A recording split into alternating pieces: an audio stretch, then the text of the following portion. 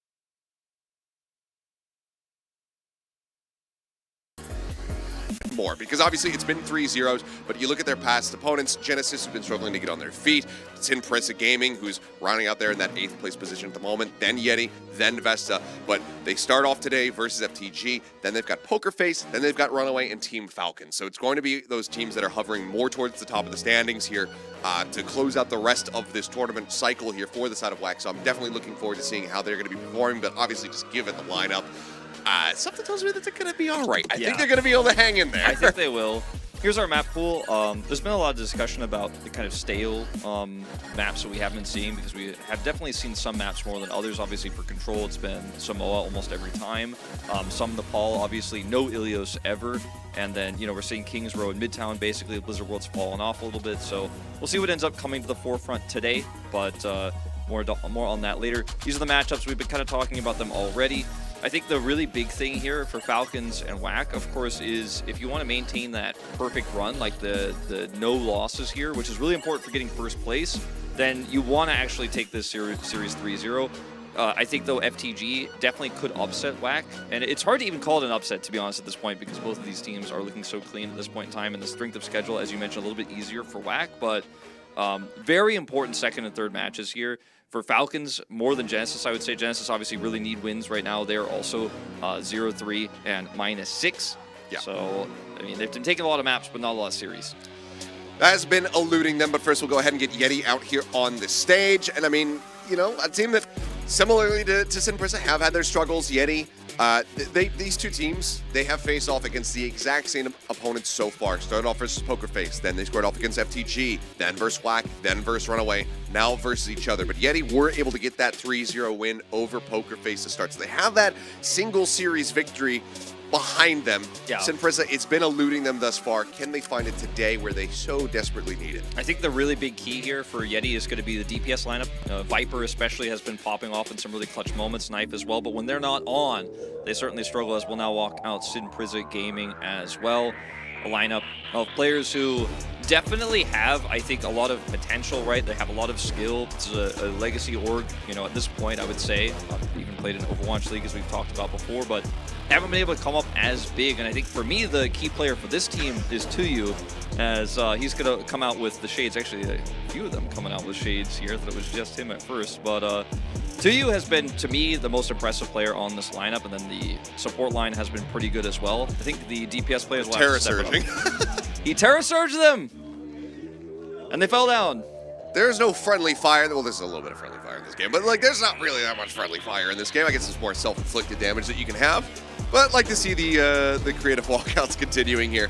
But yeah, I mean, I'm right there with you. I think that there is obviously a lot of potential on that team.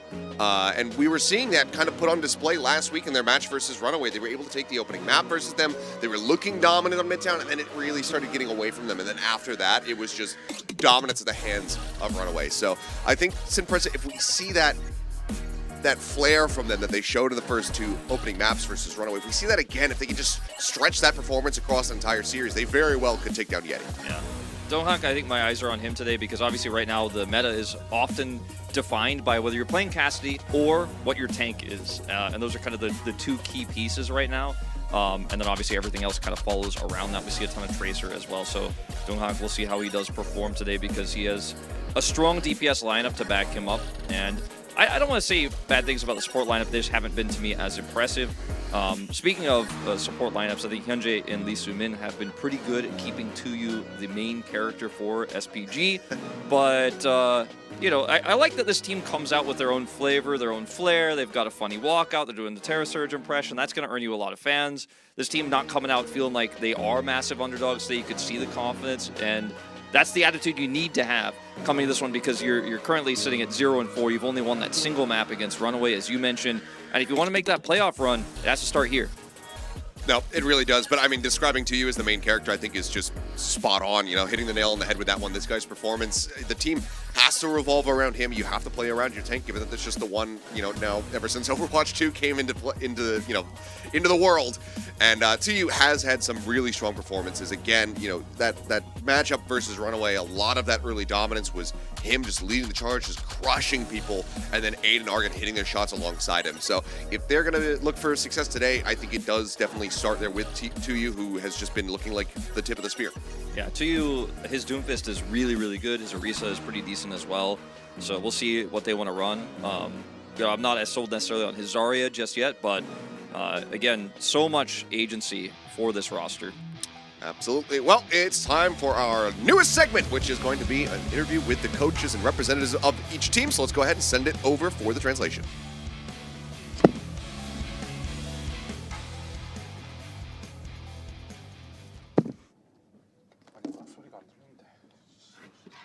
전에 각 팀 한 분씩 모시고 인터뷰 진행해 보도록 하겠습니다. 자, 먼저 예티 팀 자기소개 부탁드려요. 네, 예티 팀 코치를 맡고 있는 페이트라고 합니다. 네, 반갑습니다. 자, 그렇다면 SPG 팀도 자기소개 부탁드립니다. SPG에서 코치를 맡고 있는 원수민이라고 합니다. All right, I am 네, back. 팀 모두 반갑습니다. Sorry, there was 자, a 오늘 little bit 첫 of an 번째 질문. audio issue on our 두 end, 팀 so we 모두 apologize for that. 지금 연패를 기록하고 있는 만큼 오늘 Both 승리가 teams 정말 are on 값지게 a losing 작용될 것 streak, so 같은데 today's win is critical. 오늘 승리 자신감 어떤가요? How confident are you today? 좀 저희 준비해 온 대로 하면은 쉽게 이길 수 있을 I 것 think 같습니다. that we'll be able to 쉽게 easily 이길 수 win 있을 as long as we 것이다까지 stick to our game plan. 말해주셨는데, 자, 그렇다면 SPG 팀도 질 수 없죠. 자, 오늘 경기 얼마나 자신 있으신가요? How about you, SPG? 최근에 패치가 돼가지고 With the new recent patch, 이제는 좀 진짜 1승을 오늘 할 것 I think that 같습니다. we'll be able to get a win on the scoreboard today. 적용 2회 1승을 할 수 있을 것 같다라고 자신만만하게 말씀을 해주셨습니다. 자, 그렇다면 양 팀 모두에게 이 질문 해보고 싶은데요. Both teams, 이번 경기 this next question goes to both 서로의 teams. 지금 단두대 매치입니다. 어떤 약점을 서로가 갖고 있을지 So, 신랄하게 평가 부탁드려요. What are some of the weaknesses do you 그냥 think 개개인 the other 체급이 team 좀 has? 낮지 않나 오, 생각합니다. I think that the synergy 체급은 isn't 우리가 there for 모두입니다. SPG, says 맞나요? Fate. 네, 맞습니다. SPG도 질 수 없죠. 이렇게 도발하셨는데. How about you, SPG? 원수민? 솔직히 경기 보니까 체급은 그렇게 차이 안 난다 생각하고요. I think that in terms of 저희가 performance 올해 맞춘 level, 팀인 I 만큼 think 팀합으로 there isn't really 찢을 much 것 different. 같습니다. But I think that our teamwork is far superior than Yeti's. 살벌한 멘트가 오가는 만큼 오늘 경기 도대체 어떤 팀이 승리를 거머쥘 것인가 기대되지 않으신가요? 자, 예티 팀의 페이트님 그리고 SPG의 원수미님과 이야기 나눠봤습니다. And that is it 저희는 for 이제 our 첫 team rep 경기로 interview. 넘어가 볼 텐데요. And 첫 경기의 before 맵 we head 함께 into the map 확인해 veto, we'll be sending it back to the casters. Alrighty, thank you very much, Quest, for the translations. And I mean, I don't necessarily disagree with Simpresa as far as just the coordination and the level of play that we've seen on display. Yes, Yeti, they do have that one matchup, but widely, it has been one-sided affairs for both of these teams, going in the opposite direction, with their opponents being able to take them down. But once again, Simpresa going to be taking us to Midtown. Yeah, Lijiang Tower for Yeti first, and then we will be going to Esperanza, Suravasa, and then, if necessary, Shambali Monastery. So, not shocking to see these picks. I am curious to see if, given some additional time to prep, we'll see if these teams actually do kind of follow the Winston Soldier that we saw from Falcons last week, that we also saw from FTG, as it's been pretty exciting to watch Soldier back in action, and I think getting that high ground control can be quite nice on Esperanza, so that's one of the maps I've got my eyes on. Yeah, we'll see if more teams are going to lean into that. I think it really just will come down to the strength of your tank and how comfortable they are on that Winston. Obviously, when you have Smurf in the lineup, you can pretty much, I'd say you could somewhat reliably play Winston at any given point, just given his proficiency for that. I mean, we saw him limit testing so much in that matchup, but whether or not either of these teams are going to lean into it, we'll have to just wait and see. But starting things off, we are going to be going into Lijiang Tower, see whether or not Simpresa can start with that early map win just like they did versus Runaway. Yeah, and I think Lijiang not necessarily going to be the map that lets us know what the meta pick is. Control is kind of a little bit weird. It has its own sub-meta per stage, as Hex was talking about last week. So I don't want to read too much into this first map, but I will get a good read on the coordination and how Donghak is performing today on tanks. Right. I mean, that's one of the things that they were talking about there in the coach's interview is, you know, about that team synergy, about that team play. And this is a very good place to go ahead and put that on display nice and early into the set. But game is ready to go, so let's go ahead and load up onto Lijiang Tower for our opening series here of Week 3. We've got Yeti versus Prisa Gaming.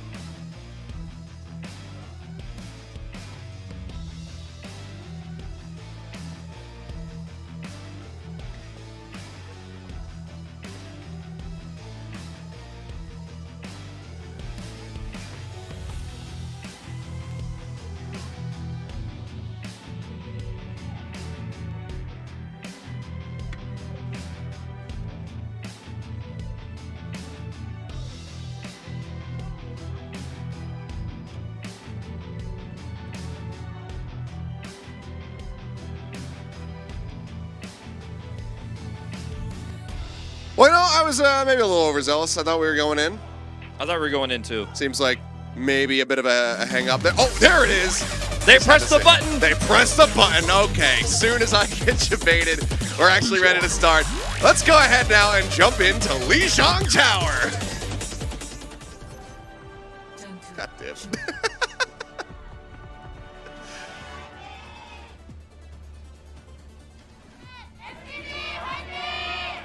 Alrighty. Seems like everything now squared away. Some hovers here on the Malga. I would love to see it. I think it is very strong at the moment. Played a lot in Pacific already. And as the gates open, going to stick with it. Argon on the Mei here. Then we'll have the teleporter and the speed boost to get to point first. That is what they need to do so desperately, is to get onto this point and get control. All right, well. Love that skin also, by the way, for Donghak. Of course. Looks like to use the front of it, but there's going to be the jump forward. Instant clear there on the Immortality field. Across, Malga's just duking out a little bit, and Donghak getting whittled lower and lower. We'll find some stability here for the time being. The approach is so difficult for SPG with this Mei. Finally on forward, it. But Knife already, rail shot going through. MJ there in the head. Lee Soo-min going to take it down here as Viper gets in on top of him. And that should lead to the follow-up cleanup coming through here. So yeah, the HP bar is just far too low. So overall, Yeti with a very nice, clean opening fight will be able to get first cap. So Symmetra was also buffed on this patch, and she's just buffed in general on the major patch that we had, obviously, going into the season. So she's got a 76% ult charge built up already here. She and Mei should be able to recontest this point pretty easily if they can use the teleporter well. But you only get one good fight here out of this one. You need to build Blizzard on this. Okay, again, Donghak keeping forward here. Trying to open things up. Or rather, Amp Matrix is forced out, but Knife is going to be able to find aid. So overall, not going to be getting too much value here. You don't have that many characters right now actually in this complement side of Prisa to really take strong advantage of something like that Amp Matrix. Really just going to kind of be the Mei with those right clicks as well as just that Malga. But you need the Malga to be up into the front lines creating space. You can't necessarily play behind that. So exactly. Yeti able to shut it down. Plus the fact that the stomp here comes out early for Yeti. They fought them off the point, forced SPG into a really awkward spot. Argon couldn't build his Blizzard on that push. He will have it now with the sound barrier. This has to be a flip. They are doomed. Okay, the TP in behind, that's going to be barrier coming through from Aid. Sound barrier dropped in as well. Bliss still holding on to his. The Gulag is going to be invested from Donghak. And locked into place for the time being. Now the Blizzard is going to be slapped in as well. Freeze goes out into a couple players. Bliss wisely saving the sound barrier for that moment, but they've given up space. So some Prisa now having the flip. Viper pulling the blade, instantly shut down. Lee Soo-min. Go ahead, gun him out. So Genji gone, Irony going to be taken out as well, but now the front line starting to get whittled away, and here for the side of Prisa is 2 new balls. Taken out, but Aid now needing to be respected here as Brave is fully charged up. 3,000 watt here. As Donghak just trying to stay alive, but should inevitably die, as just going to be TPing back and forth here, trying to keep him guessing. And trying to play a little bit more unpredictably. She finds the melee hit there onto Bliss, taking him down. Wrap this in to you. Try to just finish off this front line, and will eventually be able to do so. Now, the reason, now 37%. The reason why Yeti contested there and tried to keep Donghak alive instead of actually just backing off and giving control and not letting that extra ult charge go over is because now they have to play into Symmetra turrets here around the entrance, into Mei with Mei wall around the turrets, into the sound barrier that's been built up here. And this is the really tough part, is actually getting to the point into this hunkered down Mei composition. One Blizzard might actually win them this round here. down to you. Pushing forward, starting the fight nice and early. Irony down to a sliver of HP, trying to stay alive as 8 gets on top of Viper. It can go ahead, pick off that enemy Genji. Now setting up for the TP as they just rush forward. A great right click to go ahead and finish off Knife. They continue to hunt for some more staggers, and they will be rewarded with them. So now it's 72%. Prisa looking to finish things off here. Long hack now out in the open. Needs to try to stay alive, and he'll be able to run back into the dropship. Bliss is going to have a sound barrier in the longer fight, but they won't be able to take the fight the way they want to. And Hyunji having sound barrier advantage means they can pop it first and then drop that Blizzard and basically guarantee this first round goes SPG's way.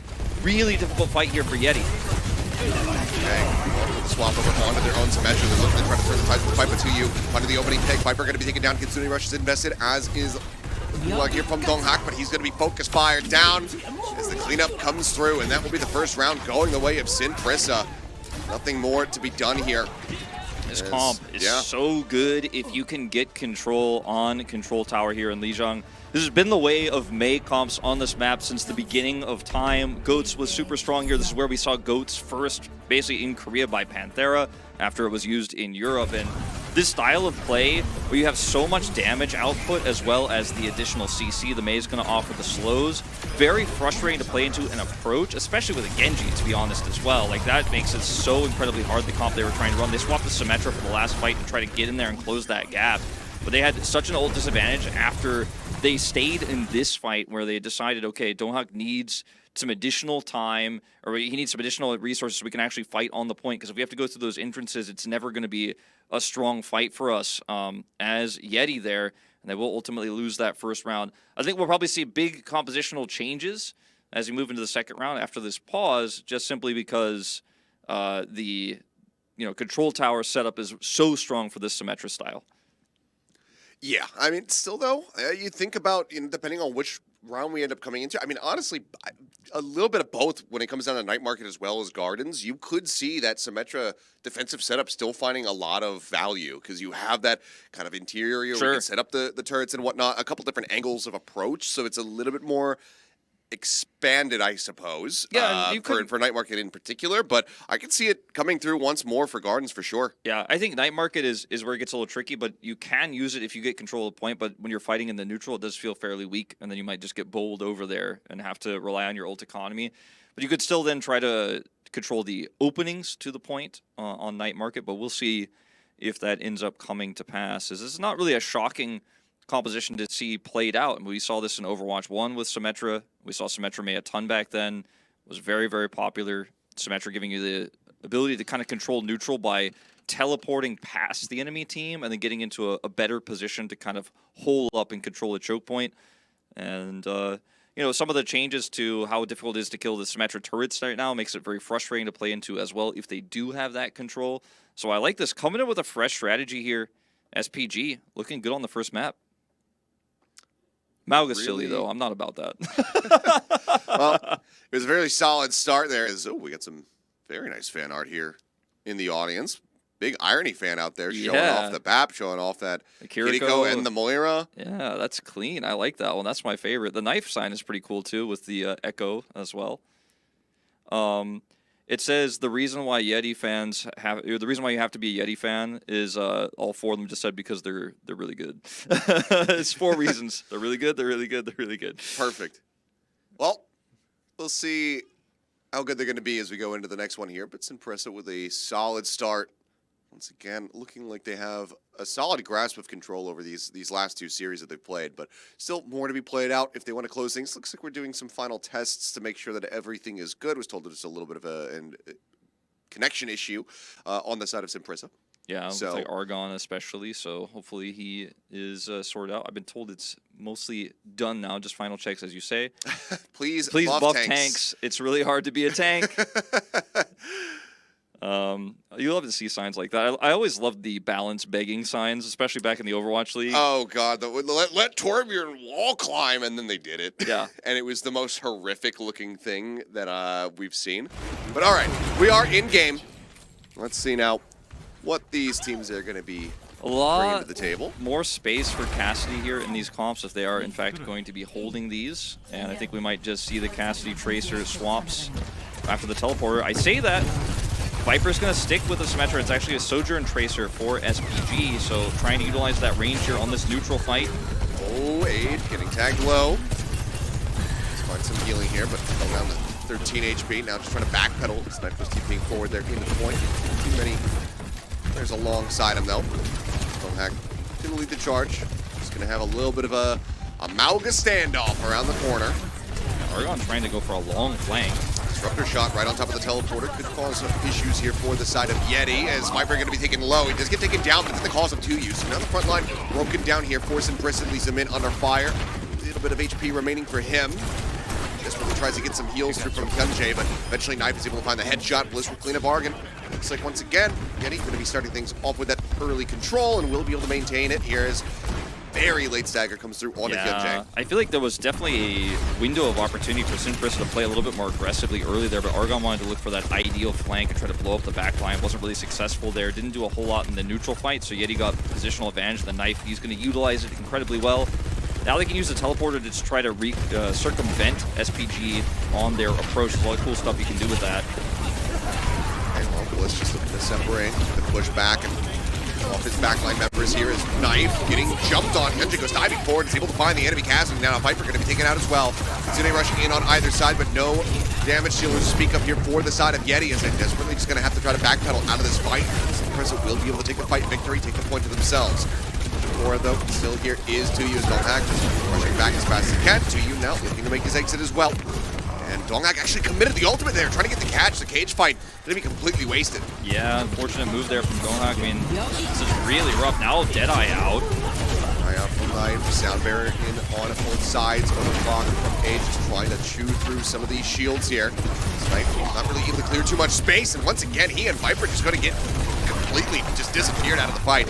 Aid able to pick up a second kill as Donghak will fall, and it's going to have to be a reset and go again here for the side of Yeti, as Prisa will be able to take the lead off this. I mean, the Sojourn is just so much more valuable than the Cassidy in these fights. She could just one-shot the Cassidy, she can one-shot the support line, she can do much more from further away, and she's safer. You need a Batiste in this comp for Yeti, I think, if you want to put Knife on this Cassidy, and now approaching the point, so difficult, and they're not going to change anything up. They can use the symbol on the point. Okay, the barrier going to be put down here.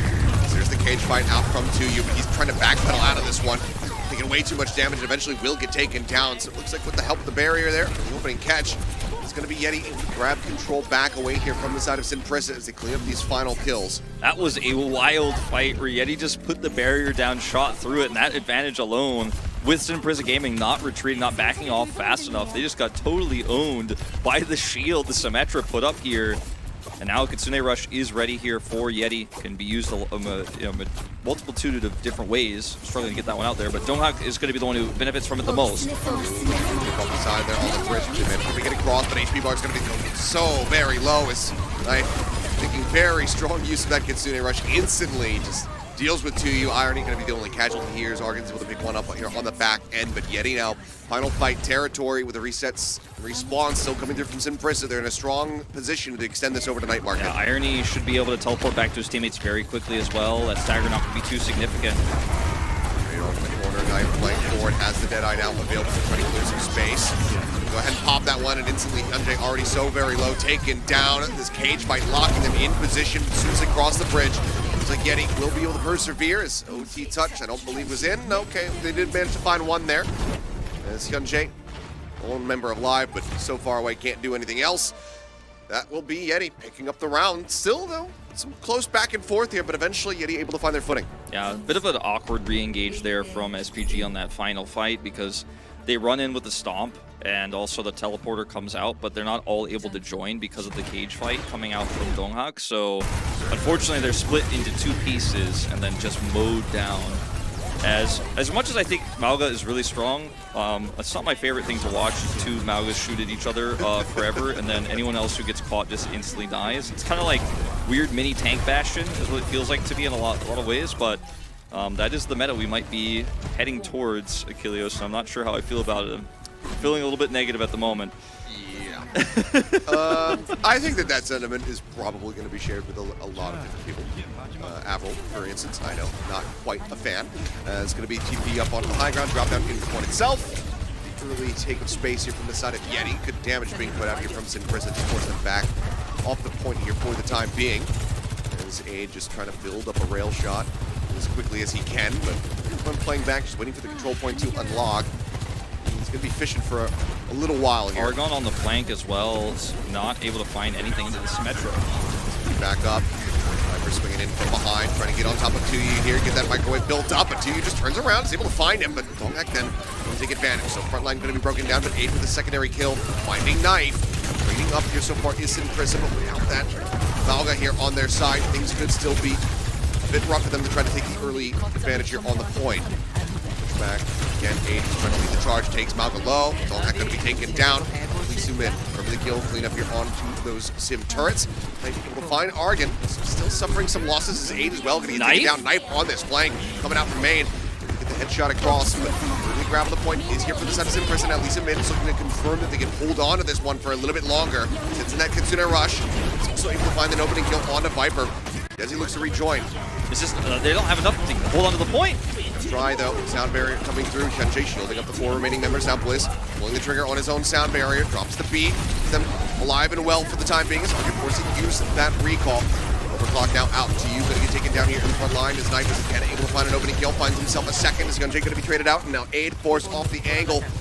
Has to have that overclock expire. Yeti though still not finding the flip from themselves. Just need to continue clearing the point out. A bit of delay coming through. Argon just dashing around, just extend them up to 40%, but now Aid in a bad spot, trying to slide back, trying to stay alive. Full chase forward here from Yeti, and somehow they won't be able to find the kill. I feel like 8 is 1v9ing this game. It's actually insane. He's just so far away from all of the damage of Yeti. Knife can't realistically shoot him, and he's able to do so much damage to Donghak in the front line as well.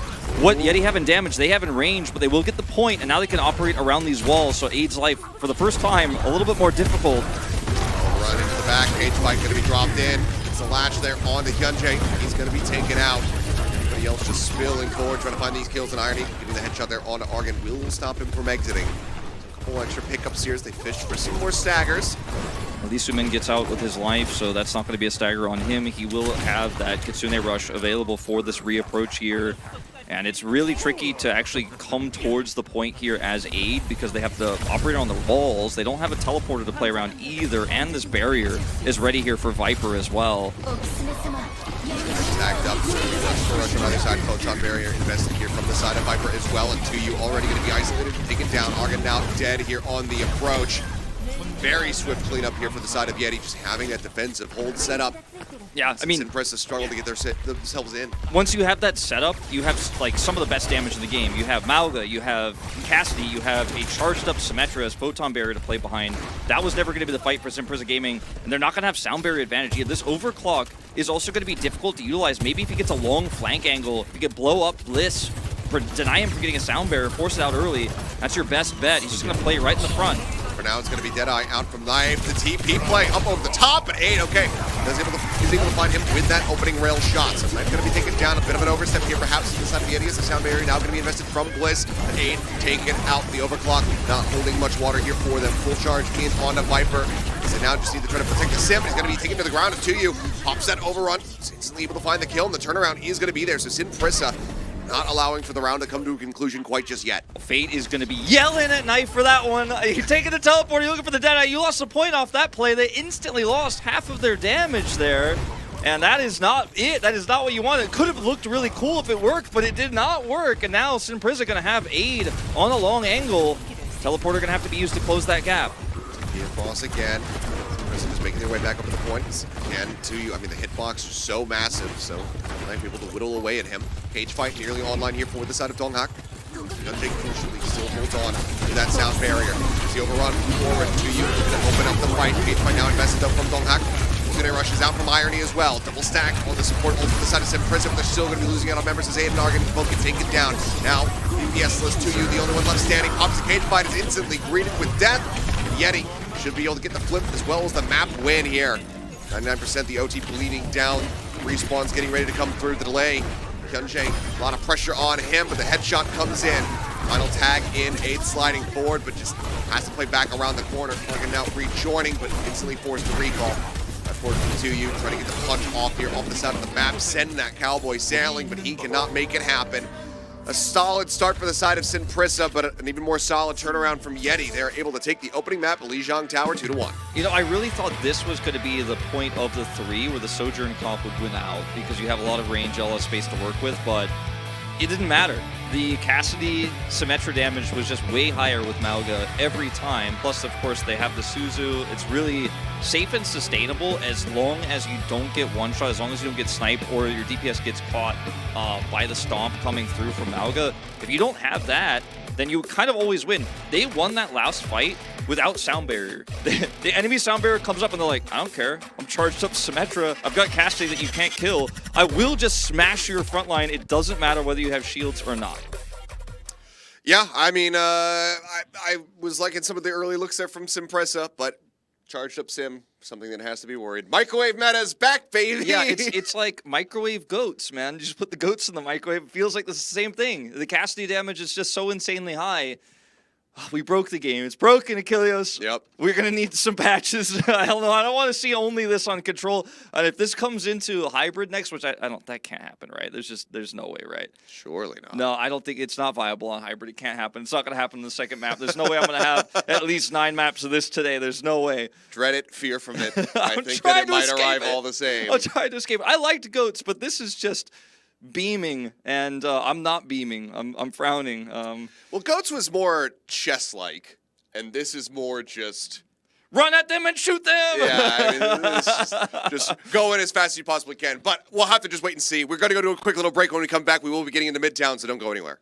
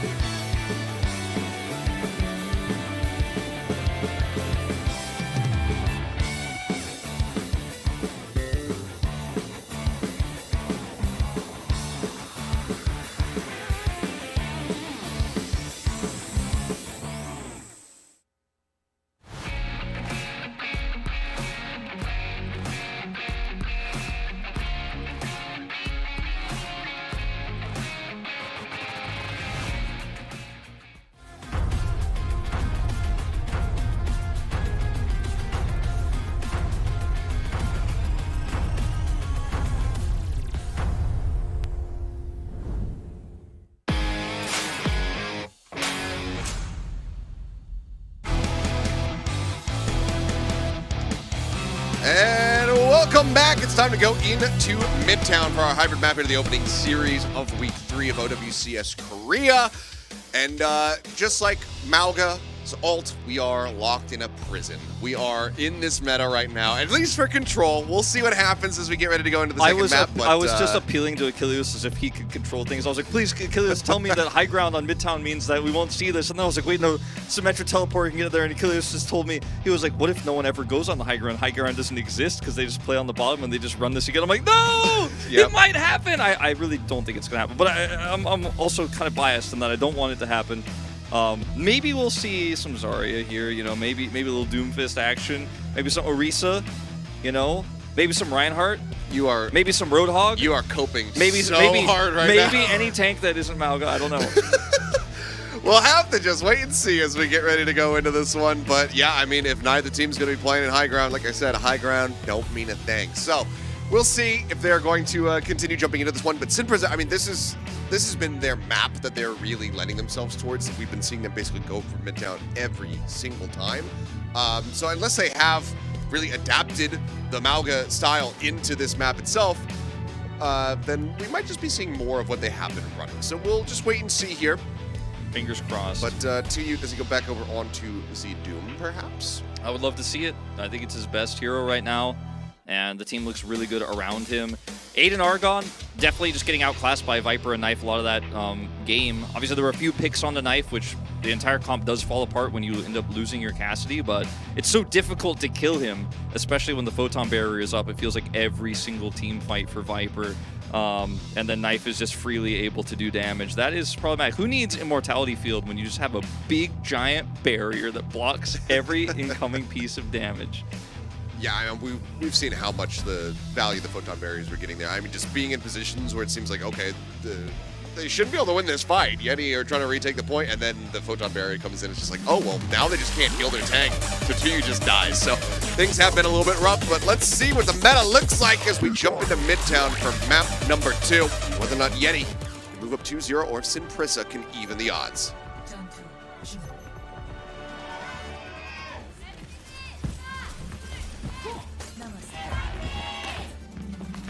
Right. Well, for now, I think Donghak playing with our hearts a little bit. Perfectly good piece of pizza wasted for those pigeons. I am seeing Symmetra on defense. I am seeing Symmetra on attack. Now, that could just be a teleporter, but I think even if they were planning on just using it as TP, she's just very strong. Even if it is just the teleporter out, I think they will swap to Symmetra when they see the opponent team is actually defending with Symmetra. Okay. Donghak for now, flipping back to the Malga. Never mind. Let's say, oh, he's going for the Doomfist. Nope. Nope. All right. Well, pretty tough to play Doom into this. You will just die instantly, so I don't think that's allowed. Winston not allowed. Zarya not going to match the Symmetra damage ultimately, and so it is once again just going to be get Knife close enough to aid to win the fights, because otherwise Aid obviously still does outrange him, still will have some advantage in terms of positioning here on defense. Okay. So this is down. Aid has a lot of agency on this first push. Great opening kill. Does get dinked there by Knife. He's going to really just finish him off here, but might be able to line up that shot, so Aid for now staying in it. Donghak just making a quick exit with the overrun. As Tuyu moving forward, trying to take some space. The rest of the team now joining in. Getting a rail shot. Him low, but kill not going to be found here. So teleporting gets set up, and Kanjay going to be hounded down. Viper able to find the elimination there. So now Lucio gone for the side of Prisa. Big opening here for Yeti as they look to make their way over to the point. They should just rush. All of Prisa widely stuck up here in the train car at the moment. And they're going to be looking to take this high ground away from them. Mag grenade goes in. Argon now going to be taken down aside, finding a kill. Tuyu desperately trying to backpedal, but the damage output is just so very high. Knife will be able to clean him up, and that's going to be Yeti getting themselves over onto the point. The heal debuff means that you just can't live long enough if your support is down. That pick on the Hyunjae was massive, and I'm not entirely sure how he died or why he was that far forward, but that breaks your entire defensive setup there, and it's just the damage of what Yeti has is just superior to what Prisa has unless Aid hits a railgun headshot from far away, and that's the difference in these comps and kind of has been. And you can see here, watching his first-person view, he doesn't have line of sight for the moment. He's always hoping for an angle on that backline, because that is the difference. And like, if he doesn't get something with this ult. Okay, really good shot to you, able to go ahead and capitalize. Trying to take the high ground without that Cassidy. It's going to prove to be a little bit more difficult here for them. So it's Prisa giving themselves some nice forward positioning now. As there's the overrun going forward, knocking them down. Cleanup can continue. Pushing forward. Still going to be a little bit low on HP, but Argon just fully beamed up, able to find the final three. Yeti now going to be held at bay, but ults are getting banked up. So Prisa still trying to up the ante here, up the aggression. Yeah, just We'll trying eventually to have to pull back. trying to delay. It's going to be a 10 ult fight potentially. This one, starting with rushes out from Irony and Lee Soo-min. And then we'll see if Knife can live. Okay, 8 has got himself now up here onto the high ground. Overclock up from the top, jumping down now into the cage fight itself as Knife looking for something there with that Deadeye. Unable to find it. To you down low here on HP. Lee Soo-min now committing the Kitsune Rush, but it's a moment too late. To you has been taken out. Still a chance at a follow-up fight though as Lee Soo-min is able to find Viper, taking him out of the equation. Irony and Knife now both going to be falling, and even with 2U eliminated, it seems like Prisa should be able to maintain the hold. That was a really good setup there from Aid. Has his overclock, tosses in that AoE damage as well, where everyone on Yeti is standing, and then eventually, even though we had the cross of the photon barriers coming through, they end up winning out because the damage just isn't there from Yeti once they lose one of their DPS members. And now their time bank here, it's still decent. Yeah. But, you know, the Prisa setup looks good when Aid can have that agency. Yeah, they started with 5 minutes, so already taking 2 of those away from the side of Yeti. He's at the beginning to the hold, but we'll just continue it here. But Argon quite far forward, eventually going to fall. Some nice shots there from Yeti, setting up for the alley-oop. The Viper to go ahead and collect the kill. Knife now up close and personal. Will be taken out. Aid getting the punish there. So goes running forward there with the overrun, but now will be taken out. Aid's continuing though. His DPS lineup has been broken down once again here for the side of Yeti. Giving up big to get another kill. Donghak now looking to try to occupy some of this high ground space.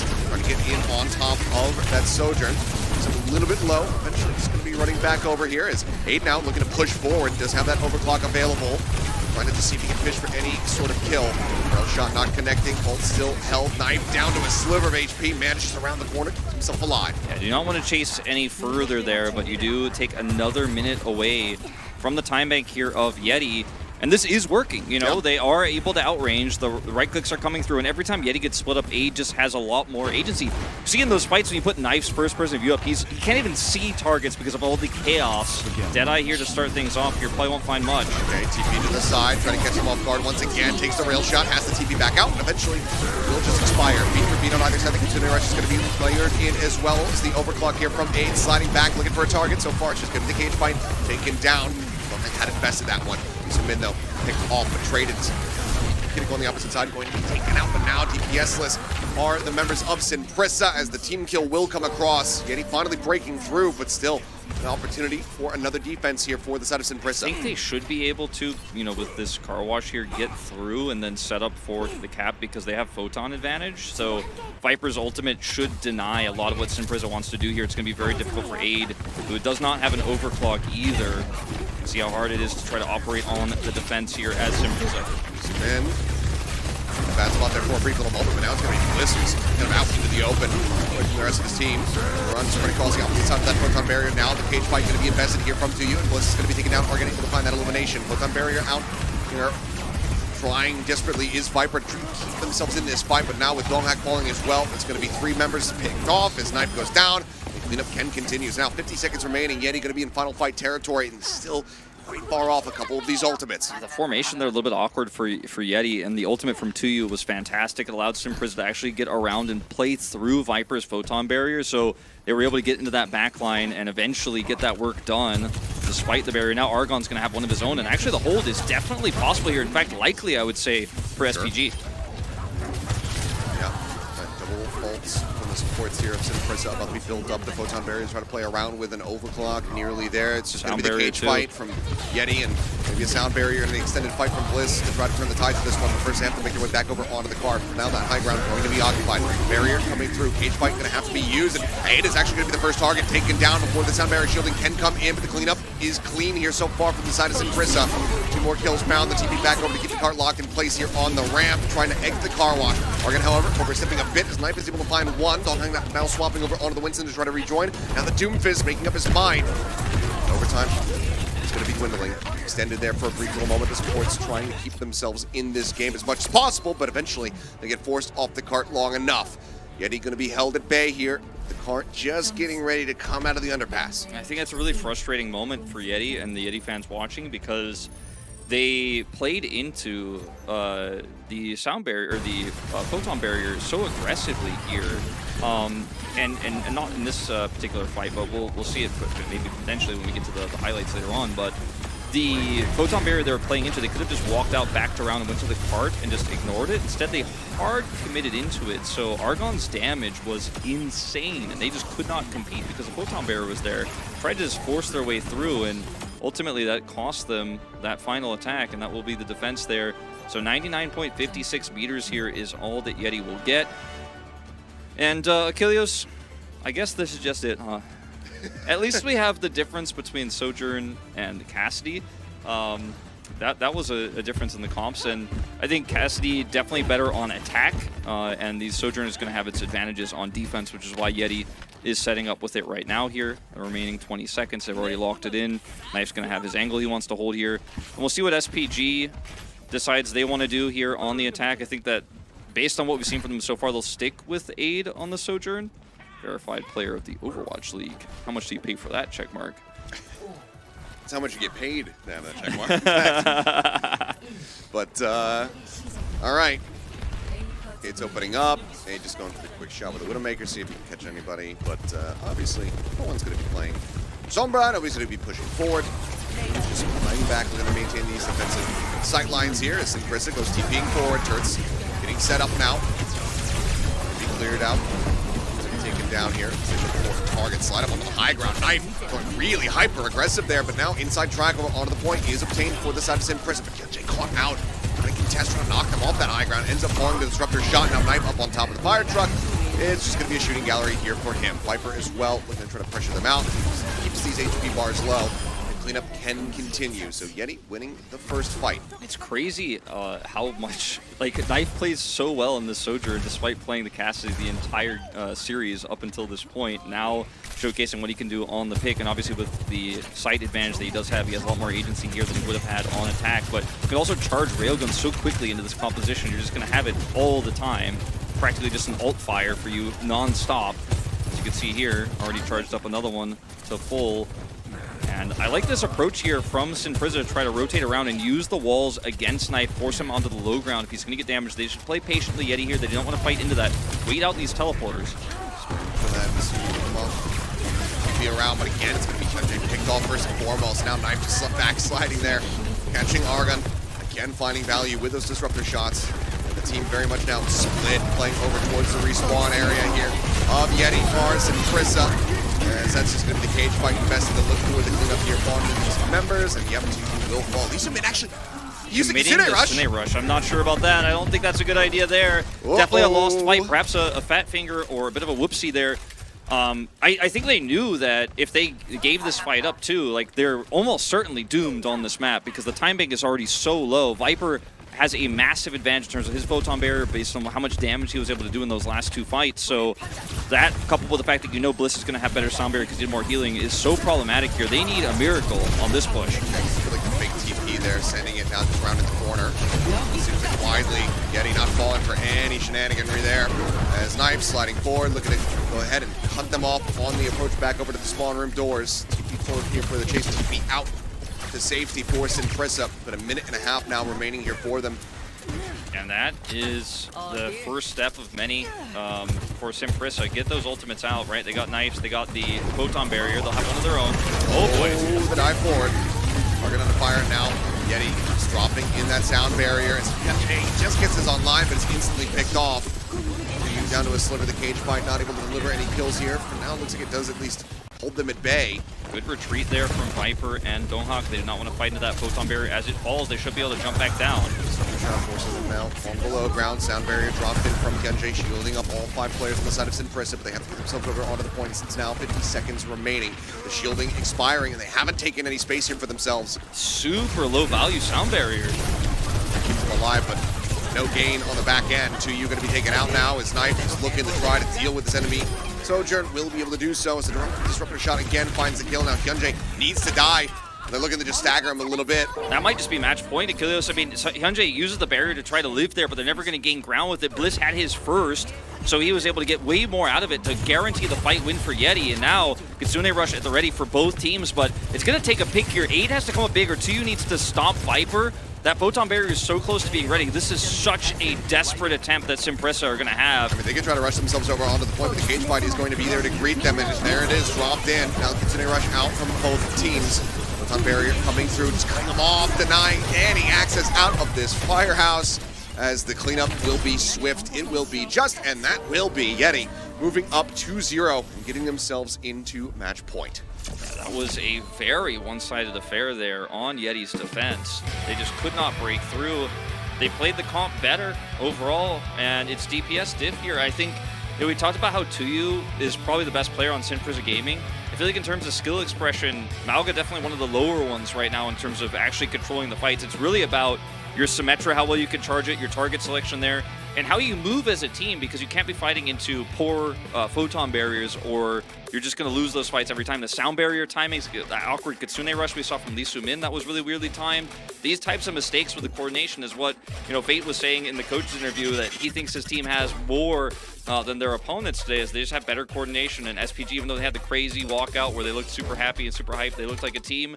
They did not look as much like a team in the game itself. Yeah, and unfortunately, this just continues to be a little bit of a trend here. I mean, we saw versus Runaway. Yeah, they won the control map, so that was a solid start, but able to stop Runaway from getting to the end of the map. They have that successful defense, but then they just end up getting full held as they swap sides, as they get ready to go on that attack. So that continues to plague them a bit here with this map of Midtown. Clearly, this is still where they feel the most comfortable, but it hasn't resulted in that win quite just yet. It's now 0-5 for them when it comes down to hybrid, and unfortunately, push could very well end up being the same number because they haven't been able to get a victory there either. At least it's not Coliseo, so maybe we'll see a different comp on it. Let's be real, we're going to see it on Esperanza as well. I actually think you can play Cassidy with this as well, so Knife can just stick with that if he wants to pretty easily. I think that something has to change, but when we get to these mirrors in a new week like this, it's hard to just be better, going to the third one. These are comps where also map type doesn't even necessarily matter that much, so. Yeah. Well, we're going to go to a quick little break. When we come back, we'll see if Yeti is going to be able to complete the 3-0. It would be their second 3-0 win, actually. I was going to say their first, but no, they could beat Poker Face. But we're going to go to that break right now, and we'll see you guys on the other side.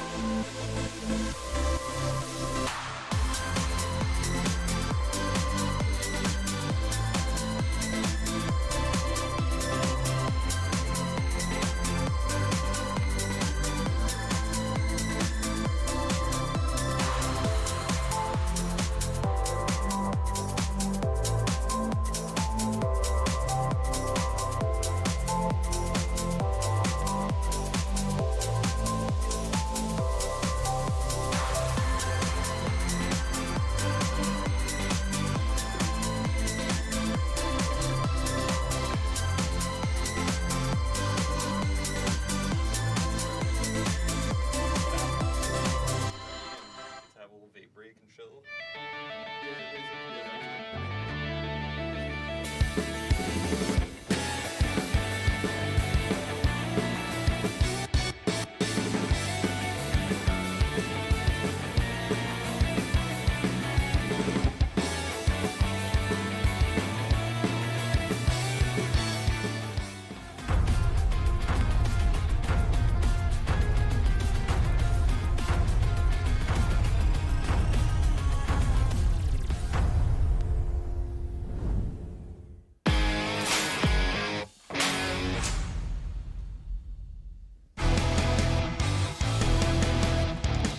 Alrighty, we are back. It's now time to go into map number 3 here in our opening series of Week 3. We've got Esperanza on the horizon and Yeti out to a solid 2-0 lead. Reverse sweep necessary here if Prisa want to find their first match victory. Yeah, I just think the coordination way better here for Yeti, but also the DPS line is doing better. And that's what I expected going into the series regardless of composition. And when you put Tuyu on the spot, it's kind of ironic as well with how Mauga works. With Tuyu actually gets less agency to be the carry, and Donghak is less of a problem, less of a liability. So that also really is a bad matchup here, unfortunately, in terms of how these two teams stack up against each other for SPG. And I mean, Push, definitely a map type where I feel like, based on what we've seen from these comps so far, it doesn't matter what the map type is. I don't think it's map dependent, it's type dependent. But it is a map where if you're just going to hunker down on the robot and try to operate around those points, you could just play this. It's definitely going to work. Yep, certainly could. I mean, we see the movement here from the side of Yeti. It was one of the things the coaches were talking about. Again, was just the team coordination. Fate said, I think that our coordination is better than Prisa's, and so far it has been looking that way. I mean, obviously, some critical mistakes that were occurring as well from the side of Prisa. I mean, the call to use that Kitsune rush after being corralled towards Yeti's defensive spawns with 3 players alive there, rather than waiting for the reset. There's just some brutal moments, unfortunately, so still some work to be done for the side of Prisa. Yeah, Hyunjae on player cam looks pretty upset. I think he's been picked more than anyone else. He's been caught a few times on the Lucio. His sound barrier charge hasn't matched the build time that we're seeing from his opponent here, and a lot of that is just because they're winning longer fights, so they just do more healing. But if he dies and then he's 40, 50% behind on sound barrier because of it, you're never going to win those fights, especially when Viper is out damaging Argon in the sim versus sim. And I think the off DPSs, the non-sim DPSs, have been having a pretty even battle. Knife has definitely had the flashier moments, and when he's playing the Cass, he does have more damage output than a Sojourn, even if she is like left click into right click, left into right click, left into right click, because she's charging so quickly into the enemy Mauga. The damage of the Cassidy is always going to be higher, and that was the difference maker on their attack. And we'll see if he can continue that terrifying trend of just killing the Lucio over and over and over again. Very small sign, out of focus. SPG fighting, their team names. I'm not sure what the picture is. That's the zoomed in. The person's looking at somebody with binoculars, and then that's what they're seeing. I see. Clever. So you say she sees the 3-0? Wait, no, she's an SPG fan. She sees the She reverse sees the sweep. reverse sweep. Yeah. She's got the binoculars out, maybe not the telescope. Not the telescope. So, but still seeing that potential there. But just given the meta shifts right now and the adjustments, I mean, you can see that the framework for SPG is here. It's just not fully coming together. It's like we have a puzzle and we've done the entire border, but now we're struggling to fill in the center bits. Yeah. No, I think that's a really good analogy. Whereas these guys Yeti just built the Star Destroyer, the Lego Star Destroyer, or whatever, the 3D puzzle, the Eiffel Tower puzzle. They are definitely looking a lot more coordinated. There have been some moments of overextensions. There's been some teleport Deadeye attempts that weren't necessary, but, showboating is, I think, going to be okay, and no one will speak ill of you if you crush 3-0 anyways. Yeah, if the end result is still a victory, then, there's a couple little attempts at doing something surprising to try to catch the team off guard. It definitely becomes a lot more forgivable there. Look, so. if you end up getting a teleport high ground triple kill, you know, you get that 3K off of a weird angle. I mean, everyone's going to be talking about it tomorrow, so, I mean, shoot your shot. Yep. Well, we'll see if more of that is going to come into play here as we jump into Esperanza. Getting out, looking for that 3-0. Sin Prisa looking to try to stem the bleeding.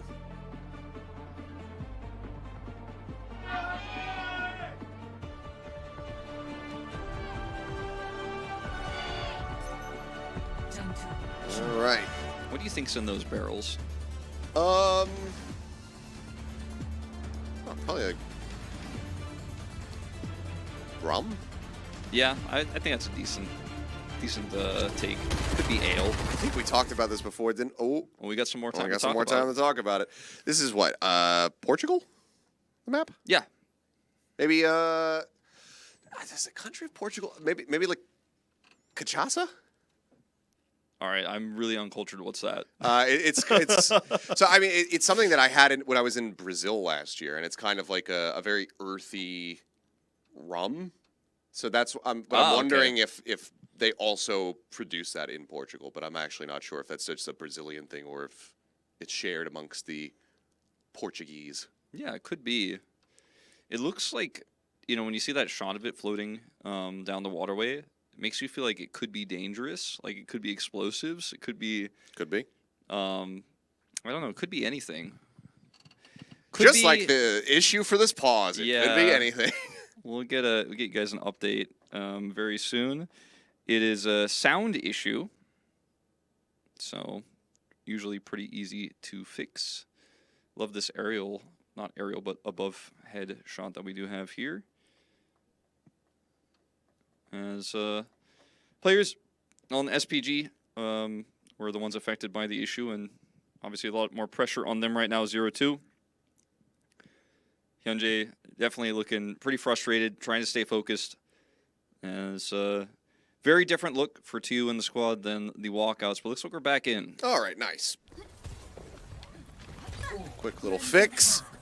And now we can go ahead and get the action started. As it looks like it's going to be a bit more of the same here.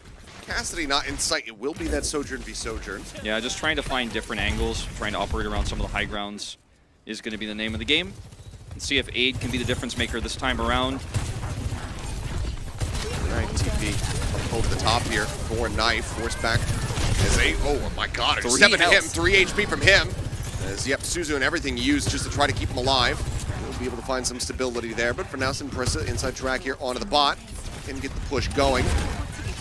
They're obviously going to be quick to be able to intercept here. As, hey, it's back. Yeah, looks like maybe the audio issue wasn't fully resolved, but we'll let you guys know once we have confirmation. No, we had to go ahead.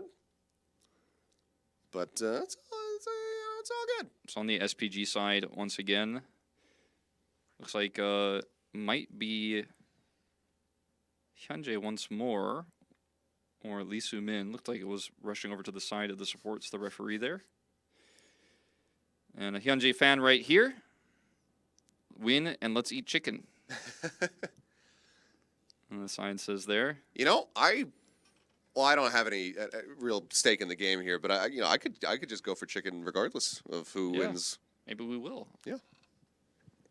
Get some dinner after this. Be nice. Yeah. Although it might be a little bit of a late dinner if this pausing does continue. True. Very true. But still, right now, Yeti have kept us on a decent pace as far as the match timing is concerned. True.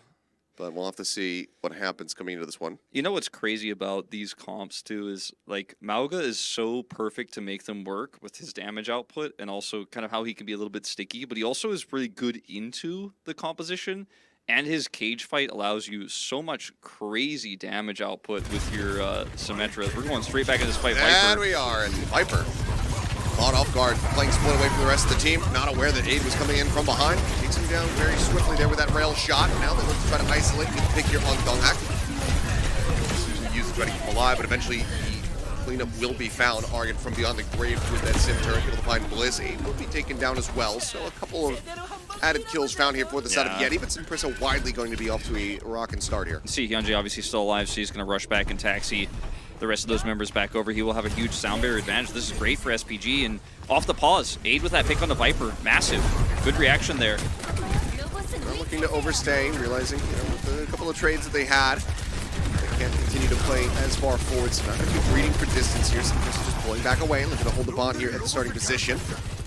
Like the wise hesitation coming through there from them, but now Kitsune Rush going to be coming through from the side of Yeti. Sound barrier available. Hyundai dropping that through, and now Min, Kitsune Rush available on the back end. Best set is to you, goes low. Kills now coming through, trying to keep this Malga alive. Back around the corner here for the time being. Running a couple steps forward, doesn't really go much of anywhere there. Simpeers will get cleaned up. Viper again, caught in the same position, going to be taken down. Sound barrier now out from Blizzard, trying to keep the rest of the 4 players alive here for Yeti. Again, getting pressured out. Knife finding 2. Aid and Argon both going to be taken down here by this Sojourn's hands. He's looking for a little bit more. Real shot won't connect, but Bliss runs forward, finds the elimination. And it's going to be Yeti winning out the fight. And I think that Sin Prisa should have won that fight. I mean, they picked Viper again. That's the kind of trade you're looking for because the Symmetra is the big long-term dealer of damage in these fights. And fortunately, they weren't able to pull it off. Again, better coordination from Yeti as Aid's going to wait for his teammates to rejoin here. Does have overclock, but not a great angle to use it, and Yeti should be able to match the distance here on this push. Photon barrier in position, potentially. Okay, TP onto the high ground. That right-click whip off there for Scunchang. It's going to force too many of them down, though, as the cage fight now going to be invested on both sides. Bot for now blocked into position. It's to you. Make a quick exit, goes sliding back. Drill out. Knife able to find one. Argon going to be taken down. He's looking for a little bit more. Point blank there on the Hyunjay. Takes him down. Lee Su-min helped take him low, and cleanup is going to be there. Yeti now continuing to push and taking the lead. Yeah, we had the cross of the photon barriers, but the much better ult coming out from Donghak there actually to help win that fight. Neither sound barrier expired, or rather used, expended in that last fight, so Yeti will have that one. They should be able to catch up. This is going to be the first checkpoint going over. Huge advantage here for Yeti is Aid with the flanking. Oh, what is this? Secret Agent Aid here up over the top. The headshot not quite going to be found. Still does put Bliss down low. Gets the shot. That shot! Great shot on too. the knife. Yeah, I mean, body shot, headshot wouldn't have mattered. The kill would have been found all the same, but that's a little bit of extra style and flair to it, getting the headshot there on the knife mid-slide. Yeah, I was like, all right, he gives him a slide, but he also got the headshot as well. Jesus. Problem is, though, they need a little bit more cleanup here as that forward spawn is still going to be available for the side of Knife. Though not going to be taken down about a half HP. Viper as well, finding some sustain as the Symmetras try to duke it out. We're back and forth against one another. Viper going to be taken down now. Donghak going to be lost. Aid does get traded out, so an advantage very much now here in the hands of Sin Prisa. Kitsune Rush had to be committed to go ahead and close the fight, but now they can try to get the push going for themselves once more. Now, this may be short-lived because there is a lot of distance they're going to have to match here to get their own checkpoint, and the sound barrier advantage does go to Bliss now. So I think we need to see Aid look for a pick onto this Lucio or a single target before that barrier goes off. Otherwise, Yeti should be able to just take this one right back with that additional barrier. Again, that's the expectation for this fight. Huge advantage they're going to have. Forward, being shielded up, teleporter. Take Argon out to safety. Viper, though, getting up here onto the mid-ground, trying to just beam him down, and sets up for the headshot there from Knife, who's able to collect 2 kills once again. Cleanup continuing his Knife now on for 3. Gets 4. Does he find the ace? He's looking for it. He's not quite going to have it. Donghak will be able to take away that 5th and final kill as I don't know where our team kill graphic is, but Yeti, they get another one here. The bot again moving forward. I just think that, that last fight for Sin Prisa Gaming, if Aid had gotten those kills and they had won the fight without the barrier, you feel great. But when you have to use the barrier, you know that Bliss is just going to barrier the rushing Donghak, and then that's it. Yeah. You never win those, and they didn't match the distance, so Yeti gets to trade up on a lost team fight. Things are now very desynced here for the side of Sin Prisa. I mean, the Kitsune Rush available here from the side of Yeti, so they can continue to just kind of trade off 1 for 1. Only support ultimates. Slide up onto the high ground. Cage fight invested from Donghak. Matched now by 2U. Kitsune Rush, however, is going to be there. Photon barrier available here for either side. Not yet seen the investment here as 2U just going to be hounded down, unable to exit. The overrun into the back. We're going to try to get the lockdown here onto the likes of Argon, and Knife is able to collect the elimination. The rest of the team now backpedaling here as the bot. So much space opened up for the side of Yeti as they look for the full push. Now, Argon has Photon Barrier, but unfortunately the enemy team is pushing the bot towards their spawn, and there's not really a great location for him to use it, and Yeti could just disengage during the Photon Barrier, so there's just not really much agency Sin Prisa have in this fight. They have to use it, though. Gonna be committed in here. Knife going low, sliding forward, ends up getting taken down. To you find that elimination, finds himself a second one. Donghak gonna be traded out to you.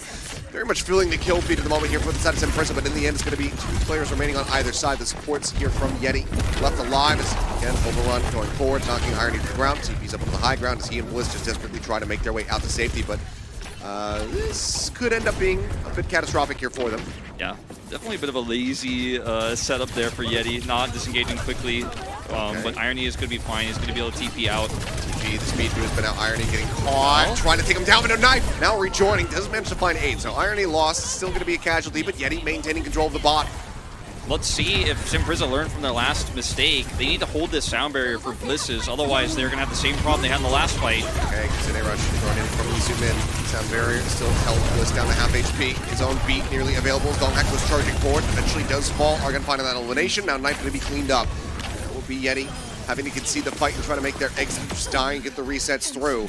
So a chance at a push now gained here for Prisa. They still hold on to the sound barrier. And Hyunjae, yeah, he's holding on to that barrier. That is the most critical part of this. Bliss will be able to match now in this upcoming fight, so they're just going to have to outfight Yeti coming up here, but still, at least they have even tools here. It's not an unfair fight like it was the last time they got the cart back. So this could be the first time Prisa, if played correctly, get a lead in this game. Still a good amount of distance. They still have to wait out the break time here on the bot. See, somehow was able to get out. The cage fight going to be invested here on both sides once again.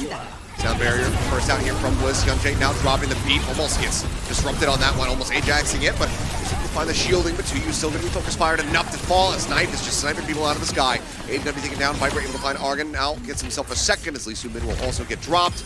And the final cleanup there on the Hyunjae. Best chance at a push. Once again, just wrested out of Prisa's grasp. The target selection is just better from Yeti. They pick 2U first, and then they just rip through the back line. And Viper, I feel like, has been doing way more than Argon has this entire series long in the Symmetra matchup. I'd love to see the numbers. We don't have the data on that here in OWCS just yet, but now it's desperation out of Prisa. They have a photon barrier here soon, but it's going to be matched.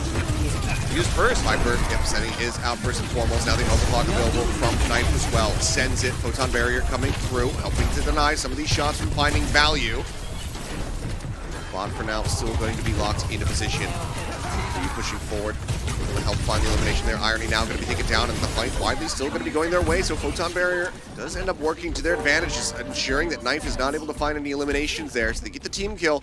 Bot's back in their control, but it's still a large amount of distance that they have to cover. We need to see more fights like this from Prisa Gaming, where they're able to win the early part of things, and the wraparound while follow-up is good this time around. And they're going to have the Kitsune rush here, and they will need it so desperately to get on top of the back line once again, or to get close enough to focus down Donghak.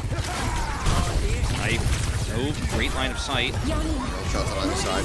Looking there as the Kitsune rush comes in. Donghak going to be the first one to get taken out, but now Irony will find one that's written back, but Knife going to be eliminated. Lee Min up with multiple kills here as the bot can now reach the checkpoint, but that's going to be the break time here. Yeti have time to respawn. Those were the 2 easy fights for Prisa. This next one is the hard one, and if they can identify they have sound barrier advantage, it's so slight, but if they could try to force a fight here early before Yeti can get theirs off, that would definitely be a huge way for them to just instantly win the fight, and with it, the game. This is going to be the fight that decides this one, whether it's a 3-0 or if the reverse sweep can start. Have the cage fight as well.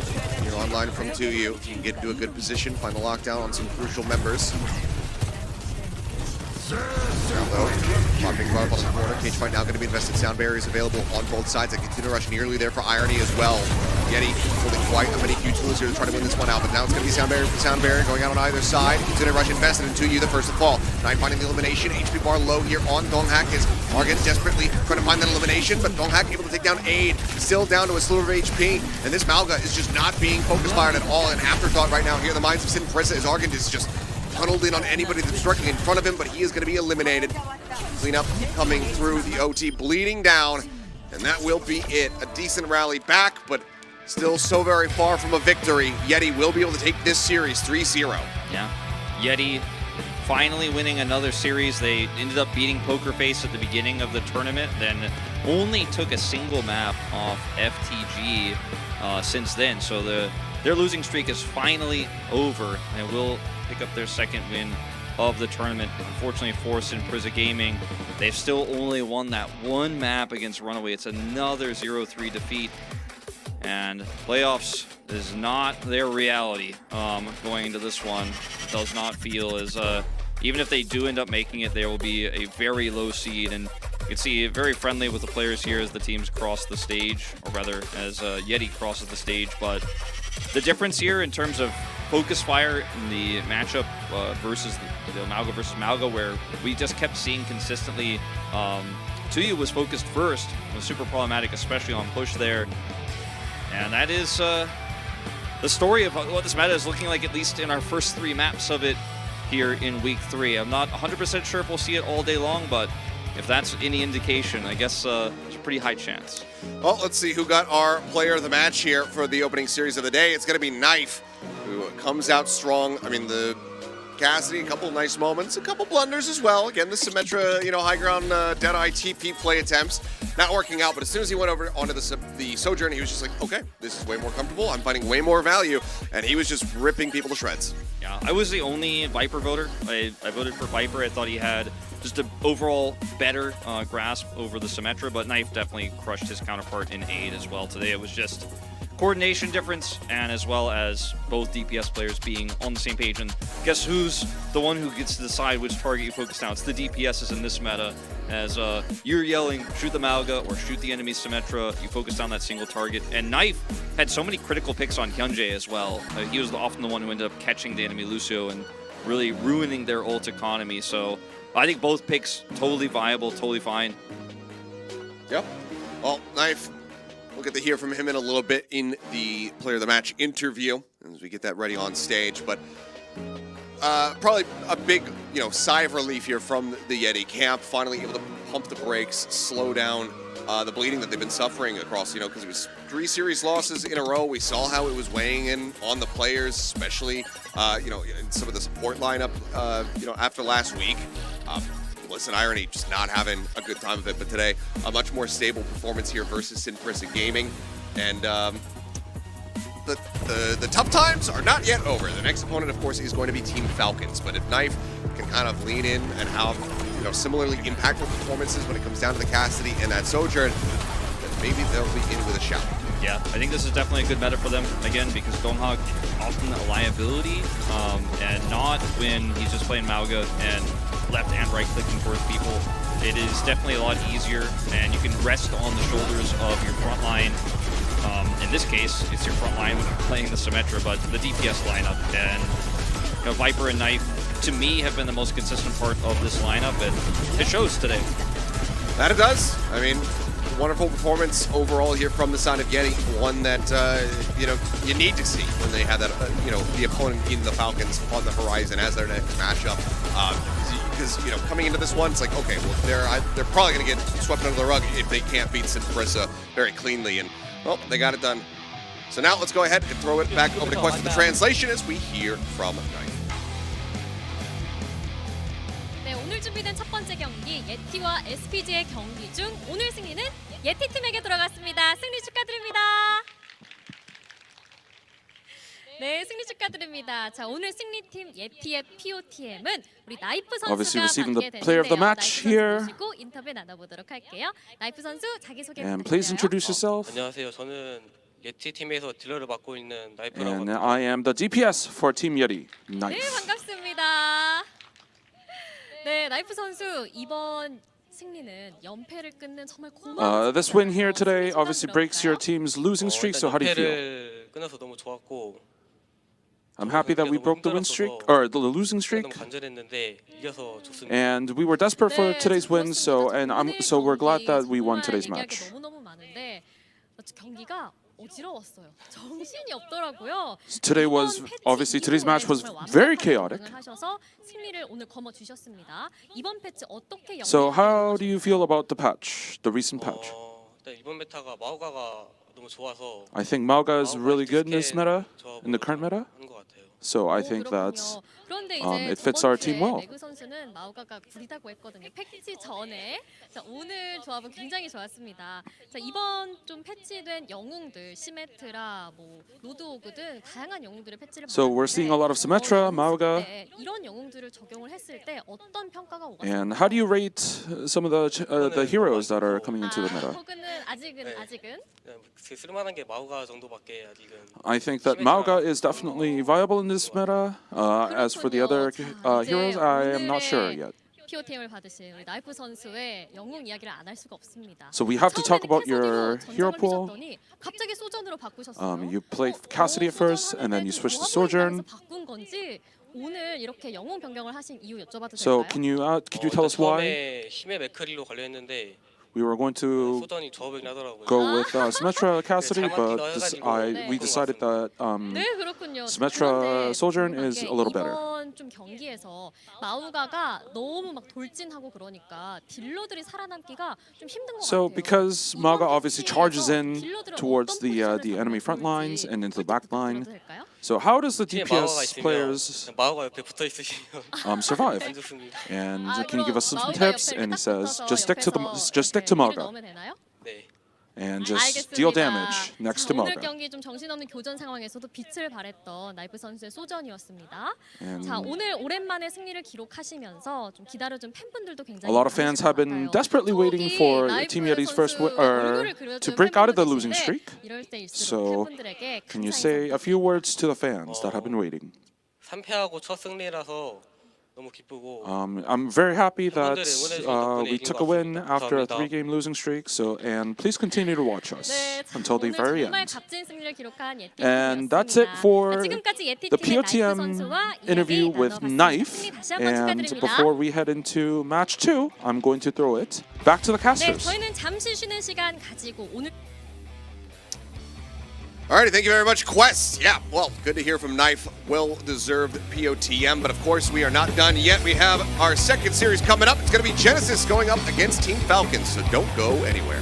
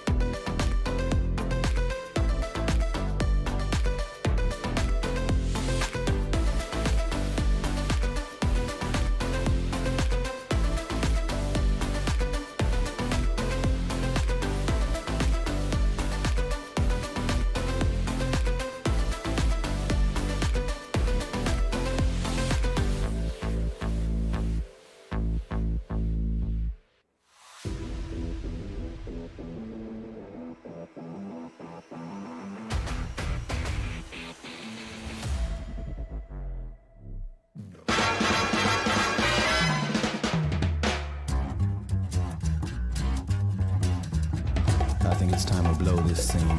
Get everybody in the stuff together. Okay, 3, 2, 1, let's jam.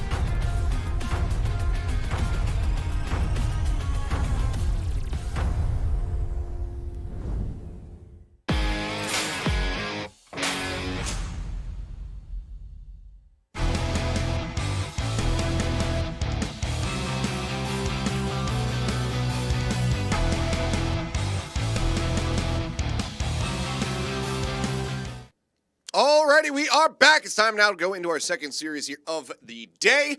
We have Genesis going up against Team Falcons. Genesis, a team that, despite the lineup, has had their struggles, yet to find a match victory, now squaring off against potentially the best team in the region. Yeah, I mean, we have a few teams gunning for undefeated at the moment, so it's hard to say definitively, but the eye test is kind of pointing towards Falcons right now. The roster test is leaning towards Falcons right now. The coaching staff is leaning towards Falcons right now, so they do have a lot of advantages. This could be our most one-sided series of the day. A lot of people looking at Genesis today saying, all right, like, let's see if you can make it work here in week 3, because weeks 1 and 2 weren't inspiring per se, even though they have a strong roster, as you mentioned. Whereas Falcons, you know, I feel like they might have their own take on the meta because they know everyone is playing this right now. They might have their own strategy prepared to counter it. Do you want to show it here? Maybe not necessarily. But I think if one team out of our remaining 4 is going to do something different, it might be Falcons. Could very well be. I mean, just, again, given the depth of the roster here, and of course we'll have to see who the starting 5 is going to be, because we did get to see Sir Majed last week, so made his debut. And we'll see if he's going to be coming back into the fold, or if it's going to be Fielder and Chio off the bat, as well as what that tank lineup is going to look like. But if they are going to lean into what we're seeing, something tells me it's going to be Smurf. And knowing Smurf, he's probably already a really, really good Malga player. So, could just be more of the same. But for the side of Genesis, it's really a question of, you know, do they have something different that they're trying to do, and can they make it work? Or if it is going to be the mirror matchup, do they just have an innate advantage? Because you look at this team, it looks so good on paper. You know, Decay and Choice A1, they've been putting up some fantastic performances in their series, and then other times they're made to look absent in the lobby. So it's been tough matchups here for them. So far, they've picked up 3 collective maps across the series, gave us a map 5 versus Runaway, but just weren't really able to get across that finish line. So far, find themselves 0-3 as far as match score is concerned. 0-3, so close in that Runaway series, but so far in that they weren't able to win the 5th one. So. I mean, Prophet was just doing things. Now, that Widowmaker, he was going crazy. If Genesis, and they're going to walk out now, if they are able to put even a map against Falcons, that would be the first time any team's done so. So that would be an achievement in itself. And then also their schedule gets a little bit easier. They play against Vesta Esports Crew and then SPG. Hey, we got jerseys. And yeah, they got jerseys. They look pretty clean. This team definitely could bounce back in a big way because of their strength of schedule. But it has to start here, and I think, you know, like I said, even winning a game against Falcons would be more than any other team has done. So, could certainly be the beginning of something. As this roster is packed with superstars. I mean, the DPS lineup, Decay and Choice A1, I mean, we've seen that lineup before do great things. Hopefully, make a turnaround as Falcons now to take the stage, a team that is crushed, a team that has, as you mentioned, two great substitute players who can come out and win. They haven't dropped when they're playing either. You know, we weren't sure if we were going to see Majed at all this season. He came out and won. Smurf, I think, is probably who we'll see if they're going to be running the Mauga. I'm kind of on the same page as you. Fielder might just be the best support player in this tournament. It's tough to beat this squad. Yeah, very much is.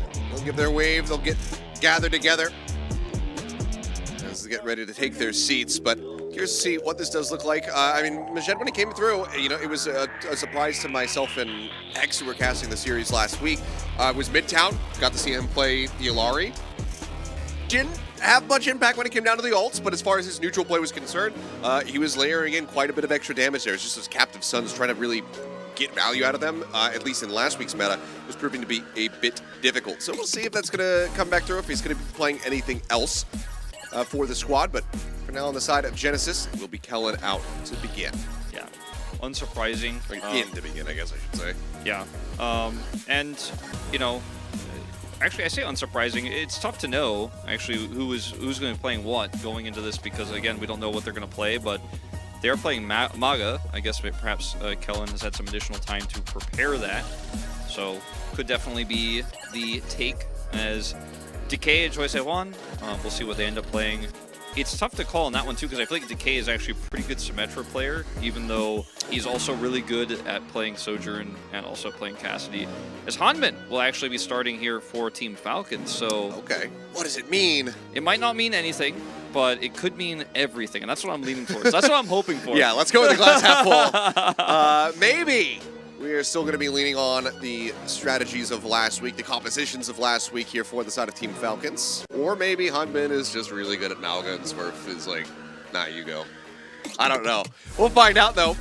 But I'm curious to see what the map veto looks like, because that might tell us a little bit more. Yeah, that's definitely going to be the biggest hint, especially if Team Falcons have, for example, banned Lijiang Tower. I think the Paul also is pretty strong for this Symmetra Mauga composition, though, so time will tell us, because Control is definitely the strongest place for it. We've seen it leak into, obviously, Hybrid and Push as well. But today feels like, you know, in this series, you have a massive favorite in Team Falcons. That you do. Well, now it's time to hear from our coaches and team representatives, so we'll send it back over to Quest. Thank you very much, gentlemen. We are back with the team rep interview for match 2 between Genesis and Team Falcons. 네, 안녕하세요. 제네시스 팀의 And 팀장이자 탱커를 this 맡고 있는 is the team captain for Genesis, Kalios. 네, 반갑습니다. 자, 다음으로 팀 팔콘의 크러스티님 자기소개 And for Team 부탁드립니다. Falcons, 안녕하세요. 팀 팔콘의 코치를 and 맡고 있는 this is 크러스티라고 Krusty 합니다. from Team Falcons. 네, 자, 양팀분들 모두 너무 반갑습니다. 자, 먼저 제네시스 팀의 칼리오스님에게 먼저 질문 드리도록 This first question 할게요. goes to 자, Genesis's 지난주 Kalios. 경기 조금은 아쉽기는 했지만 점점 더 발전하는 제네시스의 모습을 볼 And 수 Genesis is 있었습니다. showing 자, significant 점점 더 improvements 단단해지는 팀 모습도 since over 볼 the 수 past 있을지 matches. 오늘 경기 어떻게 보시나요? And how do you foresee today's match?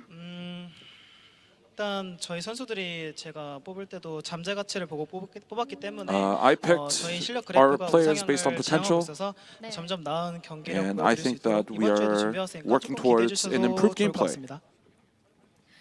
네, 자 그렇다면 팀 팔콘의 크러스티 코치님께 And this next question 여쭤보겠습니다. goes to 네, Team 팔콘 Falcons. 지금까지 무실 세트 무패 행진을 이어오면서 They are on an 상위권을 undefeated 이끌고 streak 있는데, with undefeated map 오늘도 streak 그 상위권 as well. 달리기 이어갈까요?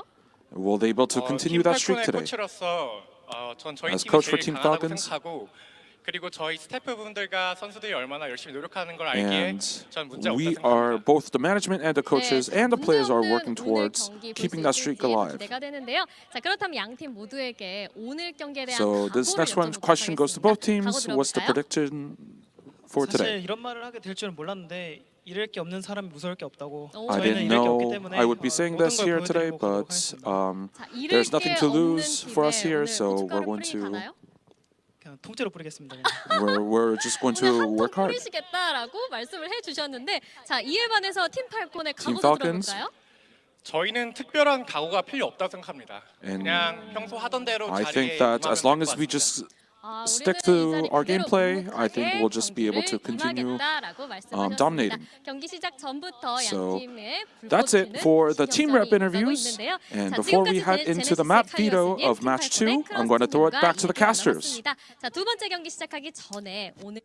Alrighty, well, thank you very much, Quest. Yes, good to hear from the representatives there as we get ready to go into this matchup. But it looks like we're not going to be seeing too many overarching changes. It's still kind of just the, the meta map flavors that we've been seeing. Lijiang Tower again to start in Control, then into King's Row, and then Esperanza to potentially round things out unless we do get a longer series.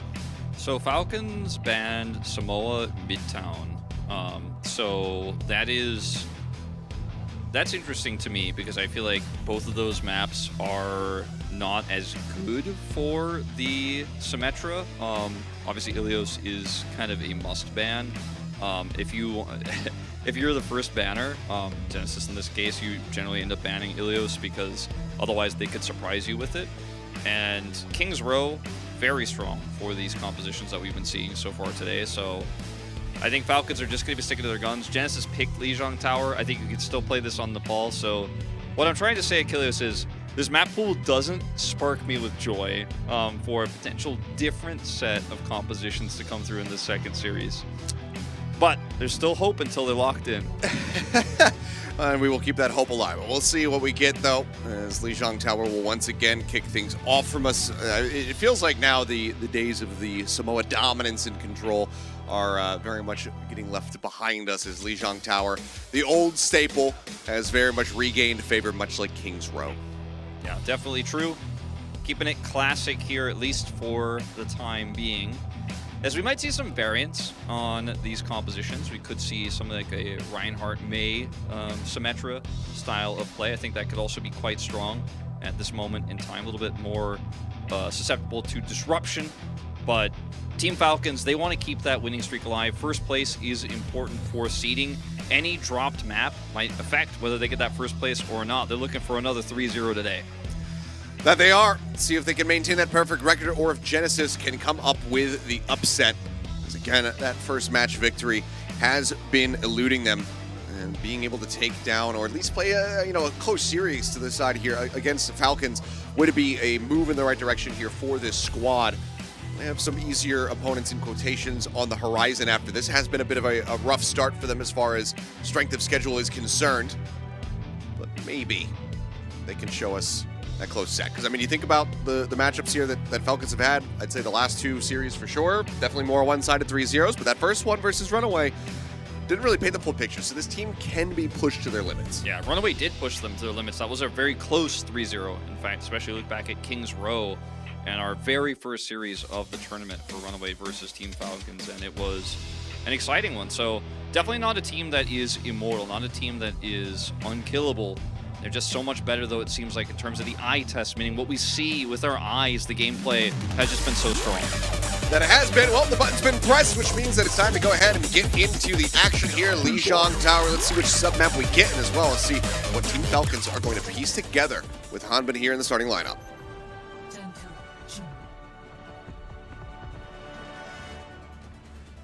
So far, there's a hover on the Queen. They was talking over the fan chants. Well, I couldn't tell if they were going to do it or not. They were a little delayed. It's okay. It's still early days. Trying to figure out who leads Come on, the fans. Gotta be faster. I gotta talk. This is my job. All right. Hanbin? Is it real? Is it real? Sombra Mauga. It is not real. All right. Sombra with the Reaper. So, again, both getting their buffs here. Decay as well, going to be playing that Reaper on the opposite side, but they have this Symmetra alongside it. You've got to focus down Choice of One if you're Team Falcons here. That's going to be the name of the game. Either break the tank or kill that Sim, otherwise you're going to get out-damaged. Stalker taking quite a bit of damage there as Robert sitting on the virus. Backpedal here from Genesis as Decay gives a little bit of a wave. Side track now onto the point being taken from the side of Falcons. Fought over though. So far in that first cap. For either side until Genesis, occupying enough space to be able to take these ones. So now Falcons off to a disadvantage. Robert building up very quickly towards that EMP. 20% left to go to have that one online. Looking like it's going to be the second or third available ultimate now in the fight as Decay's going to be taken down. Probably able to find that kill. Coalescence out here from Fielder, just trying to keep everybody alive. They completely just ignore this Amp Matrix. No one really able to take advantage of that here on the side of Genesis as the cleanup from Stalker is going to be clean.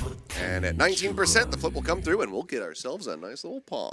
So I really like the composition of what we're seeing here on the side of Genesis, with the exception of the Batiste, because obviously the Batiste can keep the Symmetra alive, and having a Symmetra alive for just a few more seconds actually can be the difference maker in terms of the DPS that she can put out. But as you mentioned, the Amp Matrix is pretty useless in this composition. It's really just about Immortality Field. You could practically call the hero Immortality Field in this comp and not Batiste. But it's also very easy to break Immortality Field in this meta, and Mauga is so incredibly good at doing so that Team Falcons are able to eventually end up winning out that fight. And that's one of the key differences in these two compositions, as it's Decay's influence, and then yeah, whatever they wrote on the sign to the left. everyone else is trying their best. Oh, wait, is there anything on the sign to the left? No, I think that's just like the... Yeah, no, it's just the watermark. Yeah, the watermark. It's not, it's actually empty. She's just hiding behind it. Thumbs up. Thumbs up, though. It says, okay, so it says, who's the best player in OWCS? And it's Decay, and then everyone else is trying to fill up the green. Decay at like 95%. Yeah. Well, we know that he's capable of that. It's been a little bit back and forth, though. I mean, think about some of the impact he was having at the beginning of the series versus, you know, Runaway as their last matchup they were playing, and then just basically just being invisible on Circuit Royale. Prophet was just crushing on that one, so we need to see Decay more there in that forefront. So at the beginning, though, a little bit rough to start things off here.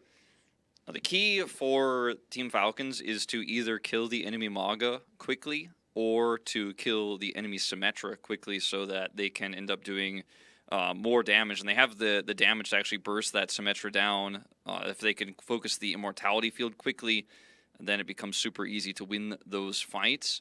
But the longer the fight goes on, the Immortality Field gives the Symmetra just a little bit of extra life. She will do an insane amount of damage. And he was just spamming turrets off cooldown into the entryway where Falcons were trying to get in, but it did not ultimately end up winning them the fight. Did get them 19%.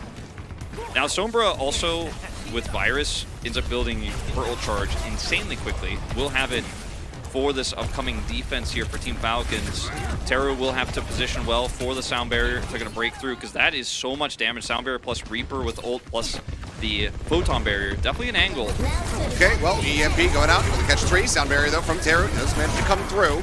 Follow-up Sound Barrier still available here from the side of Chio's Haman. Going to be taken low, going to be taken down. Joyce Wan getting him with that beam. Death Blossom invested here from Stalker. Does manage to find one. Decay going to be taken out of the equation here. It's Cage Fight invested from the side of Kellen. They're looking for the cleanup. They will be able to find it. Both supports now proper as well. Going to be falling here to the wayside as Team Falcons extended team kill onto them as Genesis will be able to regain control. Really easy to focus Stalker down after the Death Blossom is completed. Decay still has his because he was actually the one who went down to the Death Blossom there of Stalker and then end up having just more damage. The Sombra is never going to be able to compete with that Symmetra damage. Second attempt at this one is proper. I mean, very swiftly building up towards that next EMP. Kid Fight now online for Hanbin. Slaps it down. Wrapping in Decay, but he says, you're stuck in here with me. Takes out Hanbin. Kill going to be found, and that is going to be the Wraith Walk out here from Stalker, desperately trying to escape and TP forward. Decay out for blood. Can't quite find the staggers, though. Healing going to be good enough to keep them sustained, but Genesis still now maintaining control and regaining the lead. Now, there's an EMP without barrier, but it doesn't necessarily matter if they're not going to be able to win out the damage. Pressure on the backhand side. EMP, however, greeting them as 4 players getting caught by it. Down very low. Coalescence looking for the elimination. We'll be able to find the first one as Terra. Now Maka both going to be taken out here by Fielder.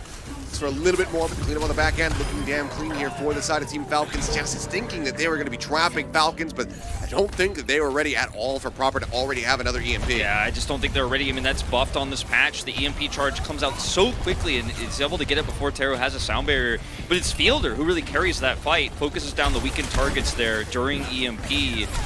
And that was a great fight by him with the Coalescence. Genesis, though, have some great tools for this upcoming one. Teleport onto the point, Photon Barrier's up. Here in, beat out from Chio. Terra now matching on the opposite side. Coalescence still available here for the side of Genesis as well.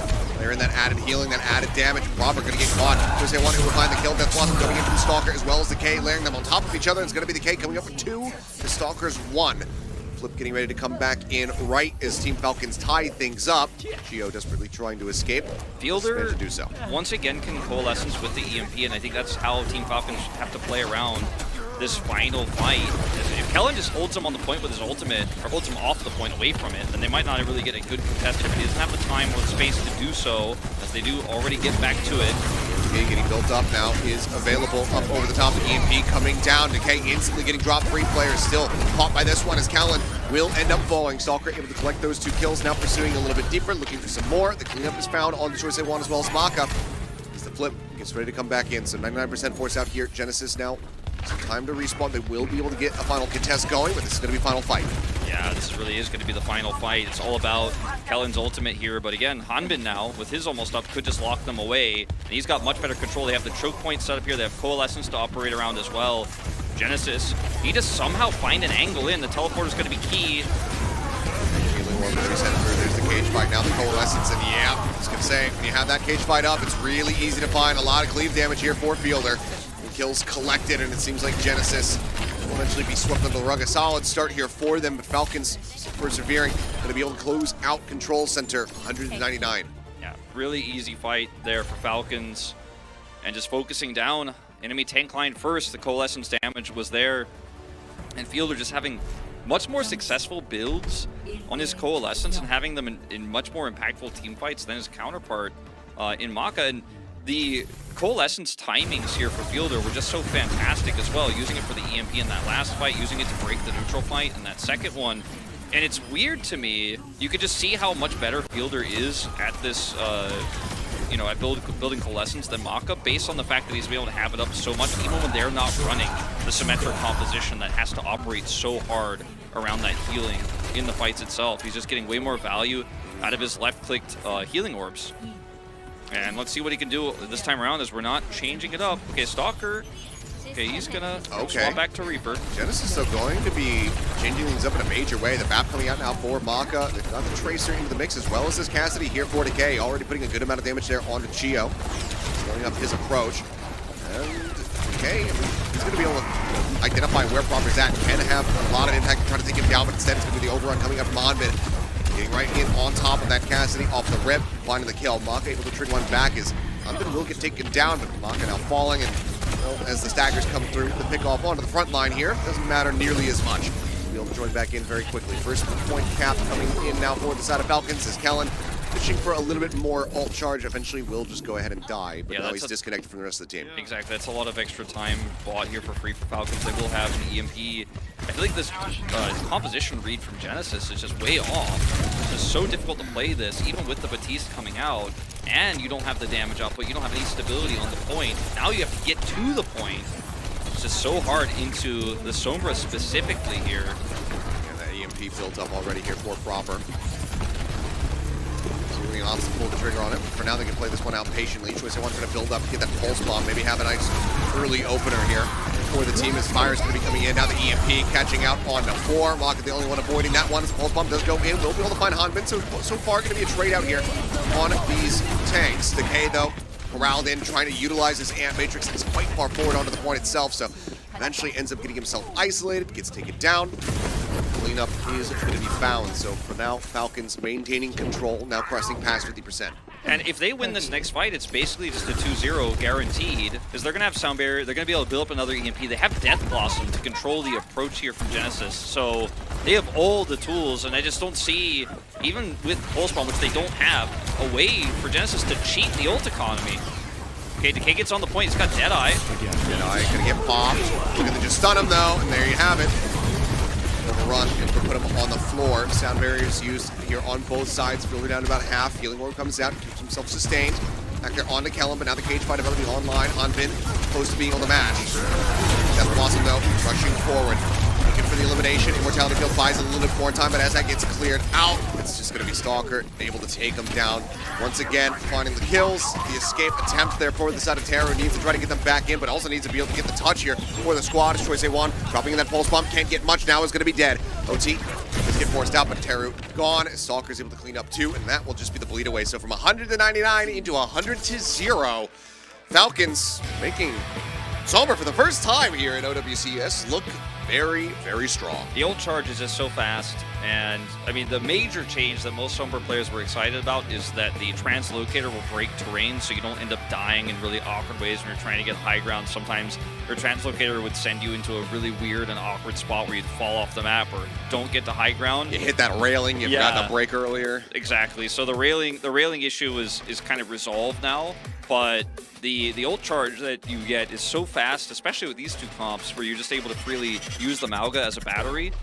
And beyond that, beyond compositions, I mean, the way that Falcons played that last fight, super slow. Stalker had like 2 or 3 different opportunities to ult. They waited until the last possible second there. They had the barrier, and you know, just an attempted cage fight there to try to pull them off the map was all that we really saw from Genesis in that last fight. And then some hiding touchers. They're like, I'm gonna get overtime, and it's definitely donezo.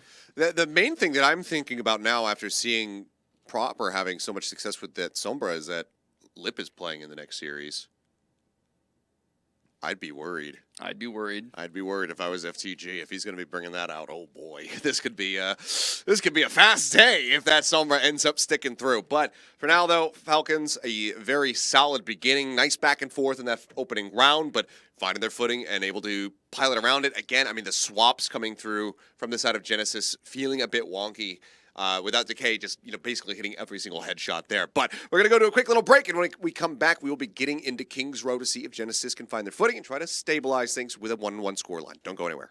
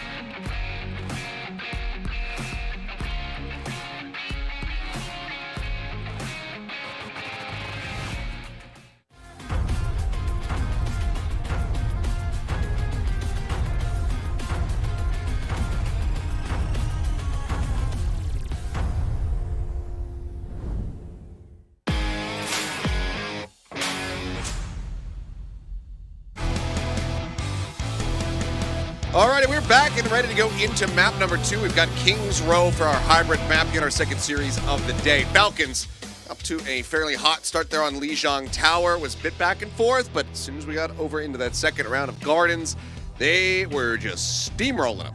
Yeah, I think the read on running the Cassidy there, it's a little bit tough to pull off just because you're going to get bowled over every single time. And if you want to run Tracer, then run Tracer Sojourn, so at least you can get some different angles and fight away from the composition that will absolutely just turn you into a pancake. Because again, the main reason, or one of the main reasons I think Mauga is so strong when Cassidy is also so powerful, we're seeing it so much, is because Immortality Field just disappears. You just burst it down so quickly, it's so hard to actually keep that cast alive. And I want to see Genesis try to match here, or bring something different to the table, something completely different here against Falcons. Otherwise, I think they're just going to get crushed once again. No sub, just Hanbin back in for map number 2 here. I expect things are going to be mostly the same.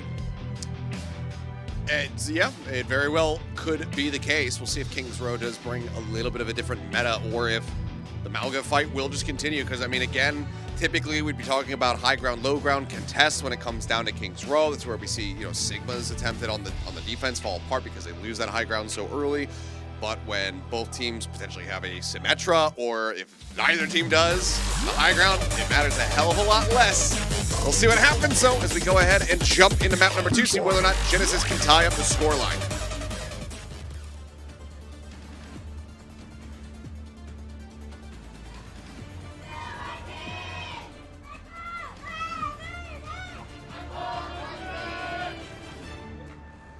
Alrighty, and for now, it's looking like Genesis are going to be saying, like, you know what, how about we go back to last week? Yeah. As far as the meta is concerned. And this, last weekers? This is a little bit of a gamble here for them. Not the Sigma feet. Not the Sigma feet. Don't do it to me, observers. They're just watching Teru. I think they were giving us a Sigma foot view. So let's see what Falcons are going to go with ultimately after the initial peak on the composition. Can actually run dive into this, as it's just going to be a kind of Genji rush with the extra sticking power of this Reaper. I do like it, but it does give Decay a little bit more agency, a little bit more range into this. Well, swinging around here. Getting ready to climb up the staircase. Already Genesis kind of scattering to the opposite side of the high ground here. Choice they want eating a bit of damage there from that Discord orb out from Fielder. Let's see Falcons just waiting to hit the go button, swing onto the corner. Proper taking a good amount of damage there, as they have ushered this Sigma down here onto low ground, but need picks in order to try to really displace and break down this defense. So for now, they're just going to be trying to chase in and get on top of Genesis. Proper half a blade doing tons of damage. No elim. Okay, getting the Mortality Field out, taken down. Decay going to be picked off there. Stalker able to find the opening kill, TPing forward, just getting on top of them and looking for the eliminations. Hanbin comes charging through with the overrun. We'll be able to clean up too, and that should just about do it here. As Choice One was trying to get the kill there onto Hanbin, can't make it happen. And the cap will come through for a monstrous time bag on the side of Falcons. I think that Immortality Field was up for like 0.7 seconds. You know, something like that. It's quick. Not really able to keep Decay alive as they lose high ground, and the dime goes forward as Decay is trying. He's trying to hit these players, but there's just so much to fire through. And obviously, as soon as they get around this corner, he is going to be in danger. As I do like the swap over to the Orisa here from Kellen. He's going to give them a little bit more damage through this choke point. Maybe if they can build a Terra Surge, they could hold them here at A, but feels like a pipe dream if he can't do it now. Like, if he's not doing the damage now, it's not likely. He's not. Hanbin rushing forward. Coalescence coming through. Again, Immortality Field very quickly dealt with. Well, let's go out there from Choice One, maybe helping to find the elimination there onto Hanbin, but Fielder just mows down 2 of them. And Choice One going to try to make his exit, dashing around. The Reaper not going to be able to pursue too quickly, but Proper also looking to hound him down, and yep, they will be able to get the pinch. So 4 minutes and 20 seconds remaining. Falcons continuing onward. You know when parents tell their kids, he's not real, he can't hurt you? In this case, it's the Immortality Field isn't real. It can't help you, actually. Yes. It's not real, and it will not actually keep you alive. You should be scared, as it is not actually going to save this Cassidy in any case. So now, Dragon Blade ready, Sound Barrier ready, and these coalescences from Fielder have just been so fantastic. Yeah. Son, there is a monster in the closet, and Daddy's not going to do anything to help you. No! Good luck. Anyway, now, the sound barrier going to be dropped in as they just press forward, and the kills are going to be found. Blade pulled. We'll just go ahead and try to slice and dice through the remaining HP bar here on the side of Kellen. Terra will be able to find Fielder, but it's a minor consolation. Proper the is cart like continues to roll. He's probably like, I don't even think I needed this blade. I don't know if I even needed to pull that out. He just like swings it casually. He's pulling a little bit of an Arhan there as everyone dies before he even gets to do anything. And that's just a free push to B. 5 minutes on the time bank. And Fielder gets the Teru death, and now Proper swapping over to the Sombra here for the guaranteed cap on C. That's just how confident they are. And they're even going to have the cage fight potentially to kind of counteract the Terra Surge here. And that spear does connect at least, but trying to operate now around this choke. And Kellen is pushed onto. And it's just ran in there. Reflection already going to be used there from Kellen, getting worked lower and lower. The HP bar is just going up and down so rapidly here. As Choice A1 dashing forward, trying to get something. It was in, but not going to be able to be found there. Again, spinning to try and mitigate as much as humanly possible. But Fielder with that Coalescence commitment is able to find Choice A1. Kellen out, needing to try to hold this, but the cage fight does come through. Terra Surge at the ready as Hanbin works a little bit low, but ultimately Kellen will die as soon as he tries to pop the ultimate value. Not going to be found. Teru counted out. The virus chucks in. TP forward to try to get this contest coming in, but it's just Choice A1 all on his lonesome. He will die. And that is going to be a 3:53 time bank remaining from Falcons. Basically, I mean, well, yeah, literally like just never losing control. They never lost control. They never lost a fight. There was no contest. The Terra Surge, you know, I was gonna mention it, but it didn't end up mattering at the end. I was gonna say, well, he wants to save Terra Surge for the final contest and maybe for the EMP fight, because if he can live through that, maybe he can buy some time for some respawns to come through. But he is killed in Terra Surge as the rest of his team is dying to an incredibly well-coordinated push there from Team Falcons. No EMP required. Oh, he had it. Yeah, he didn't need it though. He didn't need his blades either. But he built it. Like Proper so quickly. Proper is kind of sitting here going like, you guys want me to AFK? Like, you know, maybe you guys can move without me, because it is that dominant of a push. And the read here from Genesis, by the way, just to remind everyone, just to like give everyone some extra context here. Yes, they probably, while getting makeup and getting ready, got to see the previous series, but they might have prepared this type of composition. They had a completely different read on how they wanted to play Malga going into this. And if you practice for several days going into a match like this against the best team in the league, you don't get to go, oh, I guess this is wrong, and then change it up. Like, they practiced this, they prepared this, they had a wrong read. And unfortunately, you know, in a best of 5 like this, a first to 3, it's tough to actually just go, oh, okay, well, we'll just do what they're doing, even though we didn't prepare that. It's just really tough for them to do so, but they are on the wrong side of this first week of Malga, it looks like. Yeah. Well, looks like now they'll match it. It's open. At least Choice the A1 Sombra. going to be trying this one here. Yep, does come out with that Sombra in hand. Some kind of impact should be fine. It's Proper. Back over onto the Sojourn, so always a treat to watch and play this one. It's the high ground contest now coming through. Shooting up. Here is Genesis, but Decay going low. It's a backpedal here. The difference between the Sojourn and the Cass is he's got more mobility. Playing a very dangerous game there. Proper with the first rail shot, not going to be able to find too much, but now Falcons wanting to try to hound them down. Rush coming through, up here onto the staircase. Nice move back there from Terra to try to create some distance, but Stalker will not be denied. Comes away with 2 quick eliminations. Now just a follow-up kill there onto Kellen. That's going to be the first volley here, resulting in a team kill as Genesis get put back into the spawn room. Proper's popping off, and he has, you know, when they're pushing the high ground, he drops down the low. He's going to get hit by that virus, but okay. He should be fine. And slides back. What's the game plan here for this Coalescence push? I think that's going to be their main tool here. They could just try to wait for EMP. Terra's down. Proper so clean with it. Maka dead to the disruptive shot. Does Decay will try to do something, but Proper's just, I mean, gone for ace. I don't think they're going to be able to kill Kellen, but you know what? hide back. I'm feeling a player of the match in Proper's future. Another one? Perhaps. Perhaps. Like nothing changed since his time on Shock. So the EMP Coalescence combo is ready. And if Choice A1 can actually hit Chio, then maybe they can actually make it work. If he gets a good sound barrier off, though, it's going to be so tough. Yeah. Chio avoiding this EMP. Be huge. It tracked where he is. Oh, yep. He almost gets caught. again. Robert just sitting out that E, able to slow them up here on the approach to the high ground.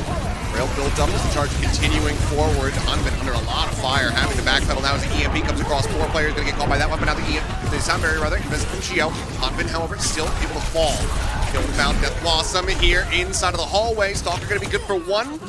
That's about it. Robert still alive, but so much work to try to do here, and he's getting hounded down. Does manage to avoid that overrun. Maka now getting picked off, but feel they're going to be traded. Hanvin on the rejoin. Able to find Choice A1 as the lockdown comes through, but I think you picked the wrong fight here, Kellen. He ends up falling. There's no progress on the point whatsoever as they break their way out of the cage fight. Proper, Team Falcons, they can still hold this. I'm not locked in here with you. You're locked in here with me. He's going to win that fight, and with Fielder's help, he's going to basically carry this on his own and survive and keep Falcons in this. No ticks, no progress. He's back on the high ground. Oh my god, it's like the bully picking a fight with a skinny kid at school, not realizing that he knows jiu-jitsu. Robert just put him down on his ass. Now, they have to make their way back over to the point with just a minute remaining. Their own cage fight now online, otherwise ultless here are Genesis. They try to push their way in. Wraith walk out to safety there from the side of the K. As Overclock still also available. Now going to be popped, looking for a target, just trying to get them peeking here around the stairwell. Charge back forward, sliding in deep here is Proper, confident in his abilities. It's going to be Hanvin able to find 1. This Fielder just tries to keep everybody alive here with that Coalescence. Maka now trying to match. Disruptive shot going to be thrown in. Death Blossom across Decay, finding Stalker, looking for a bit more. Takes the HP bar as low as Chio will be hounded down the sound barrier. Not able to come into play here in this fight. And Taro now has one of his own for some staying power. Yeah, I think this might be the cap ultimately here as Decay is getting low, but I think they should have enough time to get 3 on the point. Recontest this one. Chio does have the sound barrier. EMP could be everything here from the side of Choice A1. Got a touch. Second tip is through. The rail shot, Decay gone before the shielding can come into play. EMP now coming out. Virginia catch on a 4, Proper down to about a third of HP. Kellen trying to exit, knocked to the ground by the overrun, finished off by Proper. Death Blossom just helping to whittle away at them here as that is going to be the hold. Falcons just steamroll their way to a full push and then just come back in. They lost the point twice and said, hold on, let me just get that back. As Chio ironically dies before he can sound barrier the first time they want to actually look for the hold, but Falcons instantly push back into the choke point, get away with most of their lives. Chio, because he's Lucio, can rush back in, has sound barrier, they're ready to help him win the follow-up fight. And the craziest part about that, basically that entire game, like from attack and defense, is not only was Proper hard carrying, hard pounding on every single pick he played with the Genji, which he didn't need to blade for because the team was playing so well around him, his Sojourn, is that he was not only the carry, who's definitely going to get player of the match if they win this 3-0, but also the observer. Because we didn't have to swap point of view for most of that game. Because he was just watching him killing everybody from high ground. He had full vision of the enemy team, and he was going to kill every last one of them. He has an observing career in his future as well, I guess, as the observers didn't even have to switch POV for most of that game. What a dominant performance we saw from Falcons there. Not even close. I was like, I think they finally get the cap here, but I said it with hesitation because I was like, I don't know. They still got ults. They still got 3 alive. Perfect play from Falcons, practically. God's gift to Overwatch, this roster right here, right now. I mean, don't need that anymore. Get rid of the notes. No. What more can you say? Falcons looking so dominant. There's very little else to say, I think, other than Falcons look amazing and GG go next for Genesis. I mean, there's one more map standing in their way here. Maybe they could try to find the win as we get ready to go to Esperanza. But if I have to guess, I'm thinking that it's probably going to be Smurf who just comes back in and probably plays Winston again and just try to end it in style. We'll find out, though. First, we're going to go to a quick little break. And when we come back, we will see Esperanza, so don't go anywhere.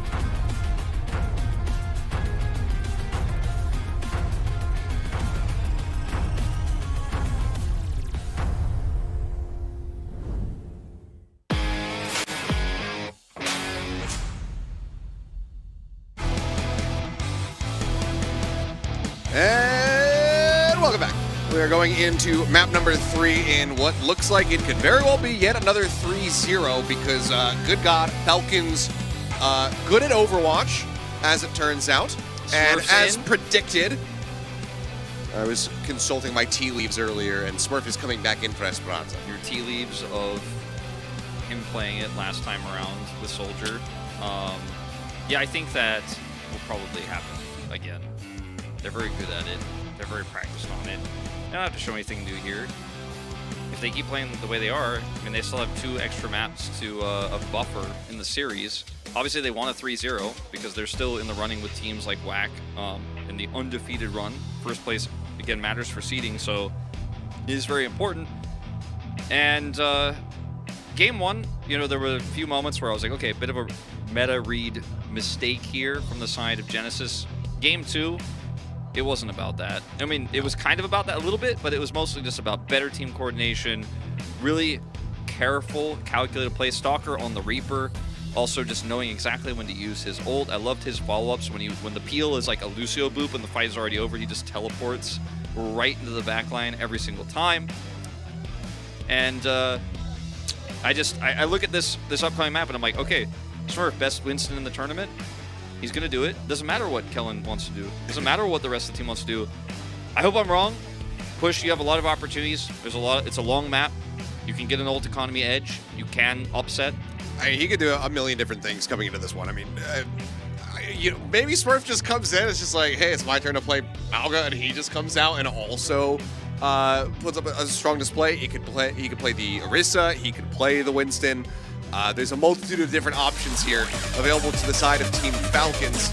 The only option right now for Genesis is to get this win and try to extend this series. Let's see if they can make it happen as we jump into Esperanza.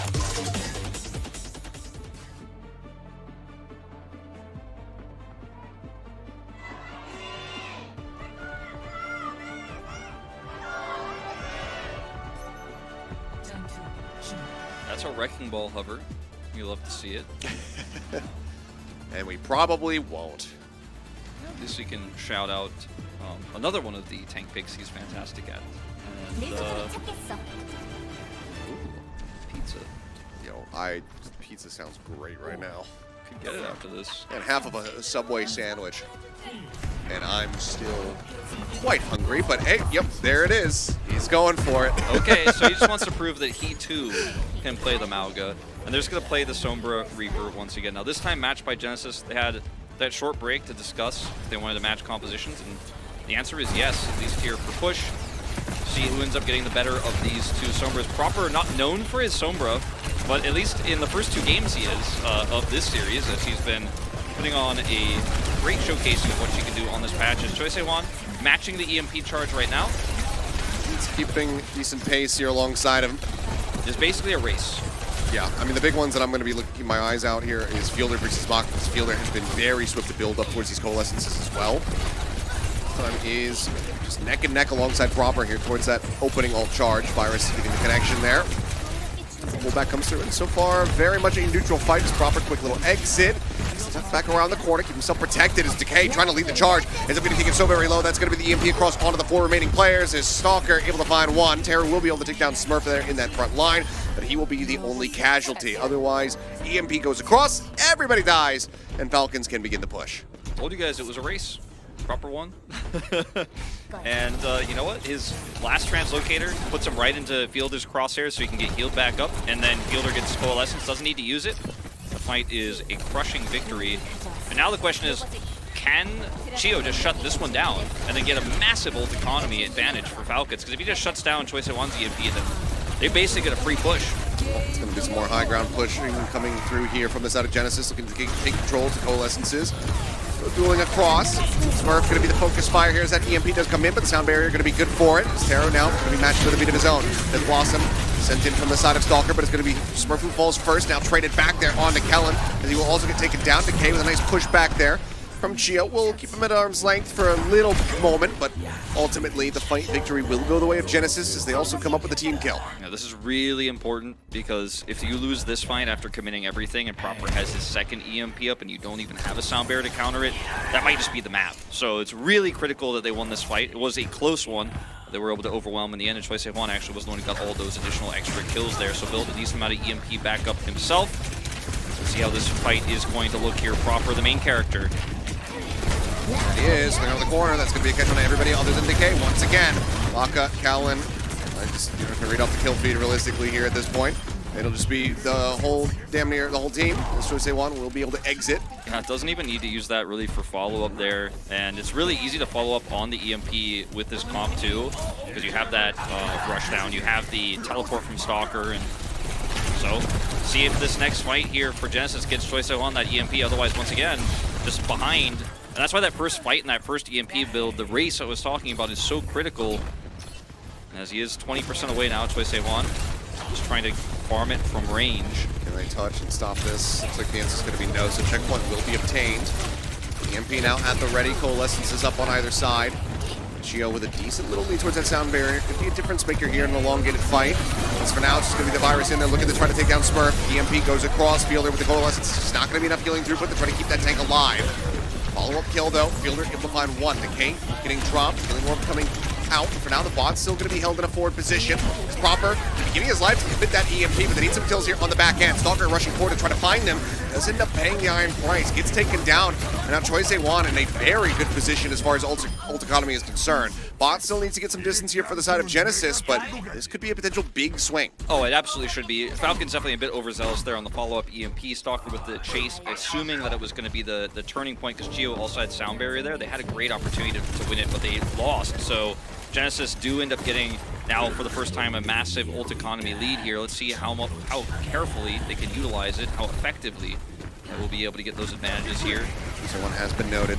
Sound barrier at the ready here. Stalker dropping down, just getting himself in behind this Mauga. Sound barrier now in from Taro. Gio matching. Just trying to keep everybody alive through the cage fight. Is now that Blossom interrupted, I do believe. Yeah.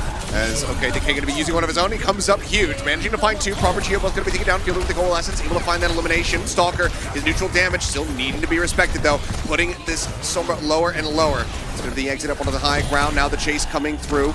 Pops that Wraith Walk here, just trying to consistently track down Choi Se-hwan, keep him honest. I mean, they widely, get the cart, yeah. They get the bot back into their control. They've got the bot, they've got control. Bit of a scrappy fight, but they were able to regain control of ult economy. You know, Genesis using a lot more there and still coming up empty. I think a big part of that, the interrupt on the Genesis trying to interrupt the Death Blossom there, but still didn't get the fight win out of it. And Smurf now ult advantage as well. I mean, this is kind of a disaster here for Genesis. They had so many great tools, but just getting outclassed. Oh, Choi Se-hwan scouted. Dead. Yep, taken down. That's the rush forward now coming in from Smurf. They just maybe chain these ults together rather than layer them on top of one another. It's Proper going up over the top, back in himself on the hunt, waiting for the EMP setup right now. All 5 players corralled here together. I mean, there's no sound barrier. He's going to go ahead, pull the trigger on this one, catches out onto 3. Tara, the first one to fall. This cage fight also infested. Smurf does get taken down though. I'm able to keep him alive, but it looks like it won't matter in the long term because, yeah, the fight continues. The cleanup is found. Team Falcons will keep pushing that bot forward. Smurf looking to rejoin as fast as he can, has the forward spawn, does have that overrun to try to get back a little bit faster. For now, the bot continues to move upward down the final stretch. Decay chipped away at, forced into that Wraith form. EMP from Choi Se-hwan needs to go huge, but Gio's going to have the sound barrier. Should be able to mitigate a lot of the value of this EMP. Where they use it is going to be super critical too. Coalescence for Fielder first. Both of them now coming through. Smurf again, going to be the focus fire target here. Down about half HP, up and over the top. EMP coming through. Choi Se-hwan going to be taken down, but Stalker going to be traded out at the same time. So DPS for DPS. The sound barriers get invested on both sides. Second beat out now for Taru. EMP, however, there from Proper. Catching the remaining players, and Decay going to get pounded down, going to get taken out of the equation here. Cage fight now coming in. The virus chucked in, just looking to try to deal with this enemy. Malga, and they will be able to do so as Kellen just melts, falling to the wayside here. The rest of Genesis in desperation, just trying to keep this bot from advancing forward once more. Gio pushing up, does get hacked, gets taken low. The kills come in from Fielder. He's able to keep him alive for the time being, but Fielder himself having to fade out towards safety. For now, Genesis will gain control of the bot. Yeah, now Maka a little bit behind in Coalescence. It could be the real big difference maker here in this next fight. They get control. Getting through this choke point, dealing with the high ground of the Falcons is going to be their next challenge here. And it is just so tough. Fielder does get Coalescence first. Not going to pop it yet. There it is. Okay, goes back through. Dueling Warriors once again to the beat there, faster for the side of Falcons. As again, the EMP coming in. Smurf rushing forward. Decay and Kellen just absolutely obliterated the chase coming through off that TP. Stalker trying to get up on top of Terror, but it's going to be proper. He's able to hound him down. And the card didn't get pushed back at all. It's already basically at the end here, and they're going to have to try to rush out of spawn. Juan is at the ready with this EMP. He's going to need to carry super hard on this fight, but Gio already has Soundbearer. He has to try to find him. Sees where he is now, but he's just so far away he can't pull it off. Scout him. Now, beat coming down here from Falcons. Using this one nice and early. That EMP could still find a good amount of value, especially as Smurf just sprints forward, breaks line of sight here from his support, and ends up getting taken down. Stalker going in with the Death Blossom, not going to be able to find much of anything there. As Kellen is able to clean him up. Decay with the Death Blossom as well, finding Fielder. Again, fighting back here, but Genesis, they have so many fights ahead of them if they want to be able to try to turn the tides of this one. Forward spawn still going to be available as well for the side of Falcons. Yeah, a bit of a strange Soundbearer timing there from Gio. Perhaps thought that he was in danger. Well, maybe they didn't communicate where Choi Se-hwan was, but now he has that really nice ult. But like you said, it's going to take more than just one great EMP fight here for the side of Genesis. They will need several. And Gio doing his best to build up his next one. So let's see what the EMP is going to look like value-wise here. Try to wait for them to come down. Don't have anybody else that can really play onto the high ground instantly, so if you pull the EMP while they're up top contesting the bot, then you're not really going to have too much of a follow-up. But now that they drop down, EMP can come through. Looking for the kill here on a Stalker, but Smurf already finding Decay on the opposite side. He's proper now. His own EMP built up the bot being stolen away here from Genesis. They need to try to rope back around, get themselves on top of this one before the push continues. Yeah, this is going to get really awkward here. No split spawns, but I mean, you just don't have the tools here. Choi Se-hwan already EMP'd. Rage fight coming in. Smurf looks to take the fight to him, and Kellen completely locked in, completely locked away from the rest of his squad. This cannot survive. Gio cleans up too. Choi Se-hwan and Maka both going to be taken down at the bot. Works his way back over. Gio looking for more. Will be able to find it. 3 kills for him here in the fight, because that might just do it. Respawns will be there. They will have a final contest, but with 20 seconds remaining, it's just over. It's cruising towards the finish line here. Kellen will be able to buy some time here with his ultimate. Look how low he already is. He's got to get out of there. Back. EMP now in, catching Kellen, catching Taru. They will be falling to the wayside here as Fielder collecting one with the Discord Orb. Decay rotating out, just trying to stay alive. But does not matter. Team Falcons closing out what feels like a record-breaking 3-0. Yeah, just a really, really dominant performance from them. It's unreal. And, you know, for most of the season so far, it's been about protecting your core DPS, or, you know, when it was Doomfist a little bit, is just breaking the tank line. But now we're back in a meta that's ult-based. Even with Symmetra, it feels very ultimate-based, because if you have that photon barrier advantage, you're always going to be able to warp fights to your advantage. And when you're the better team, you naturally get that ult charge lead, right? As we're seeing Fielder lead in that regard, we're seeing Proper lead in that regard. But then also, if you know how to use and cheat your opponent's ult economy, as well as Falcons did, the few times they lost control of ult advantage, they just took great fights. Their target selection was fantastic. It just felt like from start to finish on this final map, it didn't matter. Wow, I wonder who this could be. It's a big old miss. It's Proper. Look, I will say, I think that you could put a really, really hard argument up for Fielder. Yeah, because while Proper he was lapping Choi Se-hwan when it comes down to building up those EMPs, but Fielder was doing very much the same on the opposite side. Fielder was performing fantastically there with that Moira, regularly finding kills as well as just keeping the team alive with those coalescences. Agreed.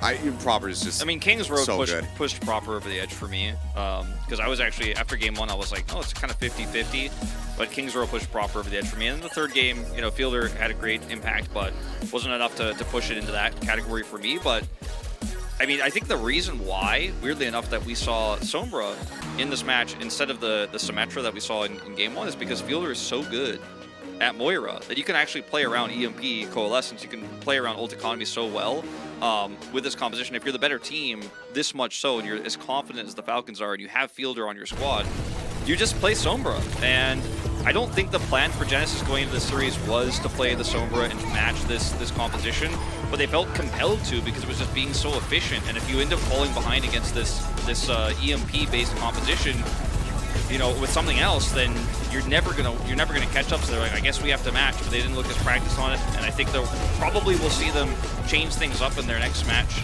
later on this week, which will be against the best of Esports crew. So like we talked about, definitely an easier schedule for them in their next 2 matches, but maybe just not quite the right read going into today. Yeah, a bit disjointed. I mean, you know, again, we're playing here, we're on live patches, so you have to be super adaptable. You need to be able to roll with the punches and swap around to, you know, the things that are going to be at the forefront of the meta. It seems like maybe just a little bit more time going to be needed here for the side of Genesis, but I mean, they're also coming out here with a shift in the meta, going up against the team that is expected to be #1 in the region, so that's going to be a tough draw, a tough way to try to debut the comp. But now, we will get to hear from Proper once more as he collects another player of the match, so we'll go ahead and hand this over to Quest for the translations. Thank you very much, gentlemen. We are back with the second POTM interview of the day. And on stage we have Proper from Team Falcons. 우리 프로퍼 선수가 차지하게 됐는데요. 프로퍼 선수 모시고 인터뷰 나눠보도록 할게요. 프로퍼 선수 And 자기소개 please introduce yourself. 팀 팔콘에서 DPS를 맡고 And 있는 I am the DPS for Team Falcons, Proper. 네, 반갑습니다. 자, 오늘 팀 팔콘 정말 체급 차이가 무엇인지 Today, Team Falcons 매번 보여주고 put a complete 계시지만 정말 dominating 크게 victory 보여주셨습니다. over Genesis. 오늘 제네시스 팀이 And it 고춧가루를 was 좀 뿌리신다고 했는데 very clean. 고춧가루 하나도 못 묻히고 깨끗하게 승리하셨어요. 자, 질 생각이 없어 보이시는데 승리 소감 So, 들어볼까요? can you tell us about the victory? 인터뷰 때 그 칼리오스 선수가 고춧가루를 묻혀준다길래 네. Calio said we'll throw pepper 안 flakes in 되겠다 your 하고 이제 clean 좀 진지받게 했던 것 win 같아요. loss or win streak. 고춧가루 묻지 So, 않기 위해서 but 진지 I think we 빡겜으로 prevented that today. 이렇게 승리를 기록하셨습니다. 자, 이번 패치 팀 팔코는 과연 어떤 퍼포먼스를 보여줄까 너무 And 궁금했는데 many have been anticipating what Team Falcons would showcase in this meta. 이번 패치 어떻게 적용하고 And 어떤 전략으로 뚫고 What can you tell us about what your take is on the meta? 일단은 이제 마우가가 좋은 패치를 받고 Maug was obviously strong in this 좋아진 patch, 것 같아가지고 스크림 때부터 좀 마우가 기용을 좀 많이 했던 것 같아요. and we've started practicing 마우가에 좀 Mauga 어울리는 딜러들 or team comps around 좀 Mauga during 생각하면서 scrims. 되게 많은 디테일을 좀 찾고 여러 가지 We've 조합에 looked 이제 into 어떻게 해야 details 되는지 and 그런 we've 것도 다 찾은 것 같아요. experimented with a lot of different 네, comps. 자, 그 와중에 And 솜브라가 it's today's the result. 있었습니다. 자, 오늘 프로퍼 선수의 솜브라 나도 Your 할 수 Sombra 있을까? today? 과연 이런 생각이 들었는데 And EMP가 your Sombra 너무 빨리 look, 차요. you made Sombra look 무슨 very 일인가요? broken 오늘 today. 솜브라 어땠나요? So can you tell 그냥 us how your EMP가 빨리 performance? 차는 거는 어쩔 수 없다 생각해요.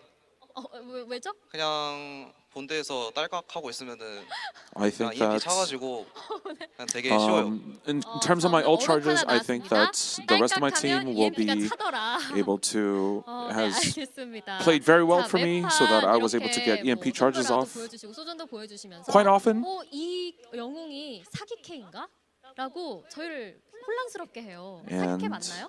네. Do you think Sombra is 솜브라는 actually 사이키가 broken? 맞아요. 사기캐 And- 맞나요? 네. 오늘 경쟁 상태 좀 And 보일 Proper says 예정인데 he believes Sombra is broken. 꿀팁도 한번 알려주시죠. you give us some tips? 경쟁전 솜브라는 좀 조합이 달라가지고 네네네. 좀 힘들지 않나. In ranked, actually, Sombra is very reliant on what team comp she fits in. 아니, 그건 아니고 이제 제가 할 때는 좀 쉬운 조합이어서 네. So 그렇게 when I 하는데 play 좀 it, 경쟁은 이제 여러 가지 조합들이 많이 나오다 보니까 네. obviously 좀 play it 힘들 것 into 같아요. team comps that 네, fit her 알겠습니다. well, 저의 but 공격도 for 바로바로 ranked, 받아치시는데 you just have to be mindful of which team comp that you pick Sombra into. 네 그런 것 같아요. 네, 알겠습니다. 자, 매번 이렇게 너무 빨리 끝나니까 팀 팔콘 And Team Falcons matches are always end very early because of their complete dominance. So 가지고 계실 것 같아요. 그런 만큼 팬분들에게도 can you please say a few words to the 부탁드립니다. fans? 항상 경기 좀 빨리 끝나서 좀 아쉽지만 It's 그래도 while 승점을 좋은 while it 상태로 is a bit 가져가야 하기 regretful 때문에 that our matches end very early, 보러 와주신 분들 다들 but thank you 감사드립니다. very much for supporting us and 네, coming to the 오늘 venue to 승리 watch your 너무너무 matches. 축하드립니다. 지금까지 And that was the 팀 POTM interview 프로퍼 with 선수와 인터뷰 Team Falcons' 나눠봤습니다. Proper 다시 한번 축하드려요. And 감사합니다. before we head into match 3 네, of the 그렇다면 day, 저희는 I'll be 잠시 throwing 쉬는 it back to the 시간 casters. 가지고 오늘 준비된 Thank you very much, Quest. Well, yeah, proper. I mean, I guess you could just slow things down a little bit. No ticket value for those Falcons fans. They're like, man, I got to stop buying tickets. It's not worth it. It means that they can go out and enjoy a nice meal, perhaps. But we still, of course, have one more series coming your way. It's going to be FTG versus WAC. This one we are hoping is going to be a giga banger you don't want to miss.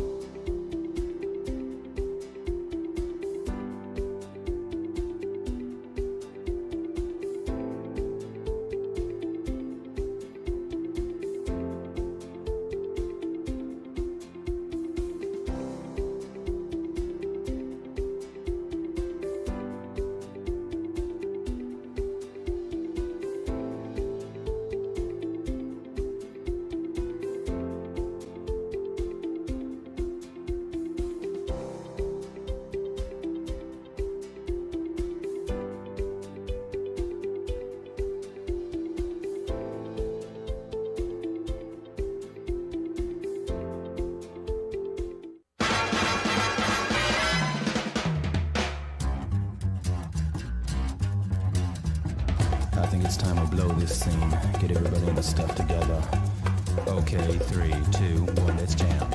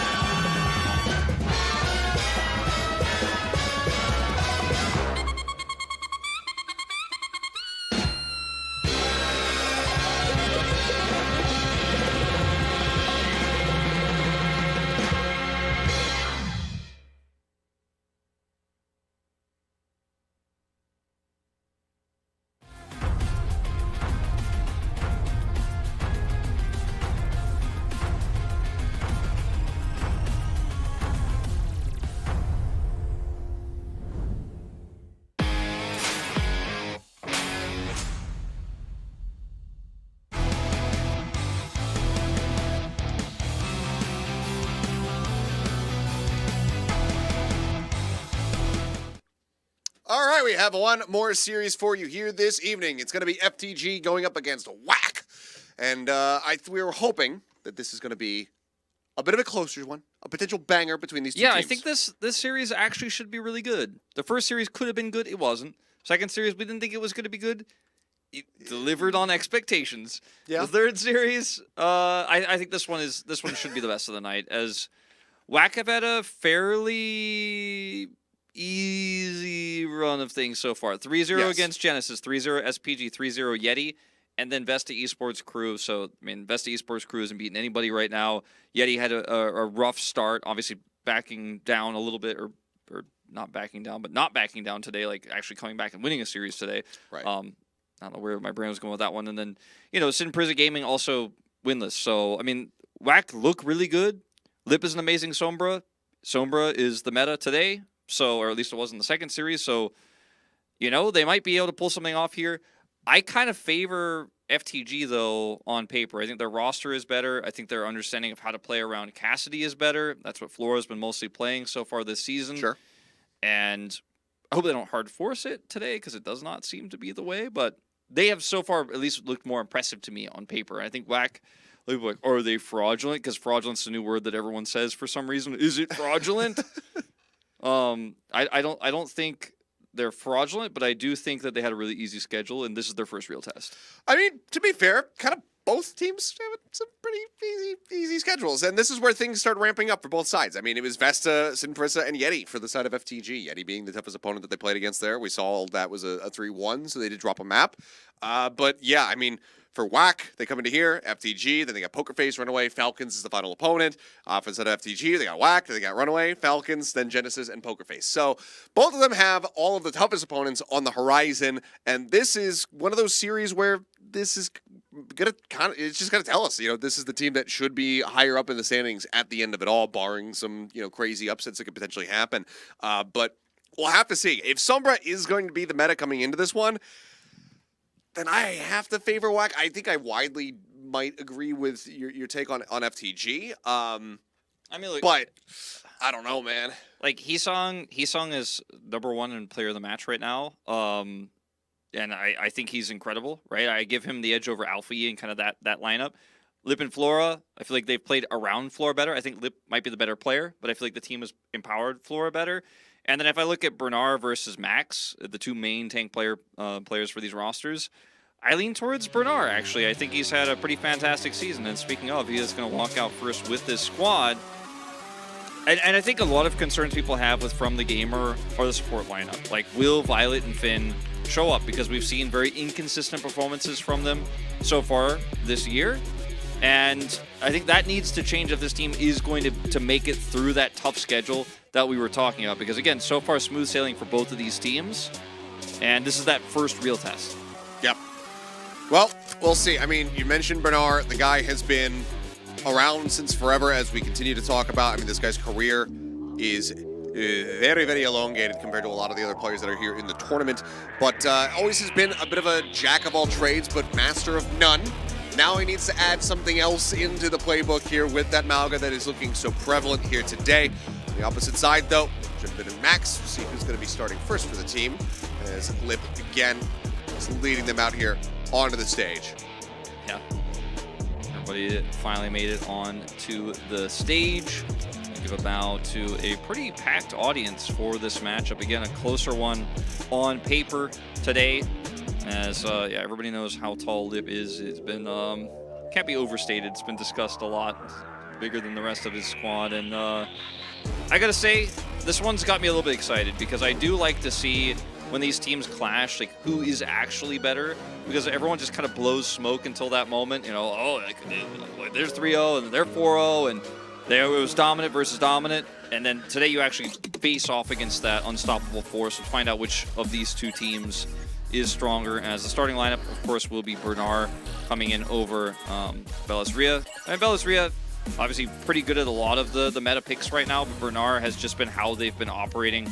And he has given Flora such a long leash to work with here. Yeah, I mean, as Bernard just continues to add and improve his repertoire of heroes, unfortunately for Bellisria, that means that he's not as needed because Bernard has come out. He's shown that his Orisa is also very much up to snuff. That's one of the things that we would look towards Bellisria to be, able to play, just given his proficiency on it last season.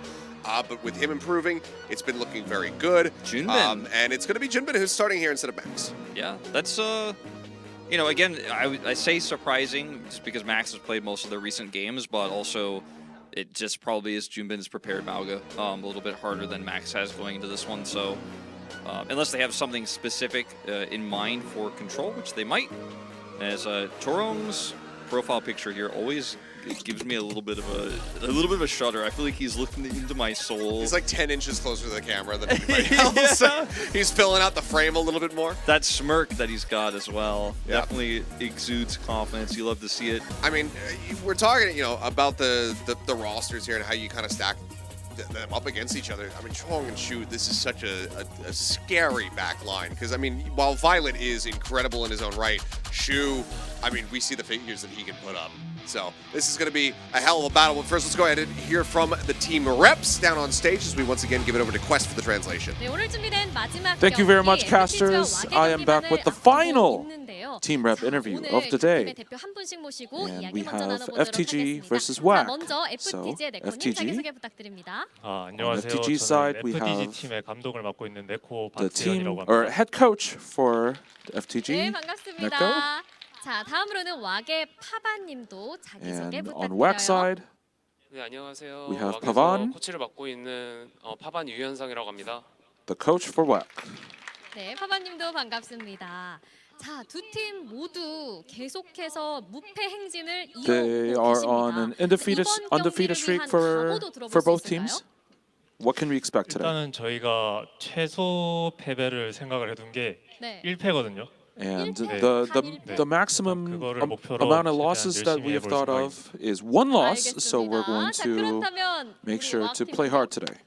네, 지금까지 만나본 팀들 중 가장 강팀이라고 I think 생각하고 that 그거에 FTG 맞는 is the strongest team that we've 준비를 faced 생각하고 up to this point. 또 이제 그 기대에 부응하기 위해서 좋은 경기력으로 And I think that we'll have to play hard 네, 자, 양팀 in 모두 order to put on a 상위권에 good 있는 performance today. 만큼 이번 경기가 더 기대가 되는데, 자, 상대 팀의 If you had to 약점을 pick a 공격해보는 시간을 weakness from your opponents, what would it be? 어떨까요?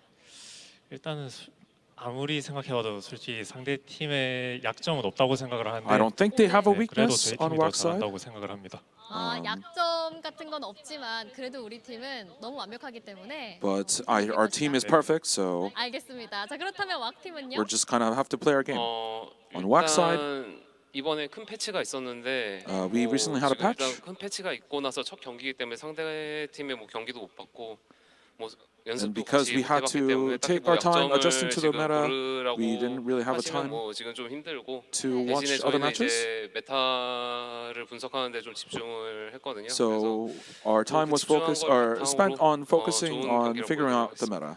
아, 네. 이번 메타 분석을 통해서 우리는 오늘 승리할 것이다라고 And they 말씀을 said they were 해주셨습니다. hoping 자, to 두 win 팀 모두 today. 상위권이기 때문에 팬분들의 기대도 만만치 않은데요. Fan anticipation is at a very high so please say a few words to the fans as well. 응원해 주시는 만큼 열심히 해서 좋은 Thank you 성적 for all 꼭 the support, 내도록 and we'll make 하겠습니다. sure to repay all that support with 네, our 알겠습니다. great performance. 자, 웍팀도 들어볼까요?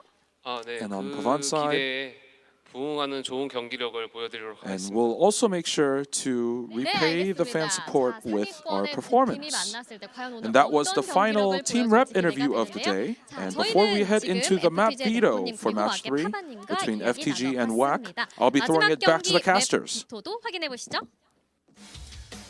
Alrighty, thank you very much. Good to hear from Neko there. Nice sweater, that tape, doing some heavy lifting, stopping him from getting the Prophet treatment, perhaps. Yeah, shout outs to Prophet with that one. I actually didn't realize that Neko was coaching this squad. Neko is one of my all-time favorite flex supports to cast in my career. I really enjoyed casting Neko back in the day. Glad to see him still involved. We're seeing so many of our ex-players actually take up a coaching role here. It is awesome to see, and of course, Pavan, who's of course the ex-NYXL coach. If you guys remember back to the older days, picking up the coaching there for WAC. And let's take a look at these maps. Lijiang, Kings Row, Esperanza, New Junk City. Wow. And Dorado. Okay, so it could be Dorado. There we got that. That is different. It's not Shimbali. It's not Circuit Royale. So a little bit of a differentiation there in the escort map. But first, we have to get there because, of course, so far in Korea we've had what, one map 5. Yeah. And that was just last week with the runaway. But anyway, we'll see. If we can get over to Dorado, would certainly be a breath of fresh air. But for now, it looks like we're going to be diving back into more of the same. So, you know, I mentioned some of the history of the coaches, but what was interesting about their interview was especially Pavan saying, look, all we focused on, since we have no data on what they're going to do on this patch, is what our read on the meta is. And the same thing coming out from Neko saying they don't have any weaknesses to exploit. It's really just going to be about who's prepared better for this meta and what they have prepared, because we have seen some mismatches already today. I think tomorrow will be a lot cleaner in that regard, as teams have had a whole extra day to figure out what most people think is good. But at least both of these teams have strong coaching staffs to actually help them figure out, pilot what the best heroes are going to be for the job. And I'm thinking that's going to be Mauga on both sides here on Lijiang. It has certainly looked that way so far. And, I mean, again, eyes go immediately over to Lip here on the set of WAC to see if he's going to be bringing out this kind of Sombra variation, because while it has been Mauga-centric, everything else surrounding the Mauga, we have seen a couple different iterations of that so far. Reaper very much being a mainstay there in that. Better than my boyfriend, it's Bernard. Boyfriend face palms. Unlucky. He's not too happy about it. Please, God. He's getting wrecked so hard. Yeah, the Korean casters are talking about this side right now, so this guy is just forced on camera for even longer. Oh, the poor dude. But yeah, that's kind of how I'm feeling. I'm feeling pretty good about Bernard's chances. My pred for this is going to be an FTGE 3-2. And that's crazy because I'm predicting it's going to be 5 games as well. Okay. What do you think? I want your pred. I think if Lip comes out and he's just playing Sombra, I'm guessing that this could end up being a 3-0. Finn, it says better than my girlfriend and better than my boyfriend, Finn, on both of their signs as well. They're going with the meta. This is the new sign meta for today. So continuing the meme from earlier. It was much funnier when the guy was covering his face, but this is still pretty good as well. They're united in their support of Yeah. Finn, so that's at least good to see. Oh, boy. But, yeah, I'm... So you're thinking 3-0 FTG? I think it could be a 3-0 or 3-1. Or, sorry, WAC, rather. For WAC if Lip is just going to come out and play Sombra. But I also would love for this to go to 5 maps, so Lip, don't play Sombra. Play anything else. Yeah, we'll see. We'll also see if Finn and Violet can get it done with the Sombra coming out, because that is going to be the response, of course. Although we've seen from Falcons already, even with perfect 5-man sound barriers against every EMP, you still often lose those because the hack is still impactful, and you can still just lose the fight outright anyways. So sound barrier used to be the counter, quote unquote, but it doesn't necessarily end up winning you those fights. As the last hope of Overwatch here is Whack, that fan saying that with the crying man with the star-looking things all over him. And like, the other one is kind of tilted, it's hard to read. I think we have a couple other last hopes as it turns out. Actually, I think we're pretty far from the end. So. But good to see the support here from both the teams out in the audience. My button's been pressed, which means that we are ready to jump into map number 1 here in the final series of the evening. Once again, get ready to jump into Lijiang Tower. Let's see what they piece together. Overwhelmingly Whack fans in the arena today. Bernard hovering the Orisa for now. Still 5 seconds to go, as we have seen this kind of strange Genji dive find some success, and looks like that is what Hisong and Whack are going to be running here. Alpha E to match. Oh, well, Flora, a little bit of an oopsie, sends out the disruptor shot right in front of his face. You don't normally want to see that. Definitely not. But in the meantime, though, going to be looking to match here with this Sojourn of his own. Lip free line of sight here, uncontested. Yeah, I think they're trying to get on top of him here soon, but it looks like Whack is going to try to get on top of FTG. The jump forward there from Junbin, but Alpha E into the back line. He's going to find Lip. Giving off that pressure as Hisong now trying to survive, dropping down, climb back up, but eventually will fall. So opening volley very much going to be going the way here of FTG. Great Whack start. will have to reset and go again. They pushed Lip so easily. Like, I caster cursed him, I guess. I was like, wow, he just gets free line of sight. We didn't know where Hisong was, or rather where Alpha U was. What is this? That's not Orisa mirror? Orisa in my mirror? Overwatch 2? I'm happy for it. Yep, all right. Well, a little bit of a different flavor here as Junbin just going to be swapping over. Look, built up, looking for a target. Not getting a great one, though.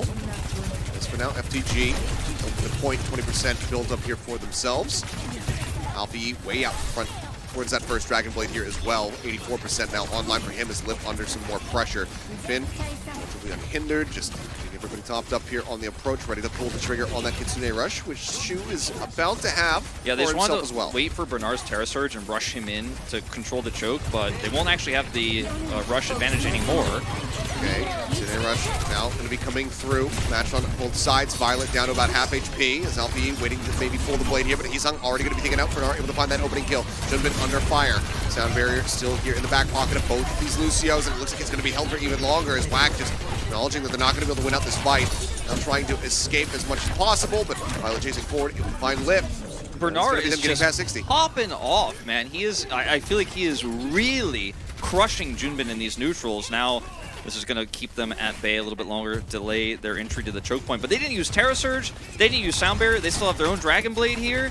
This is so tough for Whack to win. They're going to have to do it very slowly, but they don't have time. Okay, jump forward. Hisong around the back, waiting out the shielding here as barriers are used on both sides. Blade get ready to come into play here for both of the Genshis. First, it's going to be the overclock pop from Flora. Looking for a target. Flip nearly in from Whack. Hisong shut down immediately as the blade gets pulled. Flora putting him right back down into the dirt. Flip now looking for a target here with his own overclock. Does get a decent shot there on the Flora, nearly taking him out, but the kill cannot be confirmed. Terra Surge still held by Bernard. It's Whack in control, but getting ready to lose it now. Taking up 15% FTG. If they can just clear the point of one more player, will be able to have this. Slide out, Terra Surge widely, not going to find too much, and actually, that is going to lead to Bernard's death. Kitsune Rush now used here on the back end by Finn, by Shu, but it's going to be Whack who's cleaning up the fight this time around.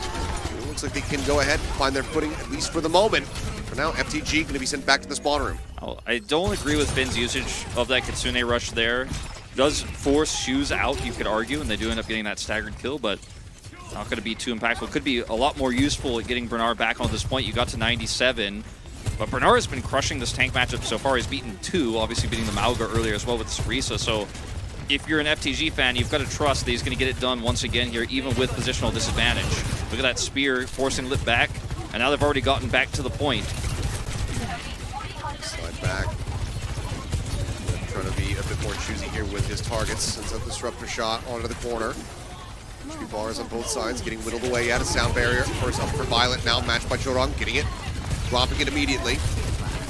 Explorer just going to be backpedaling here, trying to isolate and get this kill on a Heesung once again. Force off the point for now. Whack maintaining control, moving past 60%, and Bernard taken down here in the front line. Violet now picked off, Lip finding his mark. The slide out from Floret, trying to survive. The heals getting pumped through. Deflection not going to lead to too much here, but still Alpha Yi now dead. Finn off on the sidelines, can go ahead and TP out the safety. Yeah, getting any stagger kills here to delay this push would be massive, and they do get Alpha Yi. He's now respawned. Lip going to have line of sight advantage and the overclock for this next fight. Bernard so far behind in the ult build here.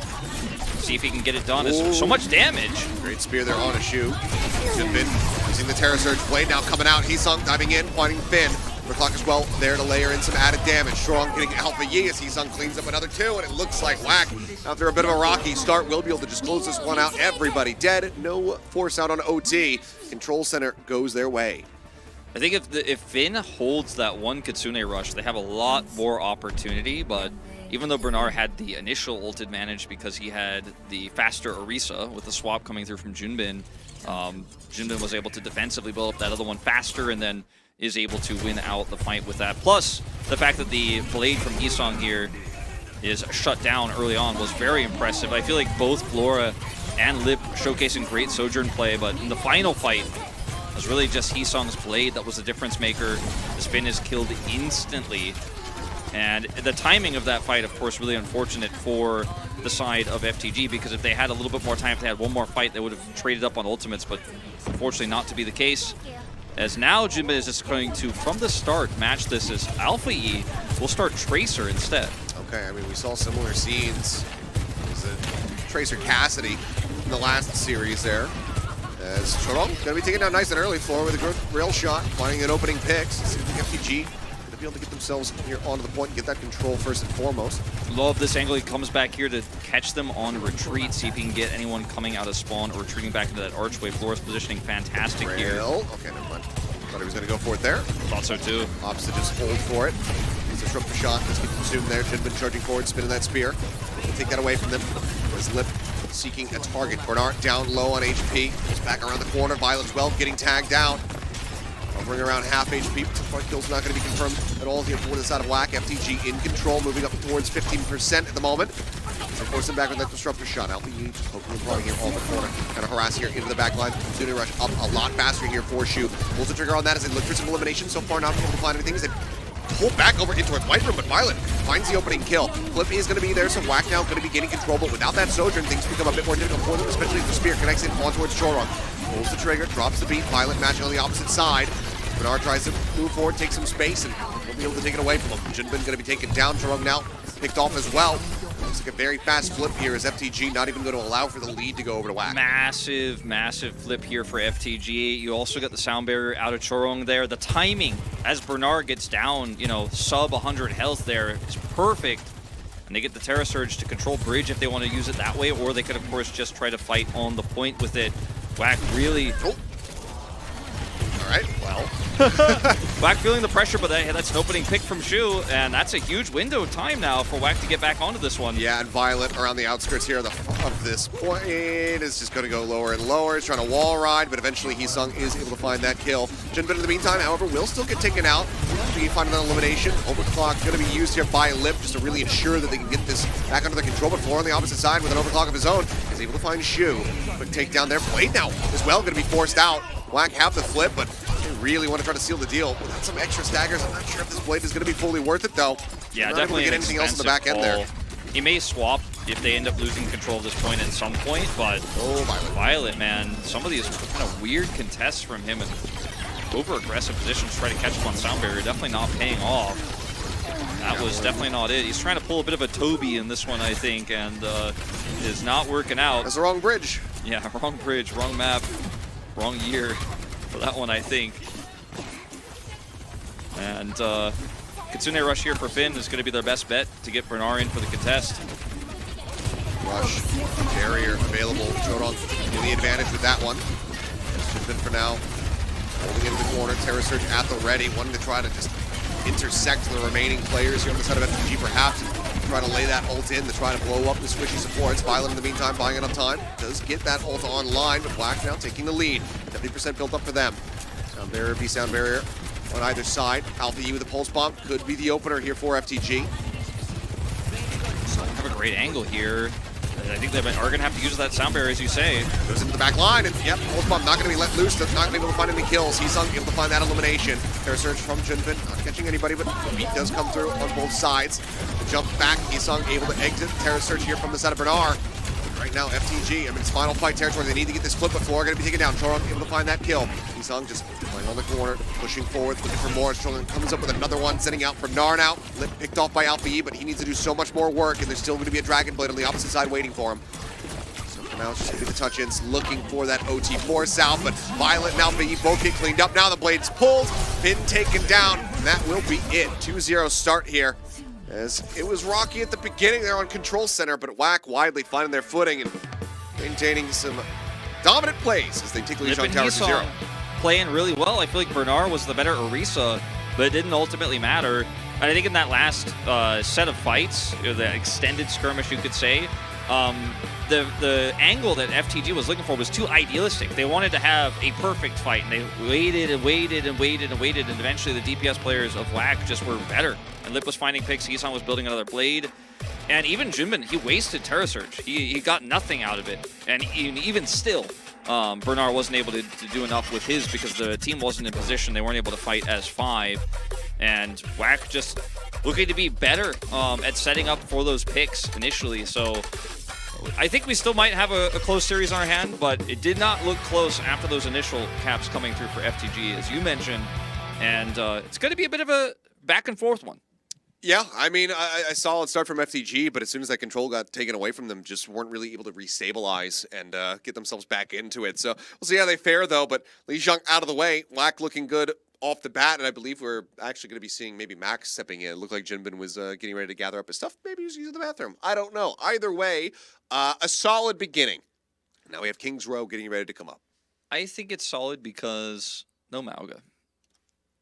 That's a W. That's a big win for me. Even if the series doesn't deliver on being our close one of the day, I'm saying no Mauga so far. 1 for 1. There's still yet more maps to be played, so it could come into a doomer over here. Could come into the fold. I'm just trying to keep the expectations realistic here for the viewers. I don't want them saying, "Well, Wolf said that they weren't going to play this." So, you know, we're just trying to tread the line a little bit. You fill up You fill up the glass all the way, and I dump half of it out. That's just how this works. But we could see that as we get ready to go over to King's Row. But, I mean, I don't know. Maybe it's going to be more recent. Maybe it's going to be some, Sigma defensive attempts coming through here from both sides. We'll have to just wait and see. But for now, we're going to go to a quick little break. When we come back, we'll get into King's Row, so don't go anywhere.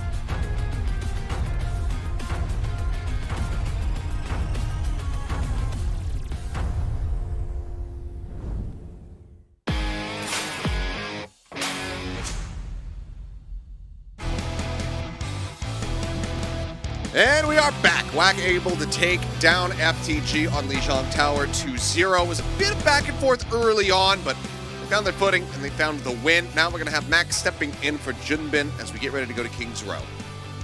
A lot of different things this could be for. Could be Sigma. Obviously, Sigma very popular on King's Row, although I think some weaknesses have been found. We've seen a lot of teams deal with the Sigma on defense a lot better these days. Could be Mauga. Could also be, you know, something completely unusual to come across, like we've seen Diva from Hanbin on this map. I think that's more in Max's wheelhouse, but don't know what he has been preparing. If he is just going to come in and play Orisa, that would be pretty funny, but I don't think that's going to be the case. This is the map pick for the gamer, from the gamer, of the gamer. Whichever iteration. I just like to say FTG, and when I have to say the full thing, I always mess it up. Yeah, I'm right there with you. I just stick with Fire FTG. to gamers. Yeah. I think that going into this one, expectation should be we're probably going to see a little bit more Mauga. I think maybe this is the first time we get to see Lip Sombra this series. I think it's a really good Sombra map, as was proven earlier on. So that's my hope, because I want to see Lip pop off on Sombra. I think that's what we deserve. Yep, it would be a treat for us, not so much for FTG. I think that would be cruel and unlawful punishment, perhaps. But yeah, I mean, the guy is just, you know, the best in the world at it. When it was the last time it was in the meta, so I think that would be neat to see if he decides to pull it out. But so far has been sticking with the Sojourn, which of course he was contesting for best in the world on that pick as well. So either way you slice it, Lip is always going to be giving us you know, something to feast our eyes upon. No doubt. I think Violet and Finn need to step it up. I think they have been to be the weak link so far for FTG. Support line definitely needs to be a little more consistent. Violet trying to greed for ult charge a lot and getting punished. Alrighty, well, it is now time to go into King's Row. Let's see if WAC can continue on the path towards 3 Overwatch here today, or if FTG can even things up, make this 1-1.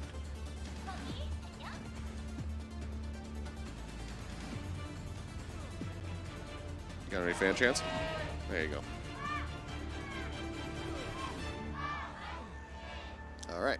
So if you guys are not familiar with this, generally speaking, early on in an esport or in a new league like this or with new teams, you don't have a dedicated fan cheer necessarily. So it's kind of whoever just stands up and does it first. And so sometimes it gets a little awkward, and then eventually somebody does it. So sometimes it gets a little delayed. Yep. Bernard is playing the Sigma on defense first. WAC on attack first. Max is on the Diva. I was kind of teasing that earlier, but we'll be matching the Sigma for now. And they will scout this out. We'll see if they want to decide to change this up and play more rush style. Whoa. Whoa. Okay. Tracer Echo? It's week 1 again? What is happening in my lobby? Sigma matchup here. Just get, yep, full-blown mirror just about, other than Violet there on that bat. Alfie going to be under a decent amount of pressure there. He's as well eating some of the sticky bombs, but he'll be able to survive. As for now, Max going to go pushing forward. He's not able to find Flora, though. Good early kill spotted as Violet forced back around the corner. Decent damage being put out there onto the Baptiste, and now first take going to be snatched up here for the side of WAC. Charge up on the right click, looking for more. Bernard crumbling, and that widely should just mean that this is going to be a free cap coming through. As Bernard, yep, there's just no way anybody else can try to play down here onto the point, which is be met with an accretion, with a Discord orb, etc. It's going to be 5:35 in the time bank here, as Violet now is going to die and look to reset, join in with the rest of the team that needs to try and survive, because Finn was tagged dangerously low there. Yeah, Violet going to be a little bit delayed on the return now, as this cart is just going to be a one-man push. Likely Max sitting back on it as Hisong continues to poke and build up a duplicate. And Lip here just trying to find an angle on the backside, dueling with Flora, his counterpart. Pulse. Okay, that's going to be a kill. That's that. Yep, Finn taken down. Push opened up that much more. When you get that recall of the enemy Tracer, you get free reign into the enemy's Zenyatta's face. I mean, really easy there. The push, as you mentioned, just does continue here. There's Flora trying to keep Lip honest. He approaches in onto these flanks. The dash forward attempt there with the melee hit. Just stave him off for the time being. But Flora's own pulse bomb still a ways away. 73% built up there. As Alpha Yi, oh, he had an advantage, towards that dupe I was going to say, but the Trurong just goes on a flank up on the high ground. taking him down. Yeah, Matrix invested here from Violet, is able to find one. Heesung going to get dropped, and that will stave them off for the time being. So some space bought here for Finally FTG. punished here. Violet using the Amp Matrix, and that is going to knock him out of the sky. His positioning was very aggressive. I was shocked they weren't able to knock him out or at least push him back earlier. Finally, they get some reprieve. Heesung going to be coming right back into this one. See what the dupe targets are going to look like here. As Alpha Yi, not needing to use it yet, will get some revenge. Finds the headshots there in the short run. And more time is going to be bought. Bernard and Finn just hanging out here near the payload. Finn sitting so far back, doesn't have a lot of access to poke, but will also be fairly safe from Flora. That's kind of the game plan here, as we may see a duplicate to gain corner control here. Onto the enemy Sigma. Copy Bernard. It's the expected targets, but somebody like Shu as well, getting that Ana, trying to add that another anti into the mix here for your own team, as well as a nano boost. Could be the play here for the side of FTG. We'll see what it's going to be. It's actually going to be the Tracer. So double Tracer now coming through. Up over the top here is Heesung, clearing in a couple of these sticky bombs. The Flux now going to be coming in. Dupe out now, out from Heesung, throwing down that immortality field, but he's swiftly going to be broken out of this one, and that accretion actually snipes him. Bernard was ready for him to drift back up into the air. Finds that kill. Alfie in the meantime just broken out of the dupe, but otherwise no casualties here on the side of FTG. For now, with Chorong dying, Lip joining him in the grave, that is going to be the hold still continuing here for FTG. Heesung, I love you, man, but trying to kill the enemy Batiste in the 1v1, duping that is probably not the play on that one. Just gets completely obliterated into Violet there, and I guess assumed his team was winning the other part of the fight. They were not. So that's a huge tool wasted here for the side of WAC. And you know, the cart has been halted at a very critical point here. Now you have to fight for corner control again. You don't have the duplicate, and you don't have Chorong in a position where he can get realistic poke done. So Heesung kind of has to do it on his own unless Lip can find backline access. But against this corner, like I said, so difficult unless he wins this Tracer duel. Oh, the dash in. Flora replicate some of that success that Lip had earlier. Finds the pulse bomb. Chorong taken down. Lobbing from Lip. Not going to be able to get too much of anything there, as the ball going to be forced out, but he's still in such a rough position, just trying to escape. Dashing back, but lonks himself there on the doorway, and ends up getting taken down. So already 2.5 minutes. And 3.5 minutes, rather, taken away here from WAC. WAC playing super far up despite the loss of those Zenyatta, just losing so much control and so much time here. Immortality. Yeah, I mean, Flora's just pushing them on them, and like, they're pushed super far back. Now they have multiple corners they have to push through, and so much time was lost to Kilios. Down to 140. All right. Becoming dire here. Lip now going to be swapping it up, going over onto the Cassidy. And that certainly can be an answer here to this Tracer Echo. Needs to start immediately finding value, though. It's Alfie again going to have that dupe available. And Matrix out from Shu to start things off. The Flux comes in, picking him up. Shu not going to be able to get dropped back down into that immortality field. They kill him in midair. Max as well, taken out. Things are looking damn good here for the side of FTG. Yeah. Alpha Yi still going to be able to survive the Tracer. Desperately trying to find that kill, but won't be able to do so. Impressive rollback there from Lip to get himself out of the Flux, but the rest of his team not so lucky there. And now Alpha Yi and Flora both have ultimates online, and they're pushing them back to A doors. I mean, this is a really, really tough time for WAC now. Looks very unlikely they'll finish the map unless they have a Hail Mary successful play. And Lip just is so far away that damage fall off, you can really feel it here. And Transcendence going to be required here to try to push this to a victory in this upcoming fight. If they can get him into range, that is to say, because that is the first step, getting Lip into range to actually do that realistic Cassidy damage. So, tagged up here again. He's making his way out. Heart is rolled back so significantly right now here from the side of WAC. They're not even bringing it forward at the moment. There we go. Somebody now getting situated on it. See something there. It's up over the top. Sticky bombs connecting the beam coming through. Looking for the elimination there onto Lip, but Alpha Yi wisely pulling back, not looking to overstay. Knows that if he gives Lip that sight line for long enough, he's going to be able to take advantage of it. Flux out coming through from Max, picking him up, looking for the eliminations. He himself going so dangerously low, but Chorong with that Transcendence will be able to keep him alive.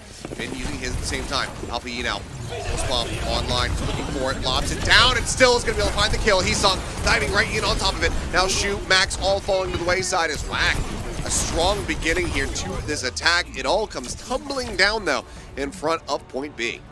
Really struggling to get corner control there. And that's one of the great points of King's Road, to get the hold. And from the gamer, they pull it off. and then they consistently end up getting backline access. The DPS lineup doing such big work, and I think if you go back to the one attempt from Hisong to actually clone the Batiste and that not working and them losing control at that moment, all tempo is gone.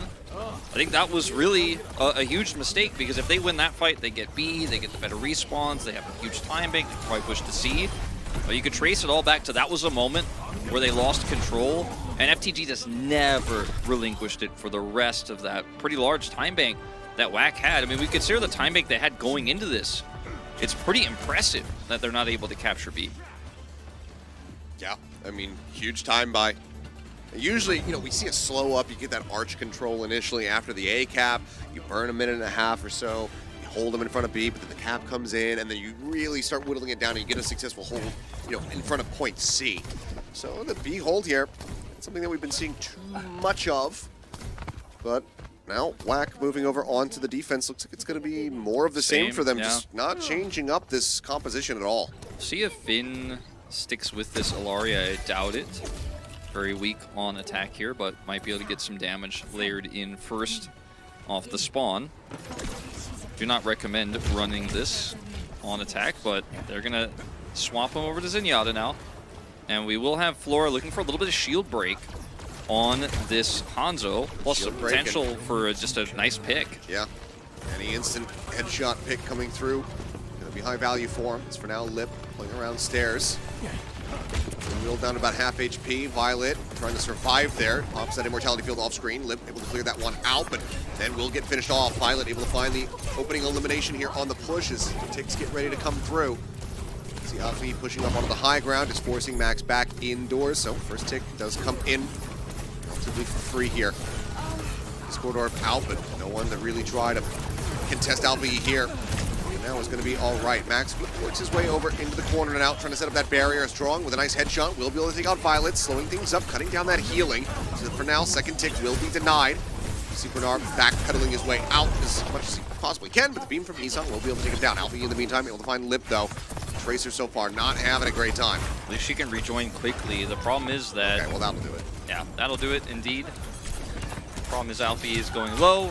He's picked here. Been faster Transcendence build, which could end up being very relevant in this next push if they are able to build it. Flora greedy attempt here. His shield break was looking really good when Bernard... Oh, okay. Bernard gets on the point. Now he's back on it. And this is where things get a little bit awkward for WAC. They're going to have to drop down. Yeah. And Lip, very much noted. Corralled over on the stairwell. Creation not getting the connection there onto Alpha Yi. Still though, the point for the time being is Hisong going low. Has that Orb of Harmony to keep him alive for the moment. Duke nearly online. Curious to see what he goes for this time, because I think it has to be the Sigma, but Lip now going to be taken out of the equation. Storm Arrows finding value. Amp Matrix now going to be set up here on the corner of the hotel. Point further cleared, and there it is. The dupe out onto the Sigma. The Grasp coming in. Trying to build up to get this Flux here into the fight. And it's going to be used. Chorong now going to be taken down 7% away from having his own. Shoot under fires. The Amp Matrix is committed in. He's going to get taken down. Max is able to find one, but the staying power here is dwindling for the side of Black. Pulse Bomb out. Will be able to find Bin. Lip now trying to turn the tides of this fight pretty much by himself. Occupying the point as Hisong will fall to Bernard's hand. Dash around the backside of the statue there. A bit of damage down, trying to finish off Violet, but then can't make his exit. Wanting to grab that health back inside of Hotel. So close for WAC. Chorong almost had the Transcendence. That would have been so good for them to actually defend, but they're not able to do it in the end. They were able to pick Flora before he Dragon struck as well, because that would have kind of guaranteed the point. So it looked like maybe that was going to be what was the difference maker to allow Chorong to get back there, but he's not able to get that Transcendence off. And now let's see if FTG can get around this dreaded corner. I think we'll probably see a swap off of the Hanzo pretty soon here, because it's going to be quite limited in what it can do. I don't think that they've scouted Bernard behind them yet. I don't think so. Okay, now they have. All right, now they're aware of it. Bernard does have to be careful. He's off on an island. He's drifting up over the top, just trying to put some pressure down here, but he's way more players to really try to intercept this Sigma if they want to find the pick, but enough space has been bought that now he's right back in with the rest of the team. Actually successful by him, getting them a better position. Looking for the Flux, I think. Okay, not quite a full whiff there, but not getting too much value. Otherwise, Chorong with a nice headshot is able to take down Violet. Vitality fields get traded out here on either side. Lip on for, again, with the Storm Arrows, able to find that kill. A little bit closer here from the side of Hisong. Again, is going to be needing that as the beam comes through, but Backpedaling, Max is able to survive. Transcendence still here Violet. for the side of WAC is, Violet. Getting ready to rejoin, noting Heesung's position. But Heesung now playing back with the rest of the team. Not going to be able to get Flora's picked, but popping Flora off. finds another one. This is what we're talking about. If you just get those straight headshots, then the value is going to be found. Chorong dead. I mean, if they can save Bernard's ult, they can just end the map very shortly here. And Finn's about to have a Transcendence as well. Heesung going to swap once again to the Batiste. Okay, Lip finding one, but then traded out. Bernard able to find the elimination there. Healing off that Tracer, the break on to the dupe right as Heesung was about to get that Amp Matrix available. Now it's all on Shu. He's just playing here in a 1v1 effectively against Bernard. Reinforcements do come in as Max swoops in. He's able to find that elimination, but they need a lot more than that if they want to continue this hold. 5 meters now to go. With still 2 minutes to work with FTG in a fantastic position. As LPE still fighting back, able to find one, but Violet down low, trying to backpedal. Lip going in on the pursuit, trying to find the kills, but sees multiple players pushing in. Still going to be bold, but he actually goes for it and he's able to get rewarded for it. FTG got to be tracking that enemy Transcendence. You cannot be trickling like this, giving a ton of time bank over. I do think that they should have regrouped earlier. That's going to cost them about 30 seconds, perhaps even more of time. They had those 2 minutes, but they greeted for trying to hope they were going to win that fight. Bernard tossed his ultimate out, and they stayed so long, but Chorong never had a trance, so they were never going to get the cap without a full 5-man team. Even Alfie swapped off the Echo to try to rush back to the point faster. Now he's swapped, of course, back onto it. And there's definitely a really good hold opportunity here, just like what happened to WAC last time around. Now you're still trying to break that corner with less ultimates, less control over the map. Trans v Trans, the Flux nearly there for Max. Chorong again, getting tagged up. We're looking for backline access again here, just dashing around, playing around the cart, trying to not get picked by Chorong. Some decent consistent damage is being flown in here from Alpha Yi. Goes back, grabbing that health pack for the time being. As just both Zenyatta's have to play so safely. Violet though, Amp Matrix about to be online, just 5% away from this one. Flora as well, the Pulse Bomb nearly available. Amp Matrix now out onto the high ground. Max going lower, the Flux being committed. And he's gonna get taken down. Flora able to scoop the kill. Pulse Bomb into the back line. The Immortality Field gonna be lobbed in there from Violet. Turns his sights back over here towards main. Transcendence rolling, but it looks like it's already over here as Max is desperately going to be swapping over onto the deep, but the rest of the team just certainly cannot survive long enough. Shu will be forced back, and that will be the push coming in as FTG will be able to tie us up 1-1. I'm not entirely sure why we didn't see the Chorong Transcendence come out when Max was caught there. He went so low when the Amp Matrix was tossed out by Violet, and the angle was perfect to burst him down. If you trance there instantly, you save him, and then maybe you can win that fight. Sure, you're going to have trance disadvantage because you had to use it first, but if you lose the Sigma, you lose the fight 100% anyways in almost every circumstance. And he just held it there, hoping that Max was going to get out, hoping that his Flux was going to be enough to save him. But not only does he die, but he wastes Flux. Not that he could get back in time to contest anyways, and really just a messy fight there for WAC at the end. But a great play from Violet. Sees his window there to put up the window, quite literally, as he exo boots onto the high ground. And they burst down the shield to Hanzo. Such a difference maker, especially from A to B, because he got several kills just by the stray headshots, but was also consistently able to keep the enemy Tracer at bay and kill her when he's trying to flank. So really big performance here going into this one. And we're tied up 1-1. Tied up 1-1. No 3 Overwatch here to round things out. So now we get ready to go into Esperanza once more, but we are going to be guaranteed that appearance of New Junk City and maybe even Dorado for the first time here in Korea. Maybe I think it's the first time for that map. Period. Yeah, in Asia. I don't think I've seen it so far. I think we've had like 2 5-mappers, and I believe they've both gone to circuit.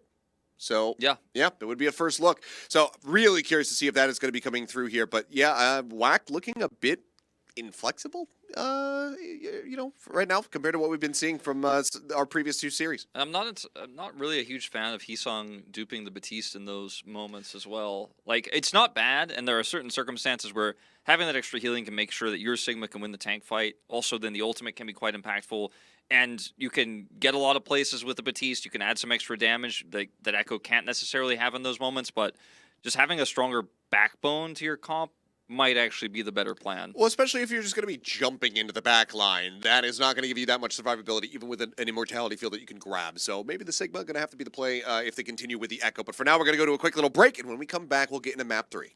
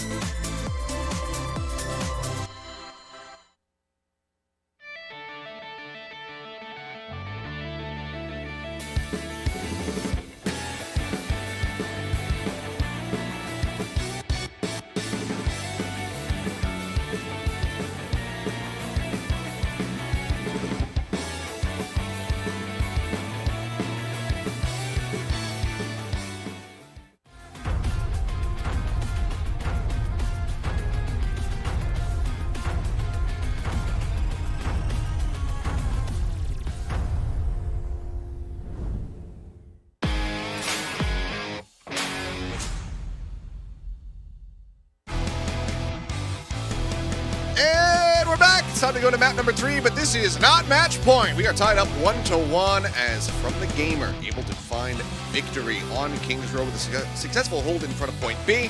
Now we have Junbin coming back in, Max back on the bench, and Esperanza on the horizon. Esperanza coming in. We have seen Max play Winston here. The fact that he's out is a pretty good indicator that we're not going to be seeing that from this squad. As it's tough to say what we are going to see because we've seen 3 different types of different compositions so far from these squads. The Echo Tracer coming back in a big way. It's definitely my favorite to watch right now, and it was our first composition we had, so it's kind of special to me. It was like the first comp I got to cast when I came back to Overwatch, but I don't know if it's really necessarily going to be what you want on Esperanza. It was working obviously there before, but if either of these teams are prepared a Sombra comp or if they have prepared one of these Maga Rush comps, I think that might just destroy it because it just doesn't have legs to stand on in terms of dealing with that massive damage output, as Maga will just shoot the Echo out of the sky. A little bit tougher to play Symmetra into, I would say, but we'll see what their plan is going to be. We really haven't seen Symmetra out of our first series, so it's completely different reads from all 6 teams today. I mean, the representatives earlier saying like, okay, we don't know what they're preparing. We're just going to stick with what we have prepped coming into this meta, given the recent patch. But has it been holding up super well? I mean, we went back into a bit more of a classic setup there on Lijiang. The Orisas ended up being kind of handshook up upon. But the Sojourn play was really what was separating the 2 teams, with Limp being able to pick that one back up. Now trying the Tracer Echo, trying the Cassidy there for a period of time as well, just wasn't finding that value. So I'm curious what WAC has for us as we get ready to go into Esperanza. Just want to mention, that's the first map WAC has lost this whole season. That was the very very first map that they lost. They have been so dominant. See if it gets in their heads a little bit. Only the second one as well there at Lijiang that FTG have dropped. So both teams now having drawn blood. Let's see who's going to be able to capitalize on their opponents as we go into a ball screen. Hell yeah. Sometimes that means it's because of, we wanted to time it with the intro, but in this case it looks like it may be a small take as it looks resolved. Okay. For Jinbin.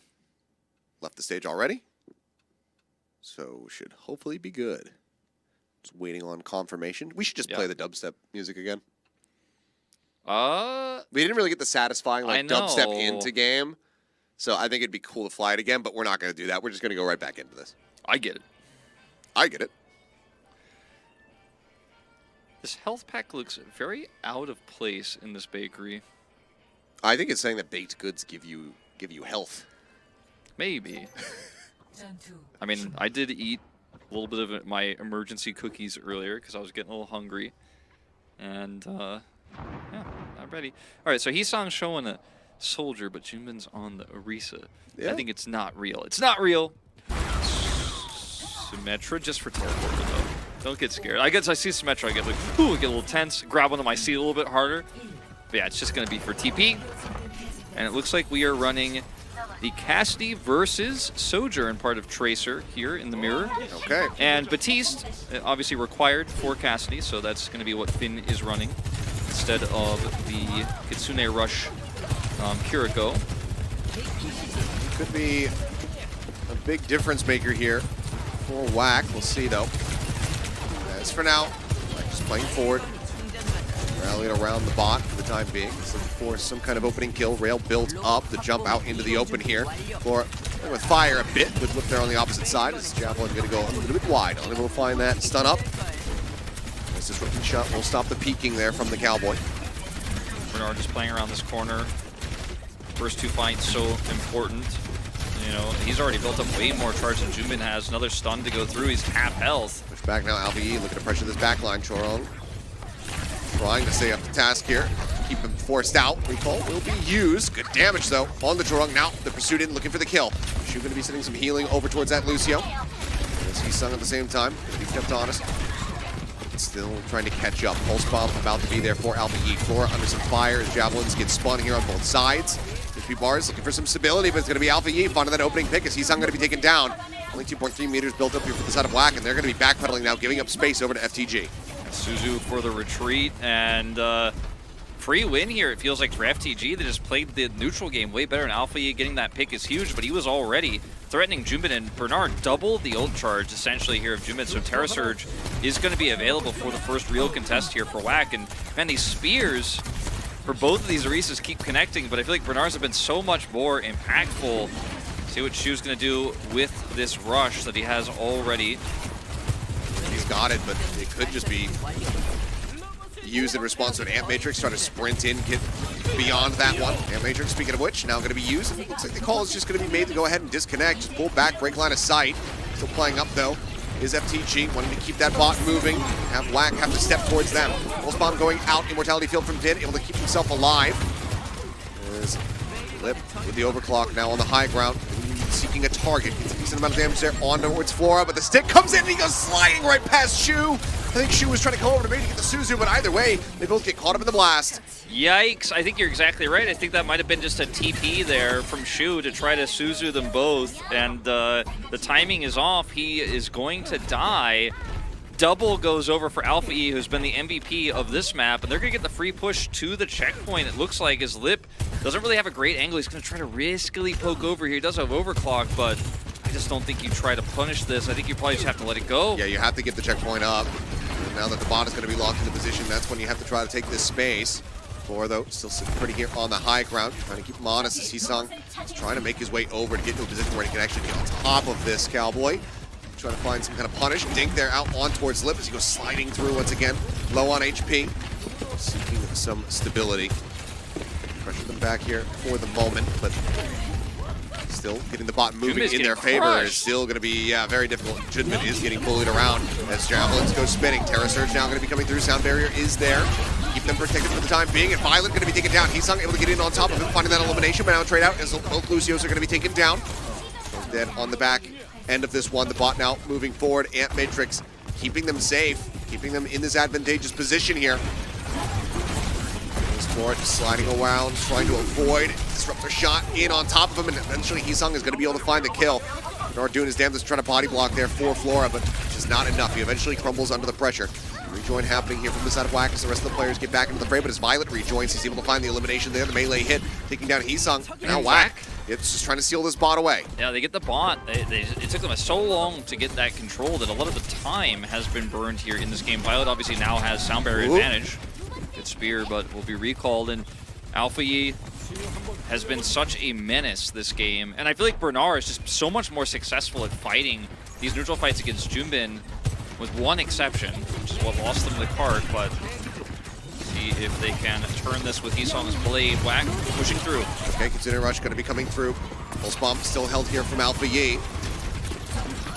For now, Bernard getting whittled away at, taking down about a half HP. A little bit of space opened up for WAC, so push now widely beginning. Dive into the back line, blade pulled, instantly has to deflect, and Alpha E already finding one. Shu going to be taken down, and Hisang just ground into a pulp. Absolutely surrounded, eliminated. Pulse Bomb can still be held onto here as they very swiftly deal with Junbin. And WAC, again, back into the spawn room doors, and the bot right back over onto their side of the map. It's almost like they forgot the reason why Chorong had a earlier sound barrier is because they took so much more damage, and he's still massively ahead. He's 70% up. That was Violet's first, but forcing the fight like that without any other tools makes it super easy for Violet to just press Q and ignore the engage. They put everything into that one push, and now FTG back in control, also having the high ground here for Flora. Lip, you can see how much he's struggling. Oh, the stun there on the Lip, nearly taking him out. Coming up with a big spear hit. Then that next Terra Surge, nearly online as Alpha E once again here in the back lines, trying to disrupt. Once they get that Suzu out first, trying to find some additional Pulse Bomb value. Lip sliding up onto the high ground, takes himself so low. The kill can't be found though. Swing around the corner, Lip finding some revenge. He's able to get the headshot rail there onto Alpha E, taking him down, giving him the man advantage here for the time being. Bernard spinning the spear, trying to stay alive as Junbin goes rushing up, he's trying to get the punish here, and I don't know if they're going to be able to keep Bernard alive. Javelin creates a little bit of space, Immortality Field as well, some additional peel. They just look for any kind of stable health bar here for their tank that they can possibly get. Looks like for now they will just give up the spot. Bernard should not have been able to get out there. Junbin missing a lot of shots. Terra Surge going to be committed. Sends it. pops it early, not able to get too much of anything there. Follow-up Javelin, not getting much as well. Pulse Bomb in, Bernard able to finish the job. Sound Barrier from Chorong just a little bit too late to try to keep Junbin alive in this fight. Now the Ant Matrix again here on the corner as Lip gets caught up in the Terror Surge from Bernard. Kills found, the cleanup looking good. Damn near team kill coming through. Oh, man. As Junbin now going to be swapping over. He gives up. He's going to Malga. Achilles, I mean, I hate to keep harping on it, but Junbin just does not look good on this Orisa, and he's the Orisa guy. You know, you picked him for this map, you subbed him back in, but he is getting smashed, and the accuracy's not there. Perhaps just a bit of nerves going into this one. Again, they've took their first map loss of the season just moments ago on Kings Row. Now Flora's got high ground here. Now he's swapping over to Malga. Chorong nearly eliminated. Kitsune Rush coming through. Lip, the overclock, held for the time being, has this full rail, is looking for a target. Opts to hold it for now. Again, the bot working its way, getting contested here in the arch. They need to have a breakaway fight now. Sending in overclock now coming through. Lip still eating quite a bit of damage here. Still desperately trying to find that target. Javelin knocking him back. And now bot does swing across, takes away those forward spawns here from the side of FTG. There's another stun. It's a magnet spear, man. God. He just doesn't miss those. Yep. He hits Lip every time. Can't quite get the follow-up kill though. Blade nearly built up as Hisang needs this one to have impact. He's got another Terra Surge, Bernard. He does. Florence playing back. Magredite grenade lobbed in. Deadeye popped. Reflection used. Looking for the elimination. Hisang's going to be able to get a 2-for-1 special there on the dash through. Taking him down. He himself going to be very low. Just trying to stay alive as the heals do come through. Looks like finally Black will be able to get the team fight victory and can start a push of their own. Yeah, there's only 2 minutes left though, and they do expend a decent amount of resources. Hisang's Dragon Blade very critical there, and Flora will swamp back over to the Sojourn now, but Bernard having this massive ultimate, it can be a game-changing ultimate in this next fight is what's most scary to me, especially when Lip is just actually losing out to an Orisa on sightlines because of these constant spears. It's unreal. See what Flora can get done here. Really nice. Good disruptor shot there on the high ground. Kitsune Rush now going to be used from Shu. Support ultimate's not there at the moment for the side of FTG as Bernard's going to be taken so low. The Javelin spin, trying to keep himself protected. Rush forward, looking for a target. Eventually does find Violet, who's going to be grounded in the corner and burned down. Junbin coming away with that elimination here. As Flora will get a parting gift shot there on the Chorong, but will have a fast respawn. Fast run back, I should say. Bit of a caster curse on Bernard on that fight, but see what they can do with this sound barrier, because now WAC have so much momentum and the cage fight, they might actually be able to guarantee a meterage lead here. Alpha Yi going to be so critical in potentially shutting down the back line. He's very far away. 12 meters. Bernard in the corner, ready to contest this one. So has it locked in place. 45 seconds now remaining. Winner of this fight is going to be the one walking away with that map win. So rush forward from Junbin, trying to force it back. The 45 is up. Cage fight now going to be invested. Sound barrier is in. Violet going to be the target. He is going to be taken down. Lip will find him there with the rail shot. The overclock now rolling through. Lip with a follow-up. Gets rid of Flora. Finn gone. And that's going to be the cleanup coming through. And that means that FTG are going to lose this lead. WAC fighting back here with just 20 seconds remaining. 6 meters left to go. No one there to touch. FTG would have to swing back in, retake the bot, and push it all the way back across the map in overtime. Yeah, I mean, it's almost impossible. It's a Cinderella story if it happens. WAC have done it, I think, here. Let's see what this last fight for FTG looks like. Okay, have to get the touch here onto the bot, and now there it is. Contest does come through. For now, though, WAC can play with some space, can play with some time. They know that they have a blade coming up now as Hisang goes dashing into the back. Like popped, second swipe. Flora going to be taken down. Finn is well killed as Lip finds another rail headshot. Violet now dead. And that is going to be WAC just pulling the rug out from beneath FTG's feet. It was looking so good for him. But it all comes down to that final fight. WAC get the distance that they needed. They get the win, and now they have match point. Oh man, Junbin looks a little bit relieved. He had a really rough start to the map, but his cage fight in the last team fight that gets them the meterage they need is actually what wins them the game. Violet caught up in that. His sound barrier is slowed by the ultimate. When it finally does go over, he's burst down and he dies, and that is essentially the winning moment there. So Junbin really having a tough time on the Orisa, looking a lot more comfortable on the Malga. It does make you wonder if that's what he was prepping more going into this series. High fives all around coming out here as it was a nail biter of a map. I mean, it looked 4 minutes ago, I was like, there's no way WAC takes this. And then 2 minutes ago, I was like, okay, they have one chance. All right, majority of that map, it looked very one-sided. But it just goes to show one big error, one big mistake, for example, Bernard's burn of his ultimate there in the lost team fight can come back to cost you the whole thing. And now it's match point for WAC. Yeah, I mean, does this back and forth continue? Do we just see, going into New Junk City, a push here into that map 5? Do we get to see Dorado? God, I hope so. Me too. But we have to wait a little bit longer. WAC, though, warming up a little bit. It took a while for Lip to really find his footing, but those last few fights, those last two really, those rail headshots that were coming across were just so important, getting picks onto the likes of, Finn, etc. To be able to just close things out was really crucial for them, as well as that final blade coming out from Heesung. I see chat saying WAC wins with a dishonorable comp. I do think that's pretty funny, but no, it was a good swap, and Junmin had a game-changing ultimate, so that's what it is. I think that if they had been a little bit more measured, FTG, maybe they end up winning that map, and I think that's going to be the most painful part of this, is knowing you played so well for so long on that map, you were in complete control, and you let it slip through your fingers. That's a frustrating loss. Yeah, well, second map 4 here for the side of FTG. So they have been able to play a Flashpoint on stage here in OWCS Korea. WAC, this will be their first time bringing it out. So curious to see what they look like as we get ready to go into New Junk City, and whether or not it's going to be FTG again, being able to close things out on that map to try to keep themselves in this one and extend us all the way to Dorado. We're going to find out, but first we're going to go to another quick little break. So don't go anywhere.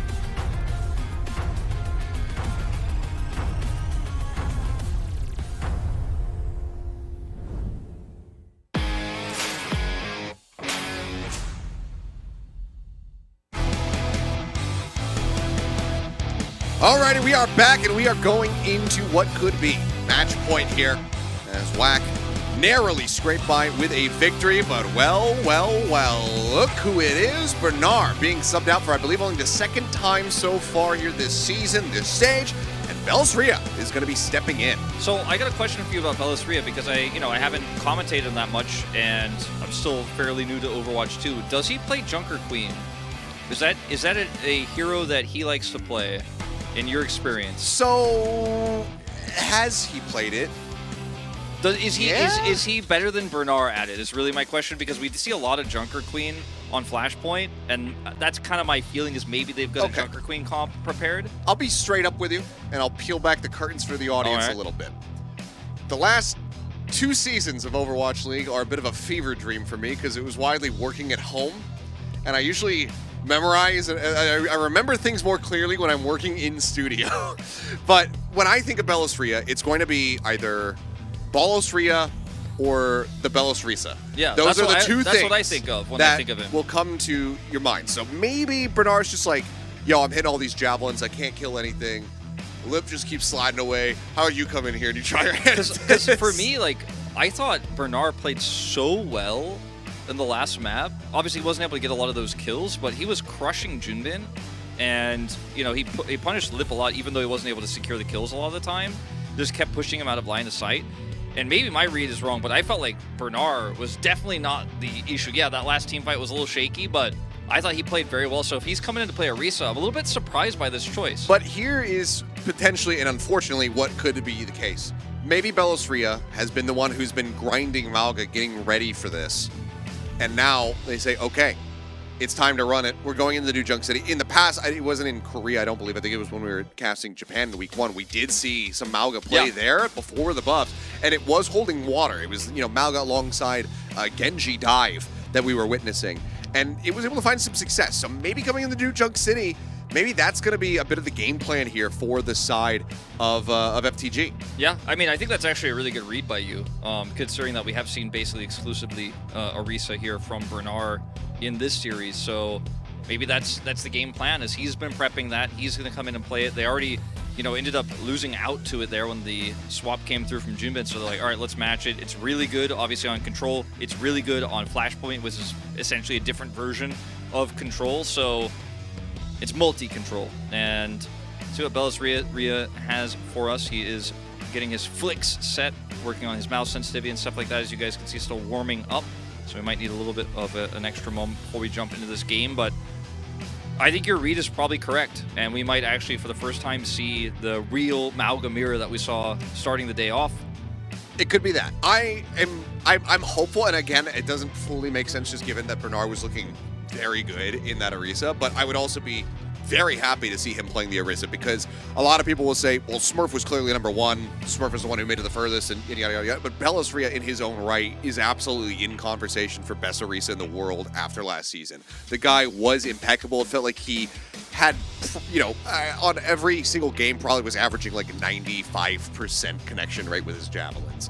It was absurd. So if he does want to play that, then I would be very happy to see that. But yeah, it looks like we just need a little bit more time to make sure that the settings are taken care of. Yeah. We can get, things underway to see if this is going to be the conclusion or if we can make it over to Dorado. It could be that Bellisria also is like 10% better at Orisa right now. They think he's so good at the pick that, yes, maybe Bernard's better coordinated with the team. They want that extra 10%. As I've been seeing you in the chat, Sway. I appreciate you. I know you've been giving me love all day long. I do appreciate that. I do notice you. We do look at the chat occasionally when we are in these pauses and stuff like that. I'm a Junbin fan here. Multiple Junbin fans, in fact, and a Flora fan. But yeah, I do think that this is going 5. I feel like this is going 5, Achilleos. It feels like it's in the air. I predicted 3-2 for FTG. I'm still feeling like they're going to get it done. It very well could happen. We just have to wait and see as we get ready to go into New Junk City. But, and you know what? We get Dorado if it happens. So, I really want it to happen. It would be awesome. It would be another 5-mapper, something that has been avoiding us pretty much completely in Asia. I think we've had maybe 3 in total so far. So it has been very few and far in between when we've actually gotten to see those here. Please, no bad beats. No bad beats. Yeah. No Ajaxes. Violet's had some eclectic moments on the Lucio so far this season. Yeah. Definitely a rough time in game 1 on Lijiang, but turning it around significantly in the remaining maps. Looks like Bella's Ria is pretty much good to go here. We are set and ready. This could be the deciding map if WAC can continue that momentum, but I'm feeling a 5-er. Well, we're just moments away, just waiting for them to hit the button so that we know that it's for real, that we're ready to go. And see what these comps are going to be, what Bellisria is going to be playing. But, I mean, hey, if he can be as proficient on something like Mauga as he was in the past on Orisa, that could be very scary to deal with here for the side of WAC. But there we go. Let's go ahead and jump into this one, see if this is going to be a 3-1 scoreline, or if we can go all the way to 5. Greta Knuckles confirmed. Oh, I interrupted the fan cheers this time. Cardinal Sin Achilles. And you've been doing this way longer than I have. I know. I just got really excited by all the really cool signs. As no Junker Queen. It's Mauga time. Okay. No, Mauga, no! Mauga v. Mauga, and look at it. I mean, it's going to be mirrored comps here. So still a lot of differences. No Symmetra in sight. Going to be that Genji Sojourn coming through here. And when you have Flora and Lip, it's no shock. They're going to stick with these. One pick on the back line guarantees you a team fight win, essentially. And the Genji's going to buy you a ton of space aggressively. Lip trying to get on this wider angle here. Line up for the rail. Deflection going to be used there by Alpha E on the opposite side. And now just going to be the disruptor shot. Flashpoint unlocked. WAC going for the first cap. Ladder contest now coming through. Forward, trying to take some space, trying to clear off these players that are playing down within the point itself. As Alpha E is playing ring around the rosy here with Heesung, it would seem. They're able to get on top of the other, and so far, Kill's going to be eluding us. Chorong, though, surging forward. That beat nearly online. 81% already going to be built up, and he is just about leading the lobby, but now Violet looking to overtake. 96% here in the Lucio race. 99, now both beats online. We expect that Trigger is going to get pulled by both sides simultaneously, and there it is, right as Junbin tries to go rushing forward. Sliding back. Charge rail here at the ready. Cap is in though for WAC. Now going to be picking up as Kitsune Rush for Kitsune Rush coming across. Shu getting his just a little bit later, but trying to find some stability, trying to keep everybody alive here. He's getting built up as well. Looks like we might just go ult for ult without anybody dying until Lip gets caught. He can take it out. Alpha E going to be punished quickly though. Chorong there on the flank, being able to take him down. Overclock now invested for it, sliding backward. Chorong going to be eliminated. He's on with the blade, able to find 2. Flora and Finn both going to be hitting the floor. Bellisria investing here with that cage fight, but it's going to be Junbin winning out in the end. Heesung doing a quick little squat. WAC will hold. WAC do hold. Heesung Blade comes out. Alpha E not able to utilize his. And even though they ended up losing Lip fairly early in that fight, Flora wasn't able to do much with his overclock because of Heesung's Blade. And Heesung's Genji so far has been so good. And has been series defining in a lot of ways. See what Alpha E can get done with his own blade here. They're running out of time. Think of Alpha E, I do often think of that Genji there. He's waiting now, pulling it through, dashing, trying to get the tracking down here. Suzu to save Heesung for a little bit longer. Now the overclock rolling. For time forced out though. It's Violent nearly killed off. Another beat built up here for him. The lap Chorong just a little bit as Alpha E pushing forward, just trying to keep Lip honest, trying to shove him back, and for now FTG will control the point, taking up, but it's still a long ways to go, but that's a great opening kill to be found there as Alpha E collecting 2. Bellisria will be able to find Shu there on the back end of it as well. As FTG do use the beat to go ahead and maintain control here, because they're going to actually look to stagger Junbin. Yeah, that's actually huge, and I think Junbin realized a little bit too late there that was going to be the game plan. That was massive. That's going to gain them a ton of percentage here. Blade charge even here, but Chorong will have sound barrier advantage because FTG had to use it to secure the point. And they can layer that with the Dragon Blade of Heesung. They'll have that extra advantage, but trying to build that last bit is going to be so incredibly difficult. Rush can get you onto the point. As WAC. Low ground approach, disruptor shot to try to interrupt there is Heesung and Chorong, both taking quite a bit of damage here on the entry. Rush now going to be coming through. Finn going to be matching on the opposite side. The sound barrier advantage though. Potentially huge here for the side of WAC as Chorong goes ahead, drops the beat. Heesung let's get that shielding. Alpha E tagged low, dashes out to safety. Flip is in. FTG now in control of the cage fight. Going to be lobbed in on both sides. Genji's finding a kill apiece, as now it's going to be a breakdown here on the front lines. Blade pulled by Alpha E, deflection having to be burned. He's at 10 HP. He's looking for value. He's able to find one. He's able to find two. He's looking for another, but eventually it's going to be Heesung able to clear him up. And oh, you can see the disappointment. So close.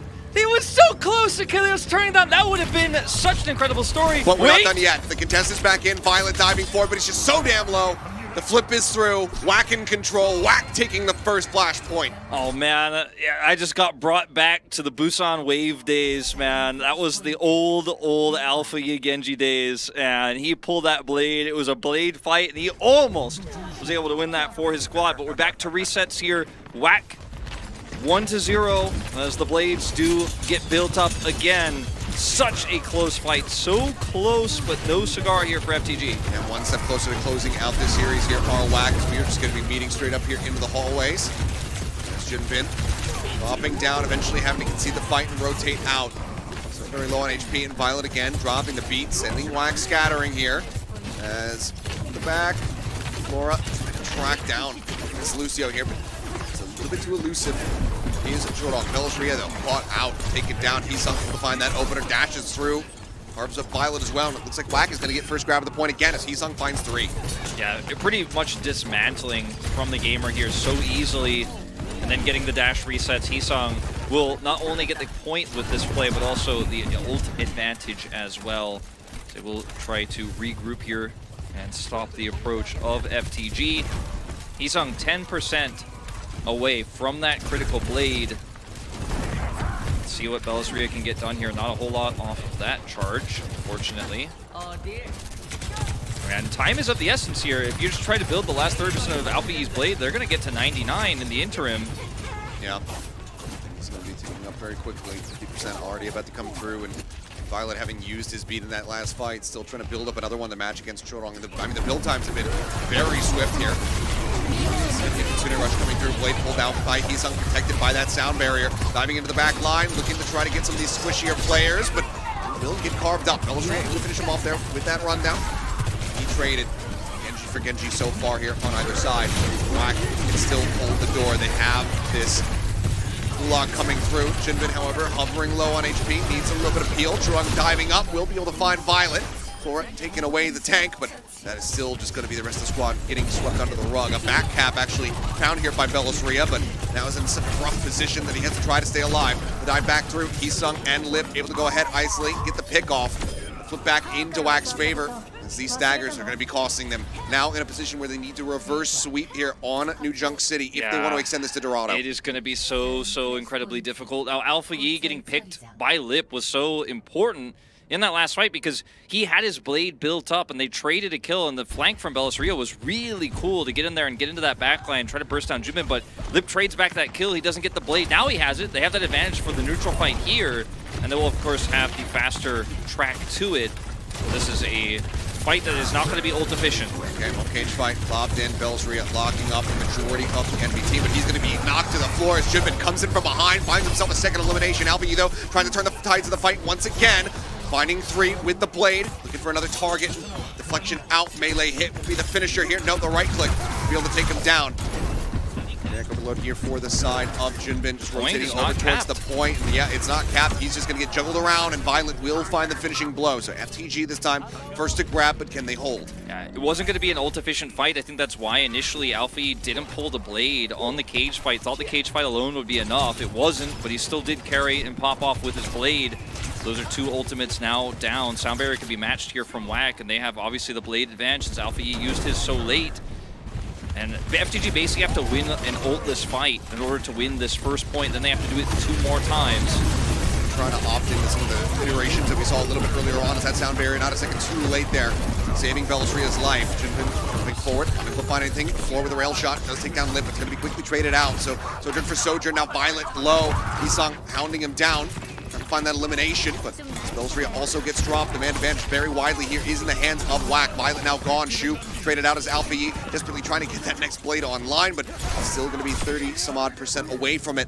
And it looks like Whack will at least get a taste of this point. Finn I mean, the idea here with the sound barrier from Violet is Finn's going to get Coalescence. That buys enough time for Alpha E's Blade, and that was kind of how they were going to try to cheat ult economy. I do appreciate the Moira swap here because I think it was a smart idea because they needed to somehow catch up, but they can't do it. They're not able to win the fight.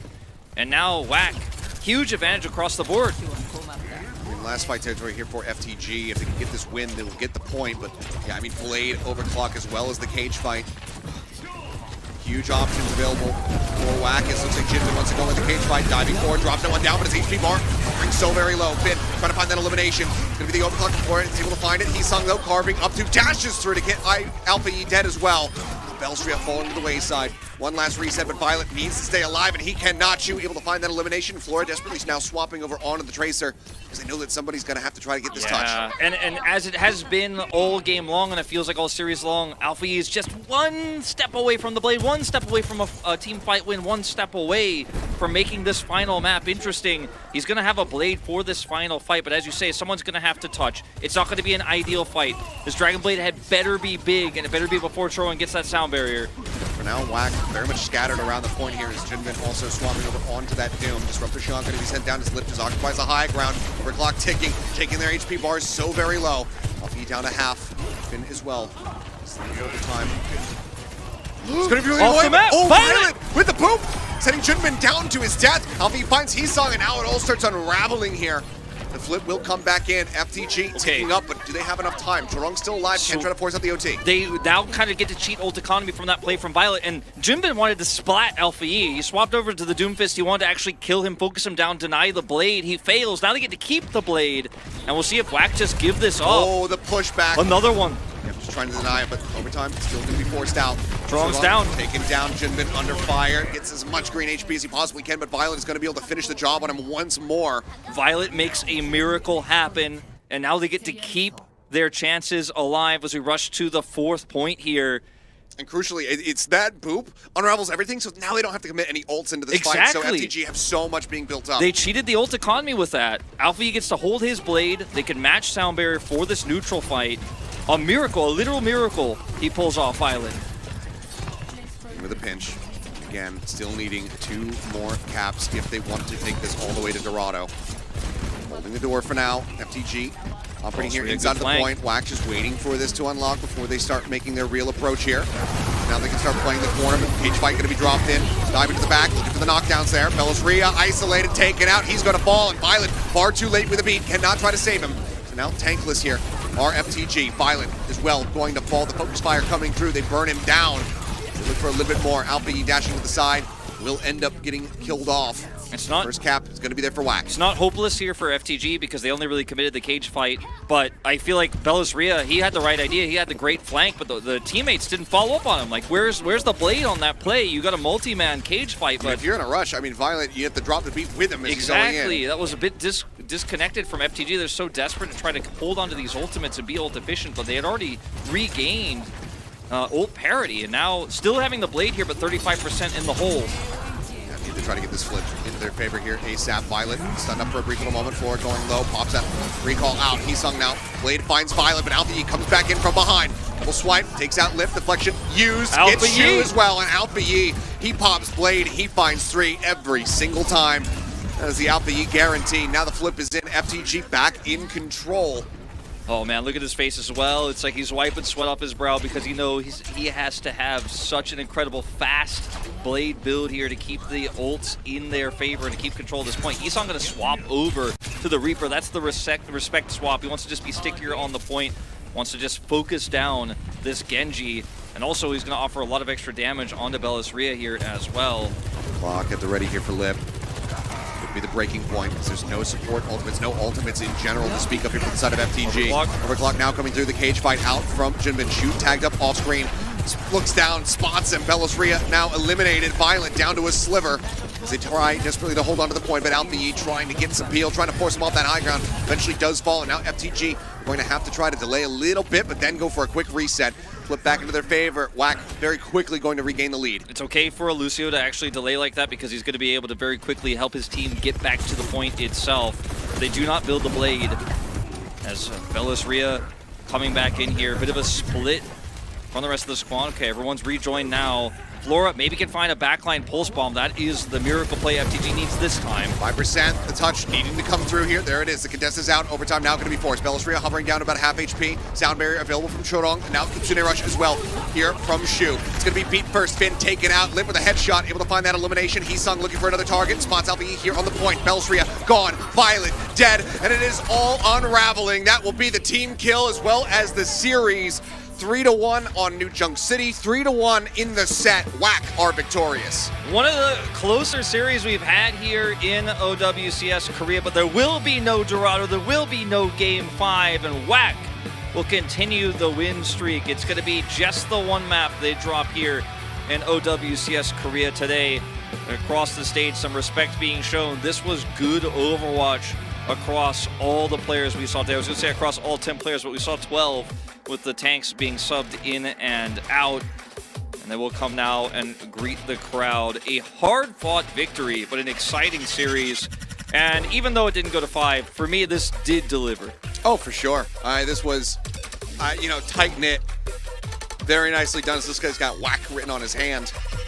But, that's WAC, man. Yep, that's WAC. I feel so conflicted about, okay, player of the match. Let's see who it is.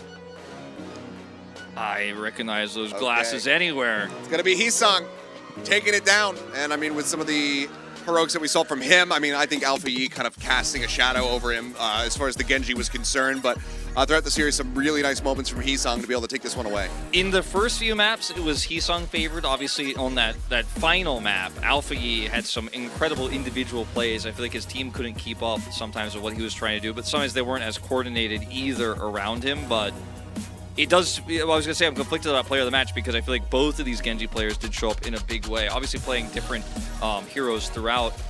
A lot of great play on both teams, right? In specific instances, Kings Row, the Hanzo that we saw coming out from Flora, also very good. Yeah. And, I mean, well-deserved here from Heesung. Very well deserved here, and I mean, a hard-fought win. Definitely the most that we've seen WAC have to struggle. I mean, again, as you mentioned, this is the first time that they've dropped the map in a series. So good on FTG to be able to draw some blood here against this squad, but they cannot break the win streak. In fact, they will have theirs shattered. And this will put them up to 5-0 with a plus 15 map score. Falcons, of course, went up to 12 today as well, so just a game behind right now, but we'll catch up this week, I believe. So might actually be able to pass them depending on what happens with the rest of WAC's games as well, because they could potentially just be that one extra game score ahead for first place. That's the race. They'll face off against each other. One of these teams is not going out of the regular season undefeated, but Heesung, some of these moments here we're going to catch, especially on Lijiang. He was the difference maker. Yeah, crucial moments with the Genji, with that Echo coming through. Just a huge performance here from him. And I think you could have ended up splitting this one multiple different ways. Lip in his own right, a couple of really good performances from him. Some uncharacteristic regular deaths that we were seeing from him on the Sojourn, but the support line also was looking very, very strong here with Shu and Chorong just popping off. Yeah, I think Chorong definitely having a much better performance than his counterpart in Violet, but at least Violet was able to have that one environmental kill there when Jinbin decided to go for the Doofist swap to try to splat the Genji. It was unsuccessful, but good punish from Violet. That almost brought us to a 5th game.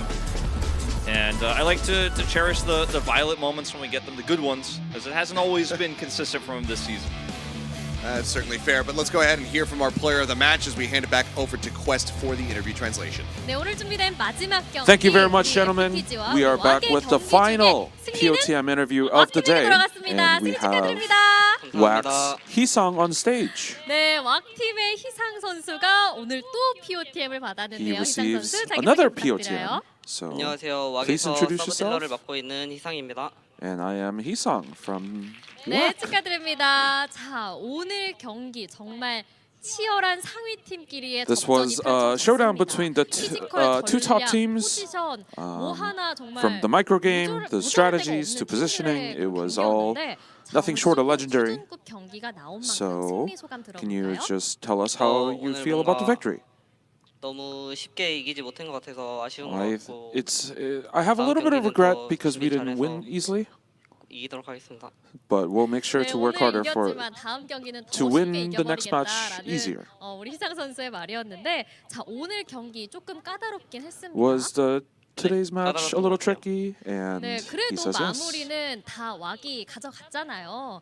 자, 그런 만큼 좀 잘 풀리지 않았을 때 팀에서 어떤 So what 콜이 did the 오갔는지 team talk 궁금해요. about when 안 됐던 거 things weren't 있고 going 앞으로 your 하는 way? 거 잘하자 했던 것 같아요. And we talked about the things that weren't 보통 그럼 working 중심은 and 누가 focused on the 잡아주나요? things that 아무래도 that 마청인 were 슈 working. 형이 잡아주는 것 같아요. 형님께 한마디 부탁드려도 될까요? 감사합니다.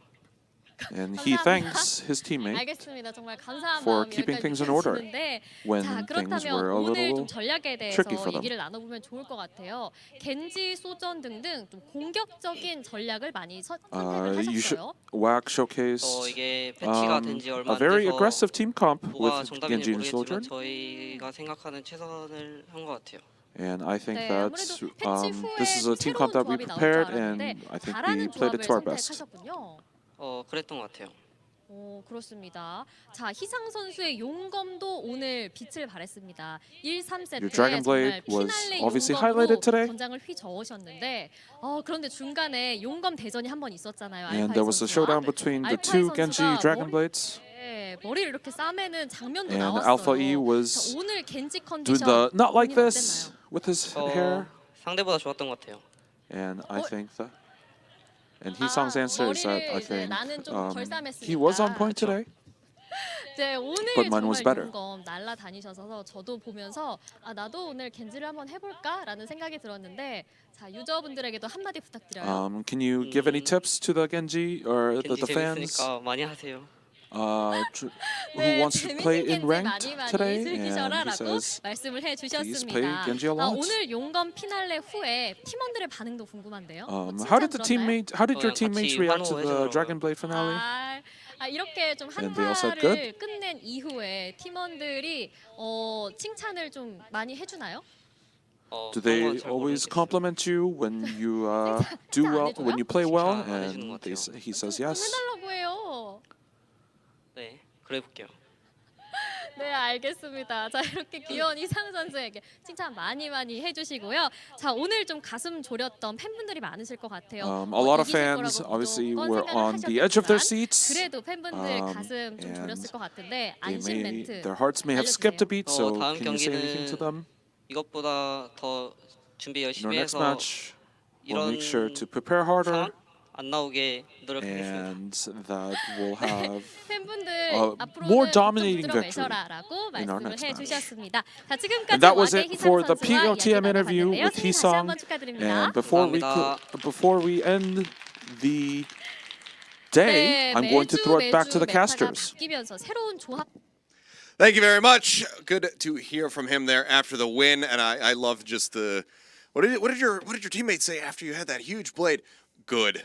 Like, yes, of course. Hisang just keeping it real, keeping it basic. Talking